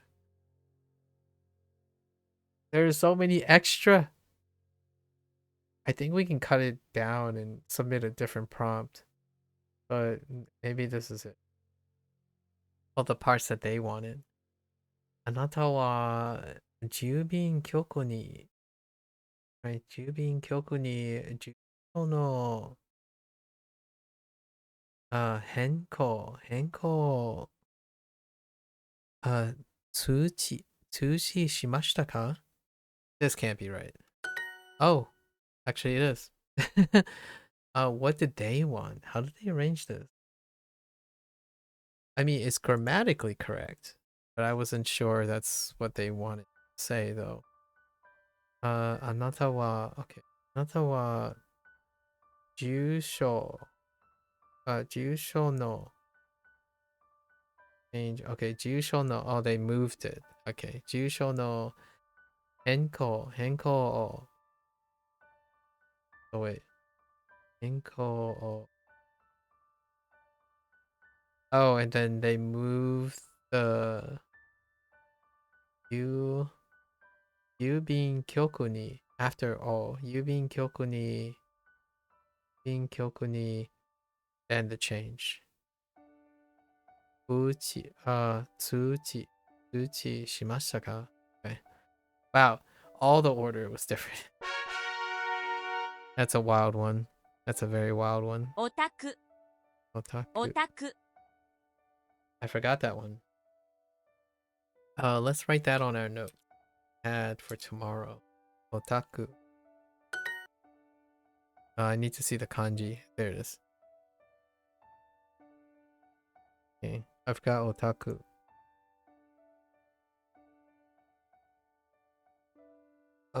Taku. Okay.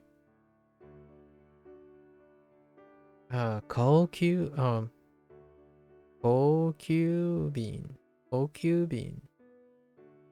航空便 Kokubin. Oh my god. I'm gonna You know what this reminds me of? Kokoku.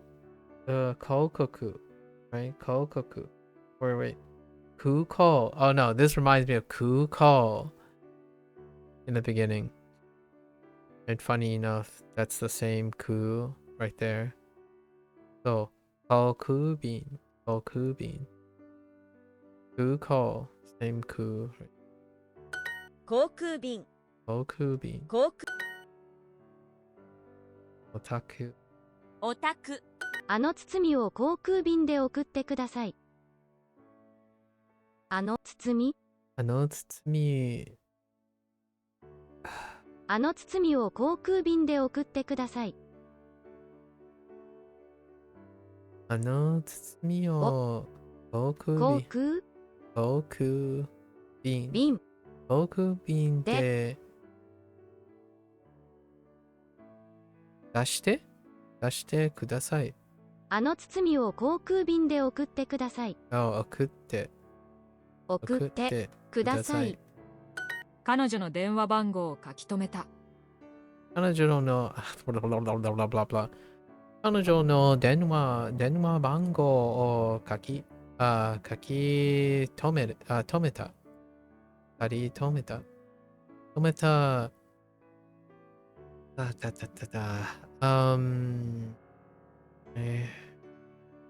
Wait. No, that's not a question. Wait.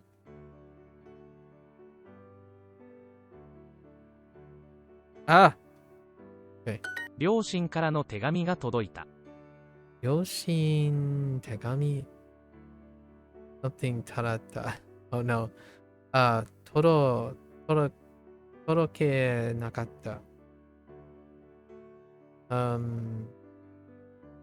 います。両親からの手紙が届いた。両親が手紙のが What? 両親からの手紙が届いた。が両親から手紙が両親からの手紙が届いた。両親からの手紙が届いた。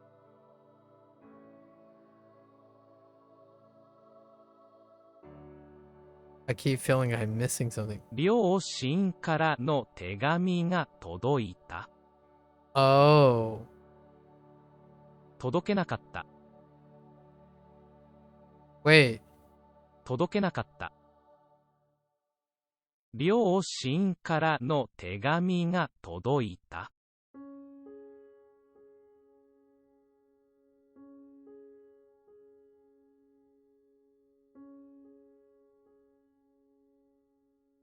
届いた。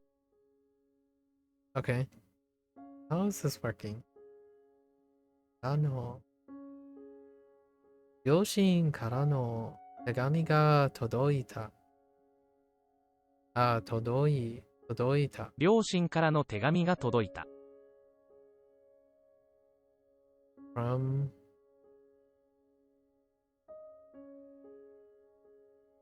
I delivered the paper, the letter. I delivered the paper, the letter from parents. I guess normalizing it. My parents. からの手紙. So the paper from my parents, it's the letter from my paper. So it's a no. Oh, okay. That's interesting. I haven't actually really used it. Like if they said, yeah, it would be different. It was like 両親の手紙が届いた. It would make it sound like it's the parents' letter, as opposed to the letter from the parents. Sure.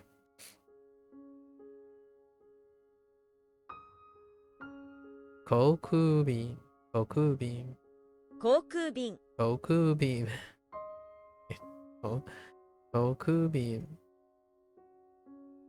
便。郵便。オタク。変更。that is 配達。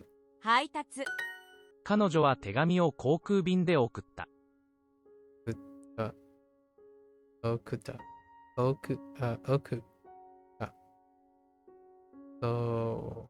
彼女は手紙を航空便で送った。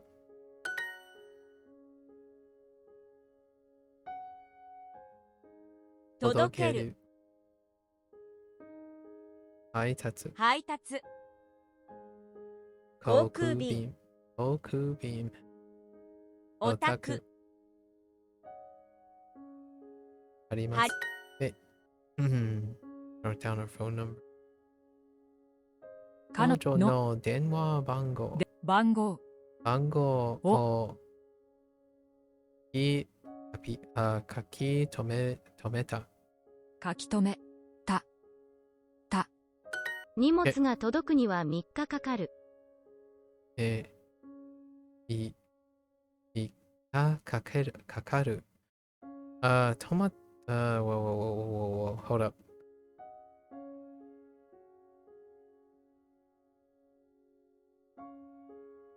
Dang it, I lost it. 荷物が届くには3日かかる。Okay. 荷物は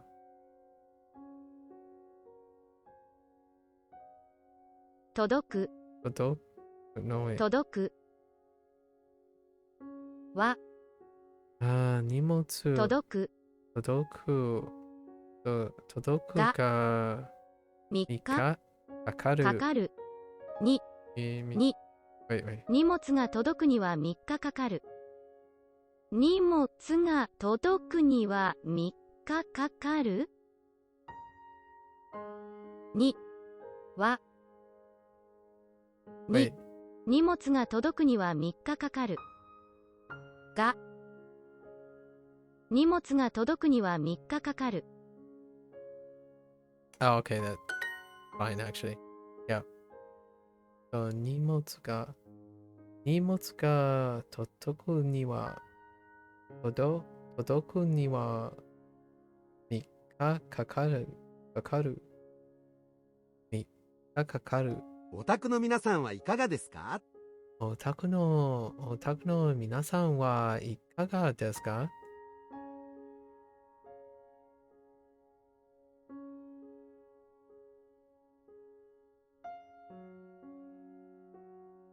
オタク、オタク。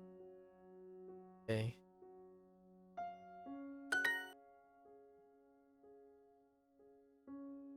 Are we using otaku too? お、たく、 Otaku ni is a delivery. So maybe todoku? No todoku. What is another one? Yeah.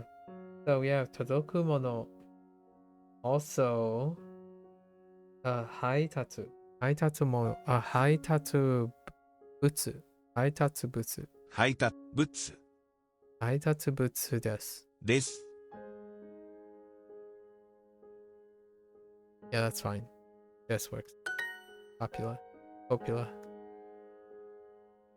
would take 3 days for the luggage to arrive. Okay. 荷物 So 荷物は届く 届く Oh, 届く arrive. That's such a interesting way of, okay. 届く 届く はの So the luggage arriving, right? So 荷物の届くににはは right? 3 3日日かかるかかる or no, の just が kidding. That works. Yeah, the luggage takes 3 days.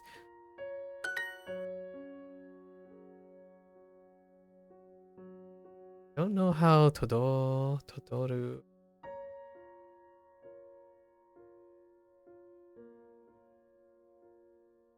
Whoops.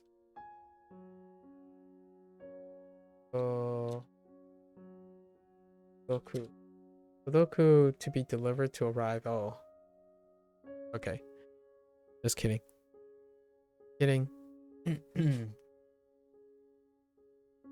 Where's your home? オタク Otaku wa dochira desu ka? はです。 Oops. でか I would like to register this package. このこの包み包みこの包みにこの包みををいやこの包みを register. Register is maybe 書き留め Yes, 書き留めする So 書き留め留め書き留めしたいですしたいですがしたはいいですが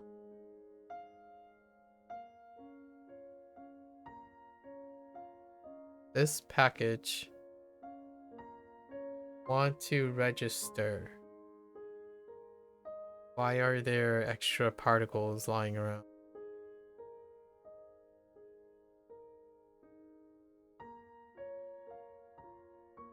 に Maybe I Oh. was going with and then to make register.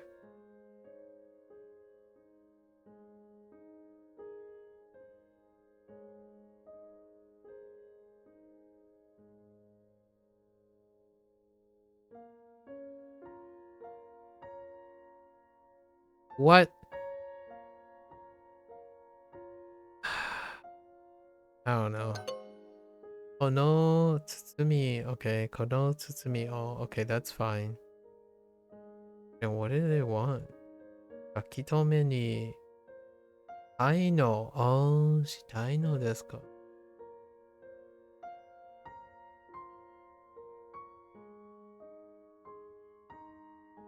Okay, that's fair enough.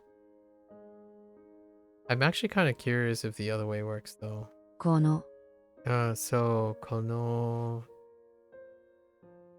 包み包みをを書き留め right like if I can do とめ、したい、たい、したい、したいです。です。Dang.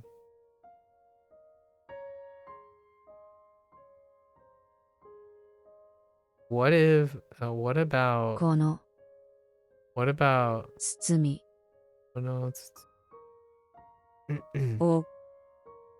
をしたい、or,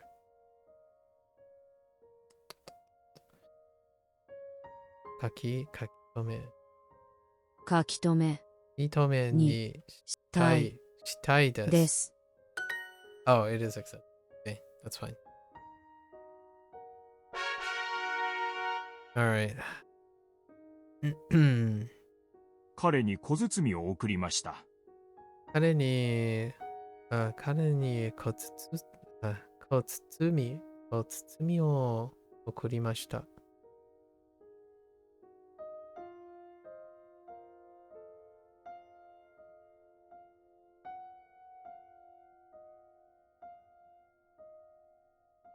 Wait. Okay.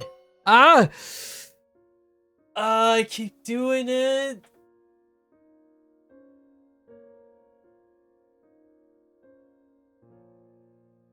It happens 50-50.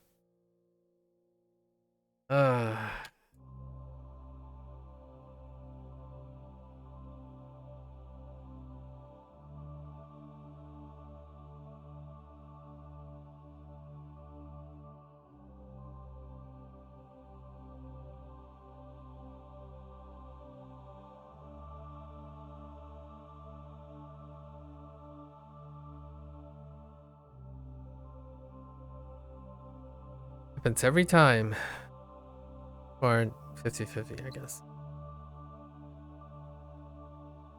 彼はポケットの中身ポケットの中身をを出しました。また10日かかった。10日かかった。10日かかった。Okay. I'm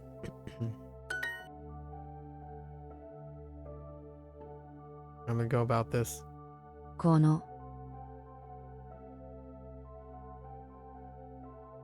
この包みをを書き留めにしたい。Honestly, I think this is acceptable too. Is the plain form. 住所変更の通知を出した。住所変更の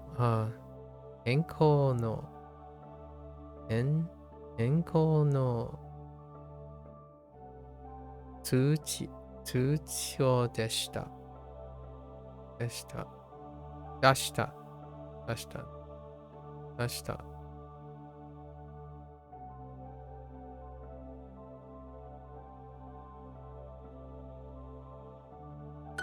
医者は私に通知した。医者は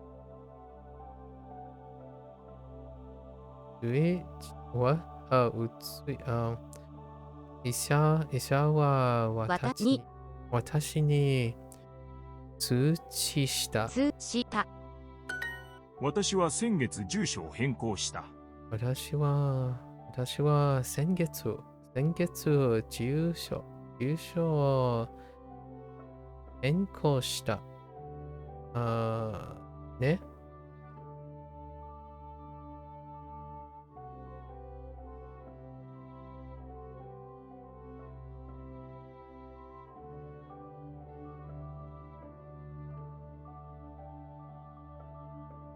I changed your address last month. この辺に郵便局はありますか？この辺に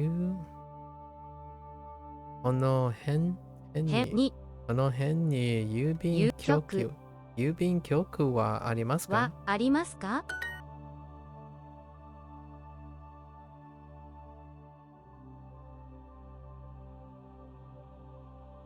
OK。お宅の家家のの近くに、家の近くに郵便局、郵便局はありますか？がありますか？があります。があります。郵便局があります。あなたは住所の変更を郵便局に通知しましたか？ I kind of blanked out. あなたは住所の変更を郵便局に通知しましたか？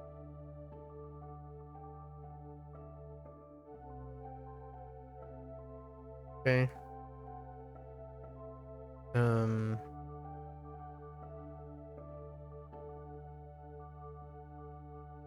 Yep, that. あなたはあなたは住所住所書き留め書き留め住所書き留めを変更no 通知あなたは住所の変更を郵便局に通知しましたか？通知変更に通知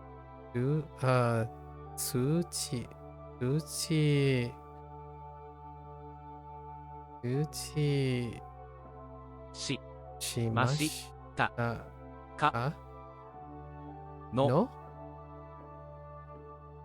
あなたは住所の変更を郵便局に通知しましたか？変更書き留めあなたは住所の変更を郵便局に通知しましたか？あなたは住所の変更を郵便局に通知しましたか？郵便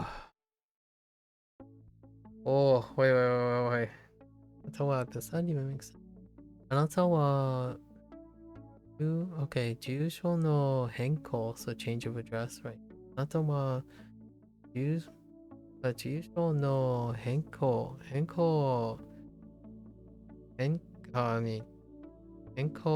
郵便に通知しましたか？ So did you notify 局 the post office?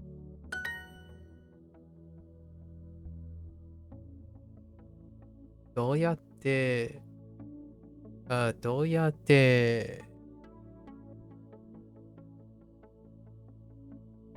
do I use 郵便はな。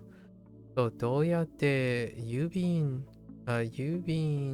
にどうやっては郵便wait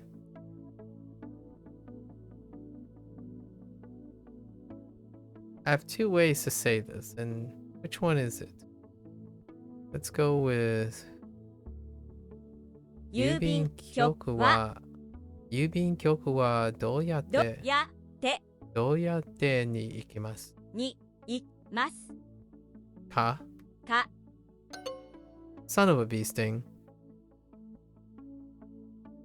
郵便局にはどうやって行きますか？ Oh, you don't need the に on. Oh, には whoops. Yeah, that's the wrong part. You need to move it to the location. これが私の住所です。What? これが私のねこれが私の住所です。住所です。住所です。彼に小包を送りました。風に小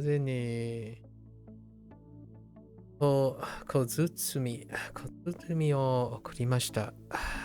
Sent him a parcel. Oh no, I did it again. I sent a parcel to him. Parcel. Oh my goodness. It's not even 50-50, I tell you. Like 30-70.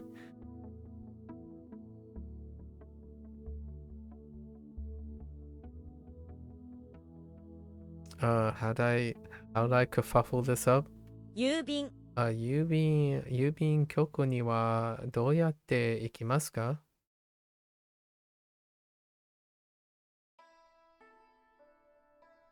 には局 Avoid that. どうやっていまか Alright.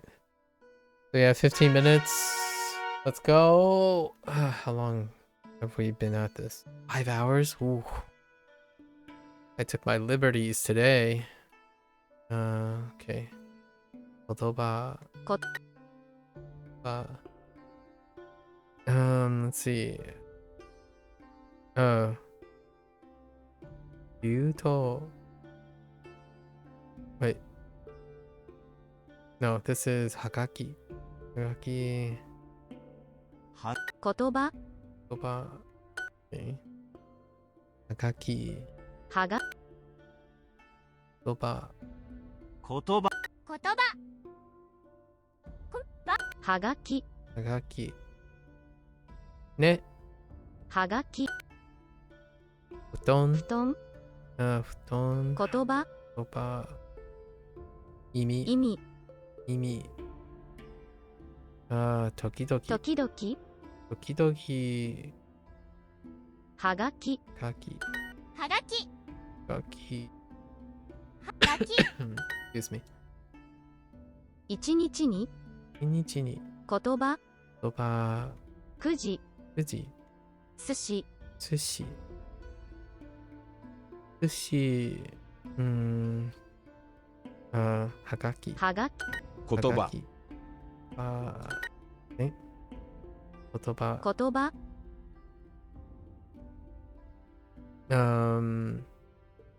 Oh no.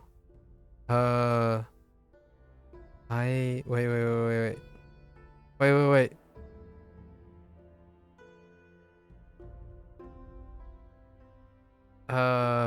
鉱物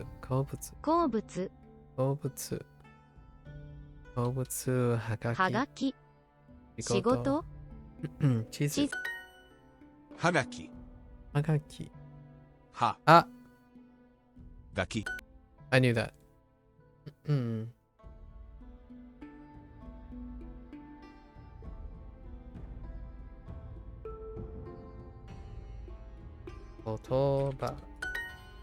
葉2番2番茶色茶色はがきはがきはがき言葉言葉山田山田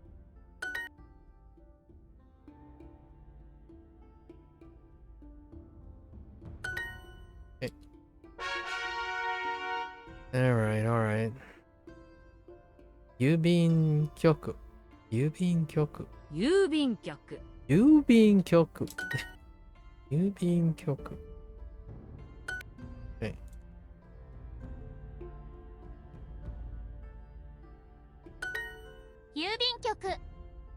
Whoops. 郵便局。郵便局。郵便局郵便局郵便局郵便局郵便局郵便局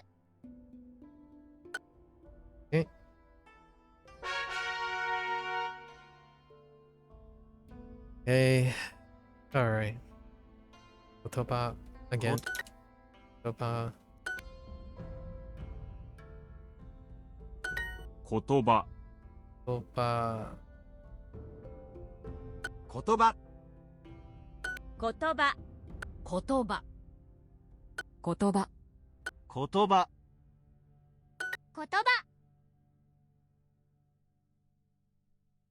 言葉。言葉。言葉言葉言葉言葉 Flat 便利。便便利。mail? 郵便。郵便。郵便。便利。Where's that coming from? 財布。No, not 財布。制服。制服制服。制服。制服。制服。切符便利。便利去年。今年今年。Oh my goodness. I don't want to talk about it. 今年。郵便。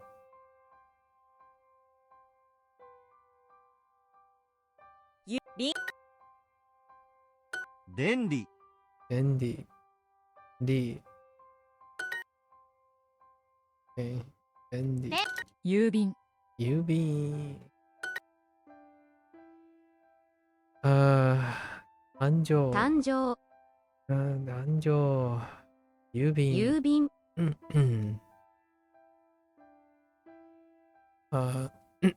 銀行。銀行銀行。Dang it. I don't want to talk about it. 便利。郵便局。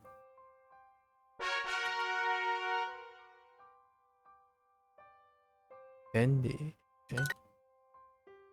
Alright, 郵便。便利便利。便 Okay, 郵便。ゆ Okay. 便利。便利。便郵便郵便。Okay. ゆ全然。全然全然。全然。郵便。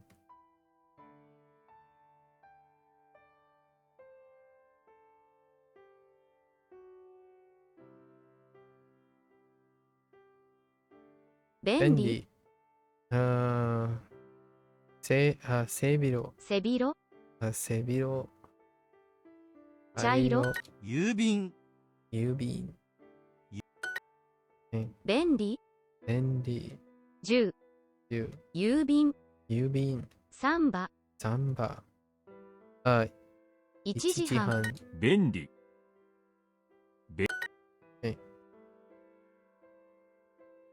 丈夫丈夫。丈夫。I keep saying 大丈夫。Like the full 丈夫。30。丈夫。郵便便利大切。大切電気。電郵便郵便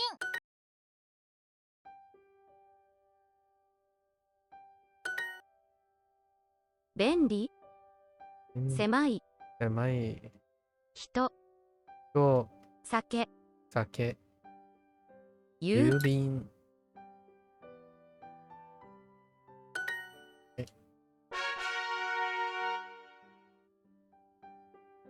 郵便局。郵便局。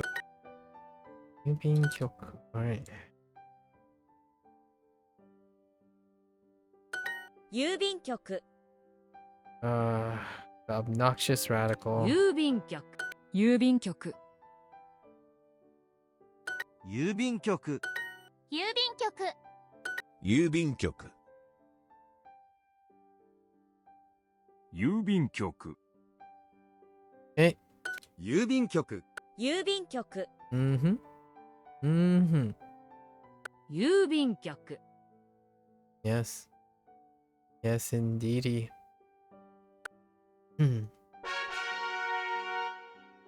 Yeah, yes, indeedly do.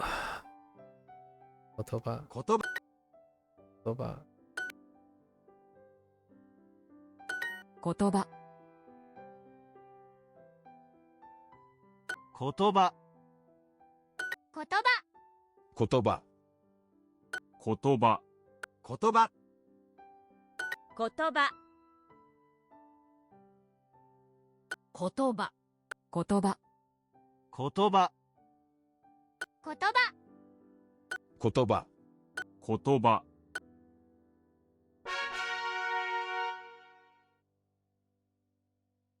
郵便局。郵便局。郵便局。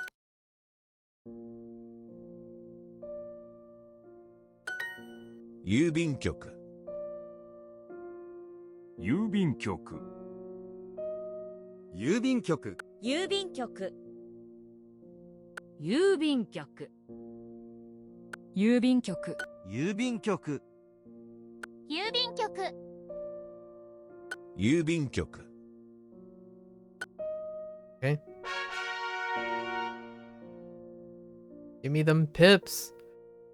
Kaku. Kaku. Toast. Oh my gosh. 図書館。図書館。図書館。書く。歌う。歌う。走る。走る。教科書。教科書。書く。図書館。と。書館。書く。書く。書く。か。書く。図書館。Wow. Okay.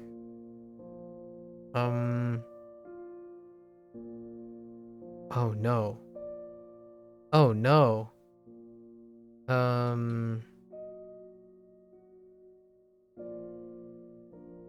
低い。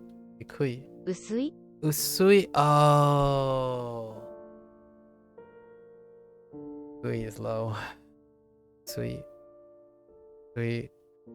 Dang it. 薄い。教科書。教科書。教科書。書く。図書館。図書館。I keep trying to say 図書館。図書館。図書館。図書館。図書館。辞書。辞書。はい。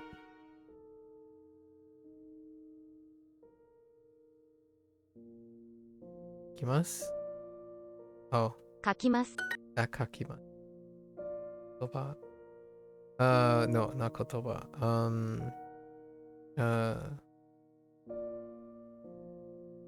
はがき。はがき。書きます。書きます。書きます。はがき。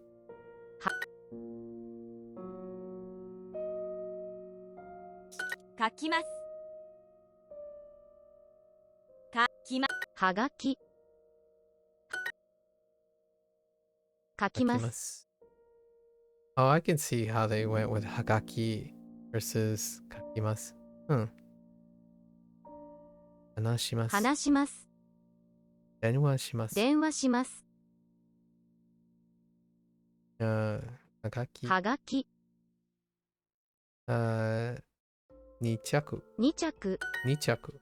はがき。はがき。平日。平日。平日。Wait a minute. 平日。Oh, yeah, 平日。Weekdays? 書きます。狭い。狭い。はがき。はがき。街中。街中。書きます。書きます。書きます。書きます。帰ります。帰ります。鉛筆。鉛筆。行きます。はがき。はがはがき。はがき。はがき。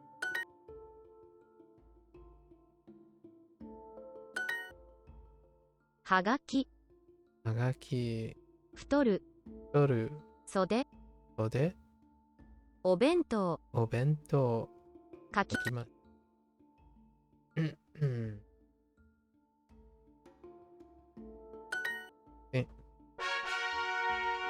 Oh, okay. MAKU. MAKU. Hagaki. 教科書。教科書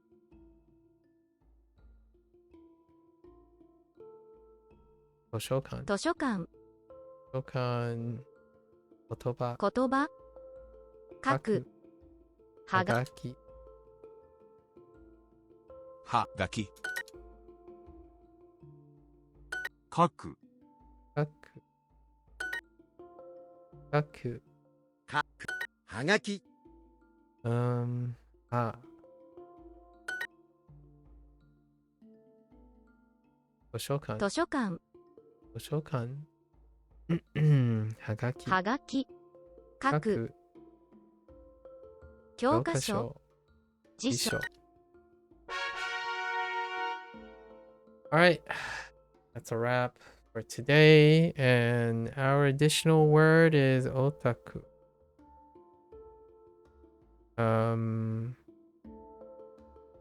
Wait. Otaku.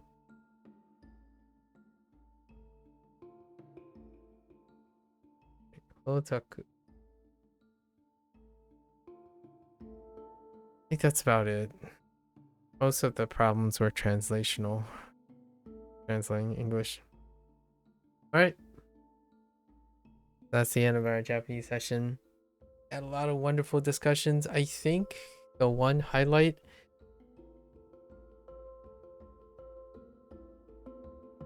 is probably about explaining, right? Communication and explaining. I think sometimes, yeah, there are a lot of things outside of your control. However, there's something very remarkably assuring and more calming when one discusses things of the unknown or uncontrollable, and then sharing perspective on it.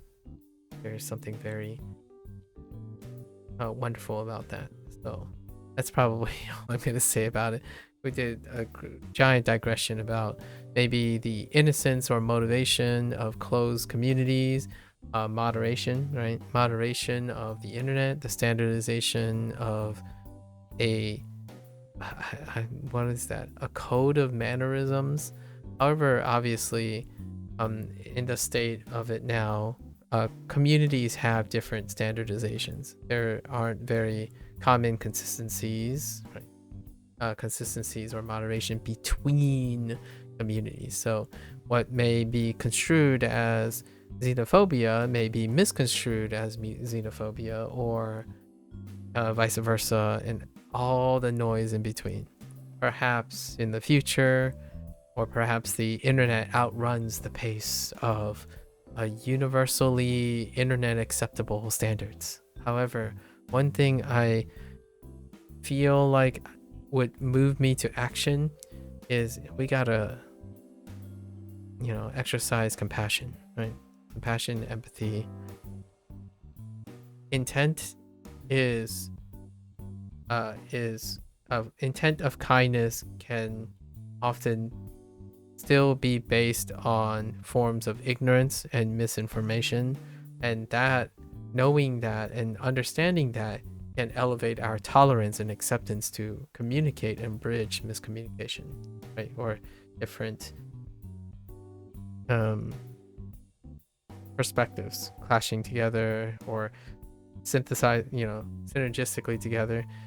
It'll be interesting moving into the future what this is gonna be like. I think the pattern changes are fairly obvious, or fairly noticeable and significant when one continues to interact with, or openly trying to consistently interact in a direct manner. That being video comments, Discord, that kind of thing. Times are changing, and they certainly change very rapidly. Will it leave enough time for the human condition to catch up and redefine and iterate and refine such things? There's a lot of conversation about that, especially with the current AI movement, right? slowing things down deliberately as opposed to paving forward at breakneck pace. That is something being discussed in the technology industry as we speak. So I like to throw my hat in and stay cautiously optimistic that even through the gluttony of the human condition and the constant extreme behavior that seems like it's a common day thing, I like to believe that that is built on the shoulder of a lot of consistency, standardization, and moderation. Like a strong foundation, if you will. A consistent, strong foundation. There are definitely times that due to the lack of vetting process of information, right? Sources of information prior to the internet have gone through rigorous vetting. Like when you read a newspaper article or say a scientific journal, you don't necessarily have to bring into question how much vetting and how intensive that information has gone through before it was published. Nowadays, though, it's very difficult to ascertain the validity and the vetting of the system of information. Information in itself is predicated on that vetting process. Nowadays, it's difficult, and I don't necessarily think, I want to emphasize, ill intent is different from ignorance that are born from kind intentions or even selfish intentions in the sense of self-preservation and education. Someone can be thoroughly and passionately a great learner. That doesn't necessarily mean the information that they learn and whatnot is vetted properly. Not to throw in too much of a cautionary tale, I like to believe that even those moments and whatnot are provided in learning lessons, right? Encourage other people to learn. If you got hustled, right, and whatnot, ask yourself, what have you learned? And then how do you take this forward? And that's kind of the idea. Learning is such a different scape these days. Back in my day when I was younger, there were only particular figureheads and they were rigorously vetted before they were able to assume a role of responsibility and instructions outside of your parentals, right, and whatnot. So hopefully that was an amusing or at least somewhat of an intriguing discussion. There's going to be more of that. I talk about it day in and day out.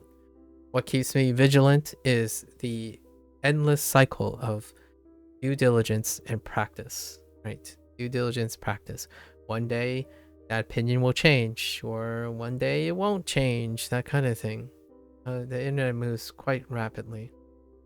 I can definitely feel whenever I step out offline and engage in different conversations, the dynamics are quite remarkably different.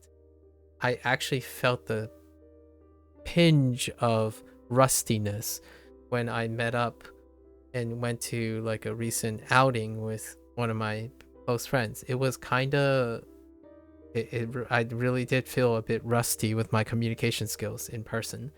So the dynamics are very different from the stuff I observe here, and how most of that is a excellent thing to take into consideration, considering if you're learning a target language, that's gonna likely happen, right? The way you communicate online and even the way you learn online of a target language will have some interesting interactions with when you're not online. One day, perhaps, in the future, or it may not happen, those two gaps may be closer together. The interactions that you feel that are that many have become to normalize online, perhaps some form of it will be normalized to the gaps when you're having the conversation in a more private setting or a personal, like in-person setting. For now, there's a lot of comparisons and juxtapositions to be made. Okay, for that, I hope you guys enjoyed. If you're gonna watch this later, arigatou gozaimasu. Right. So until next time, mata ne, ja ne, minasan. And I'm gonna get up, walk around a little, get some glucose, and I'll be back for my Chinese. Thank you.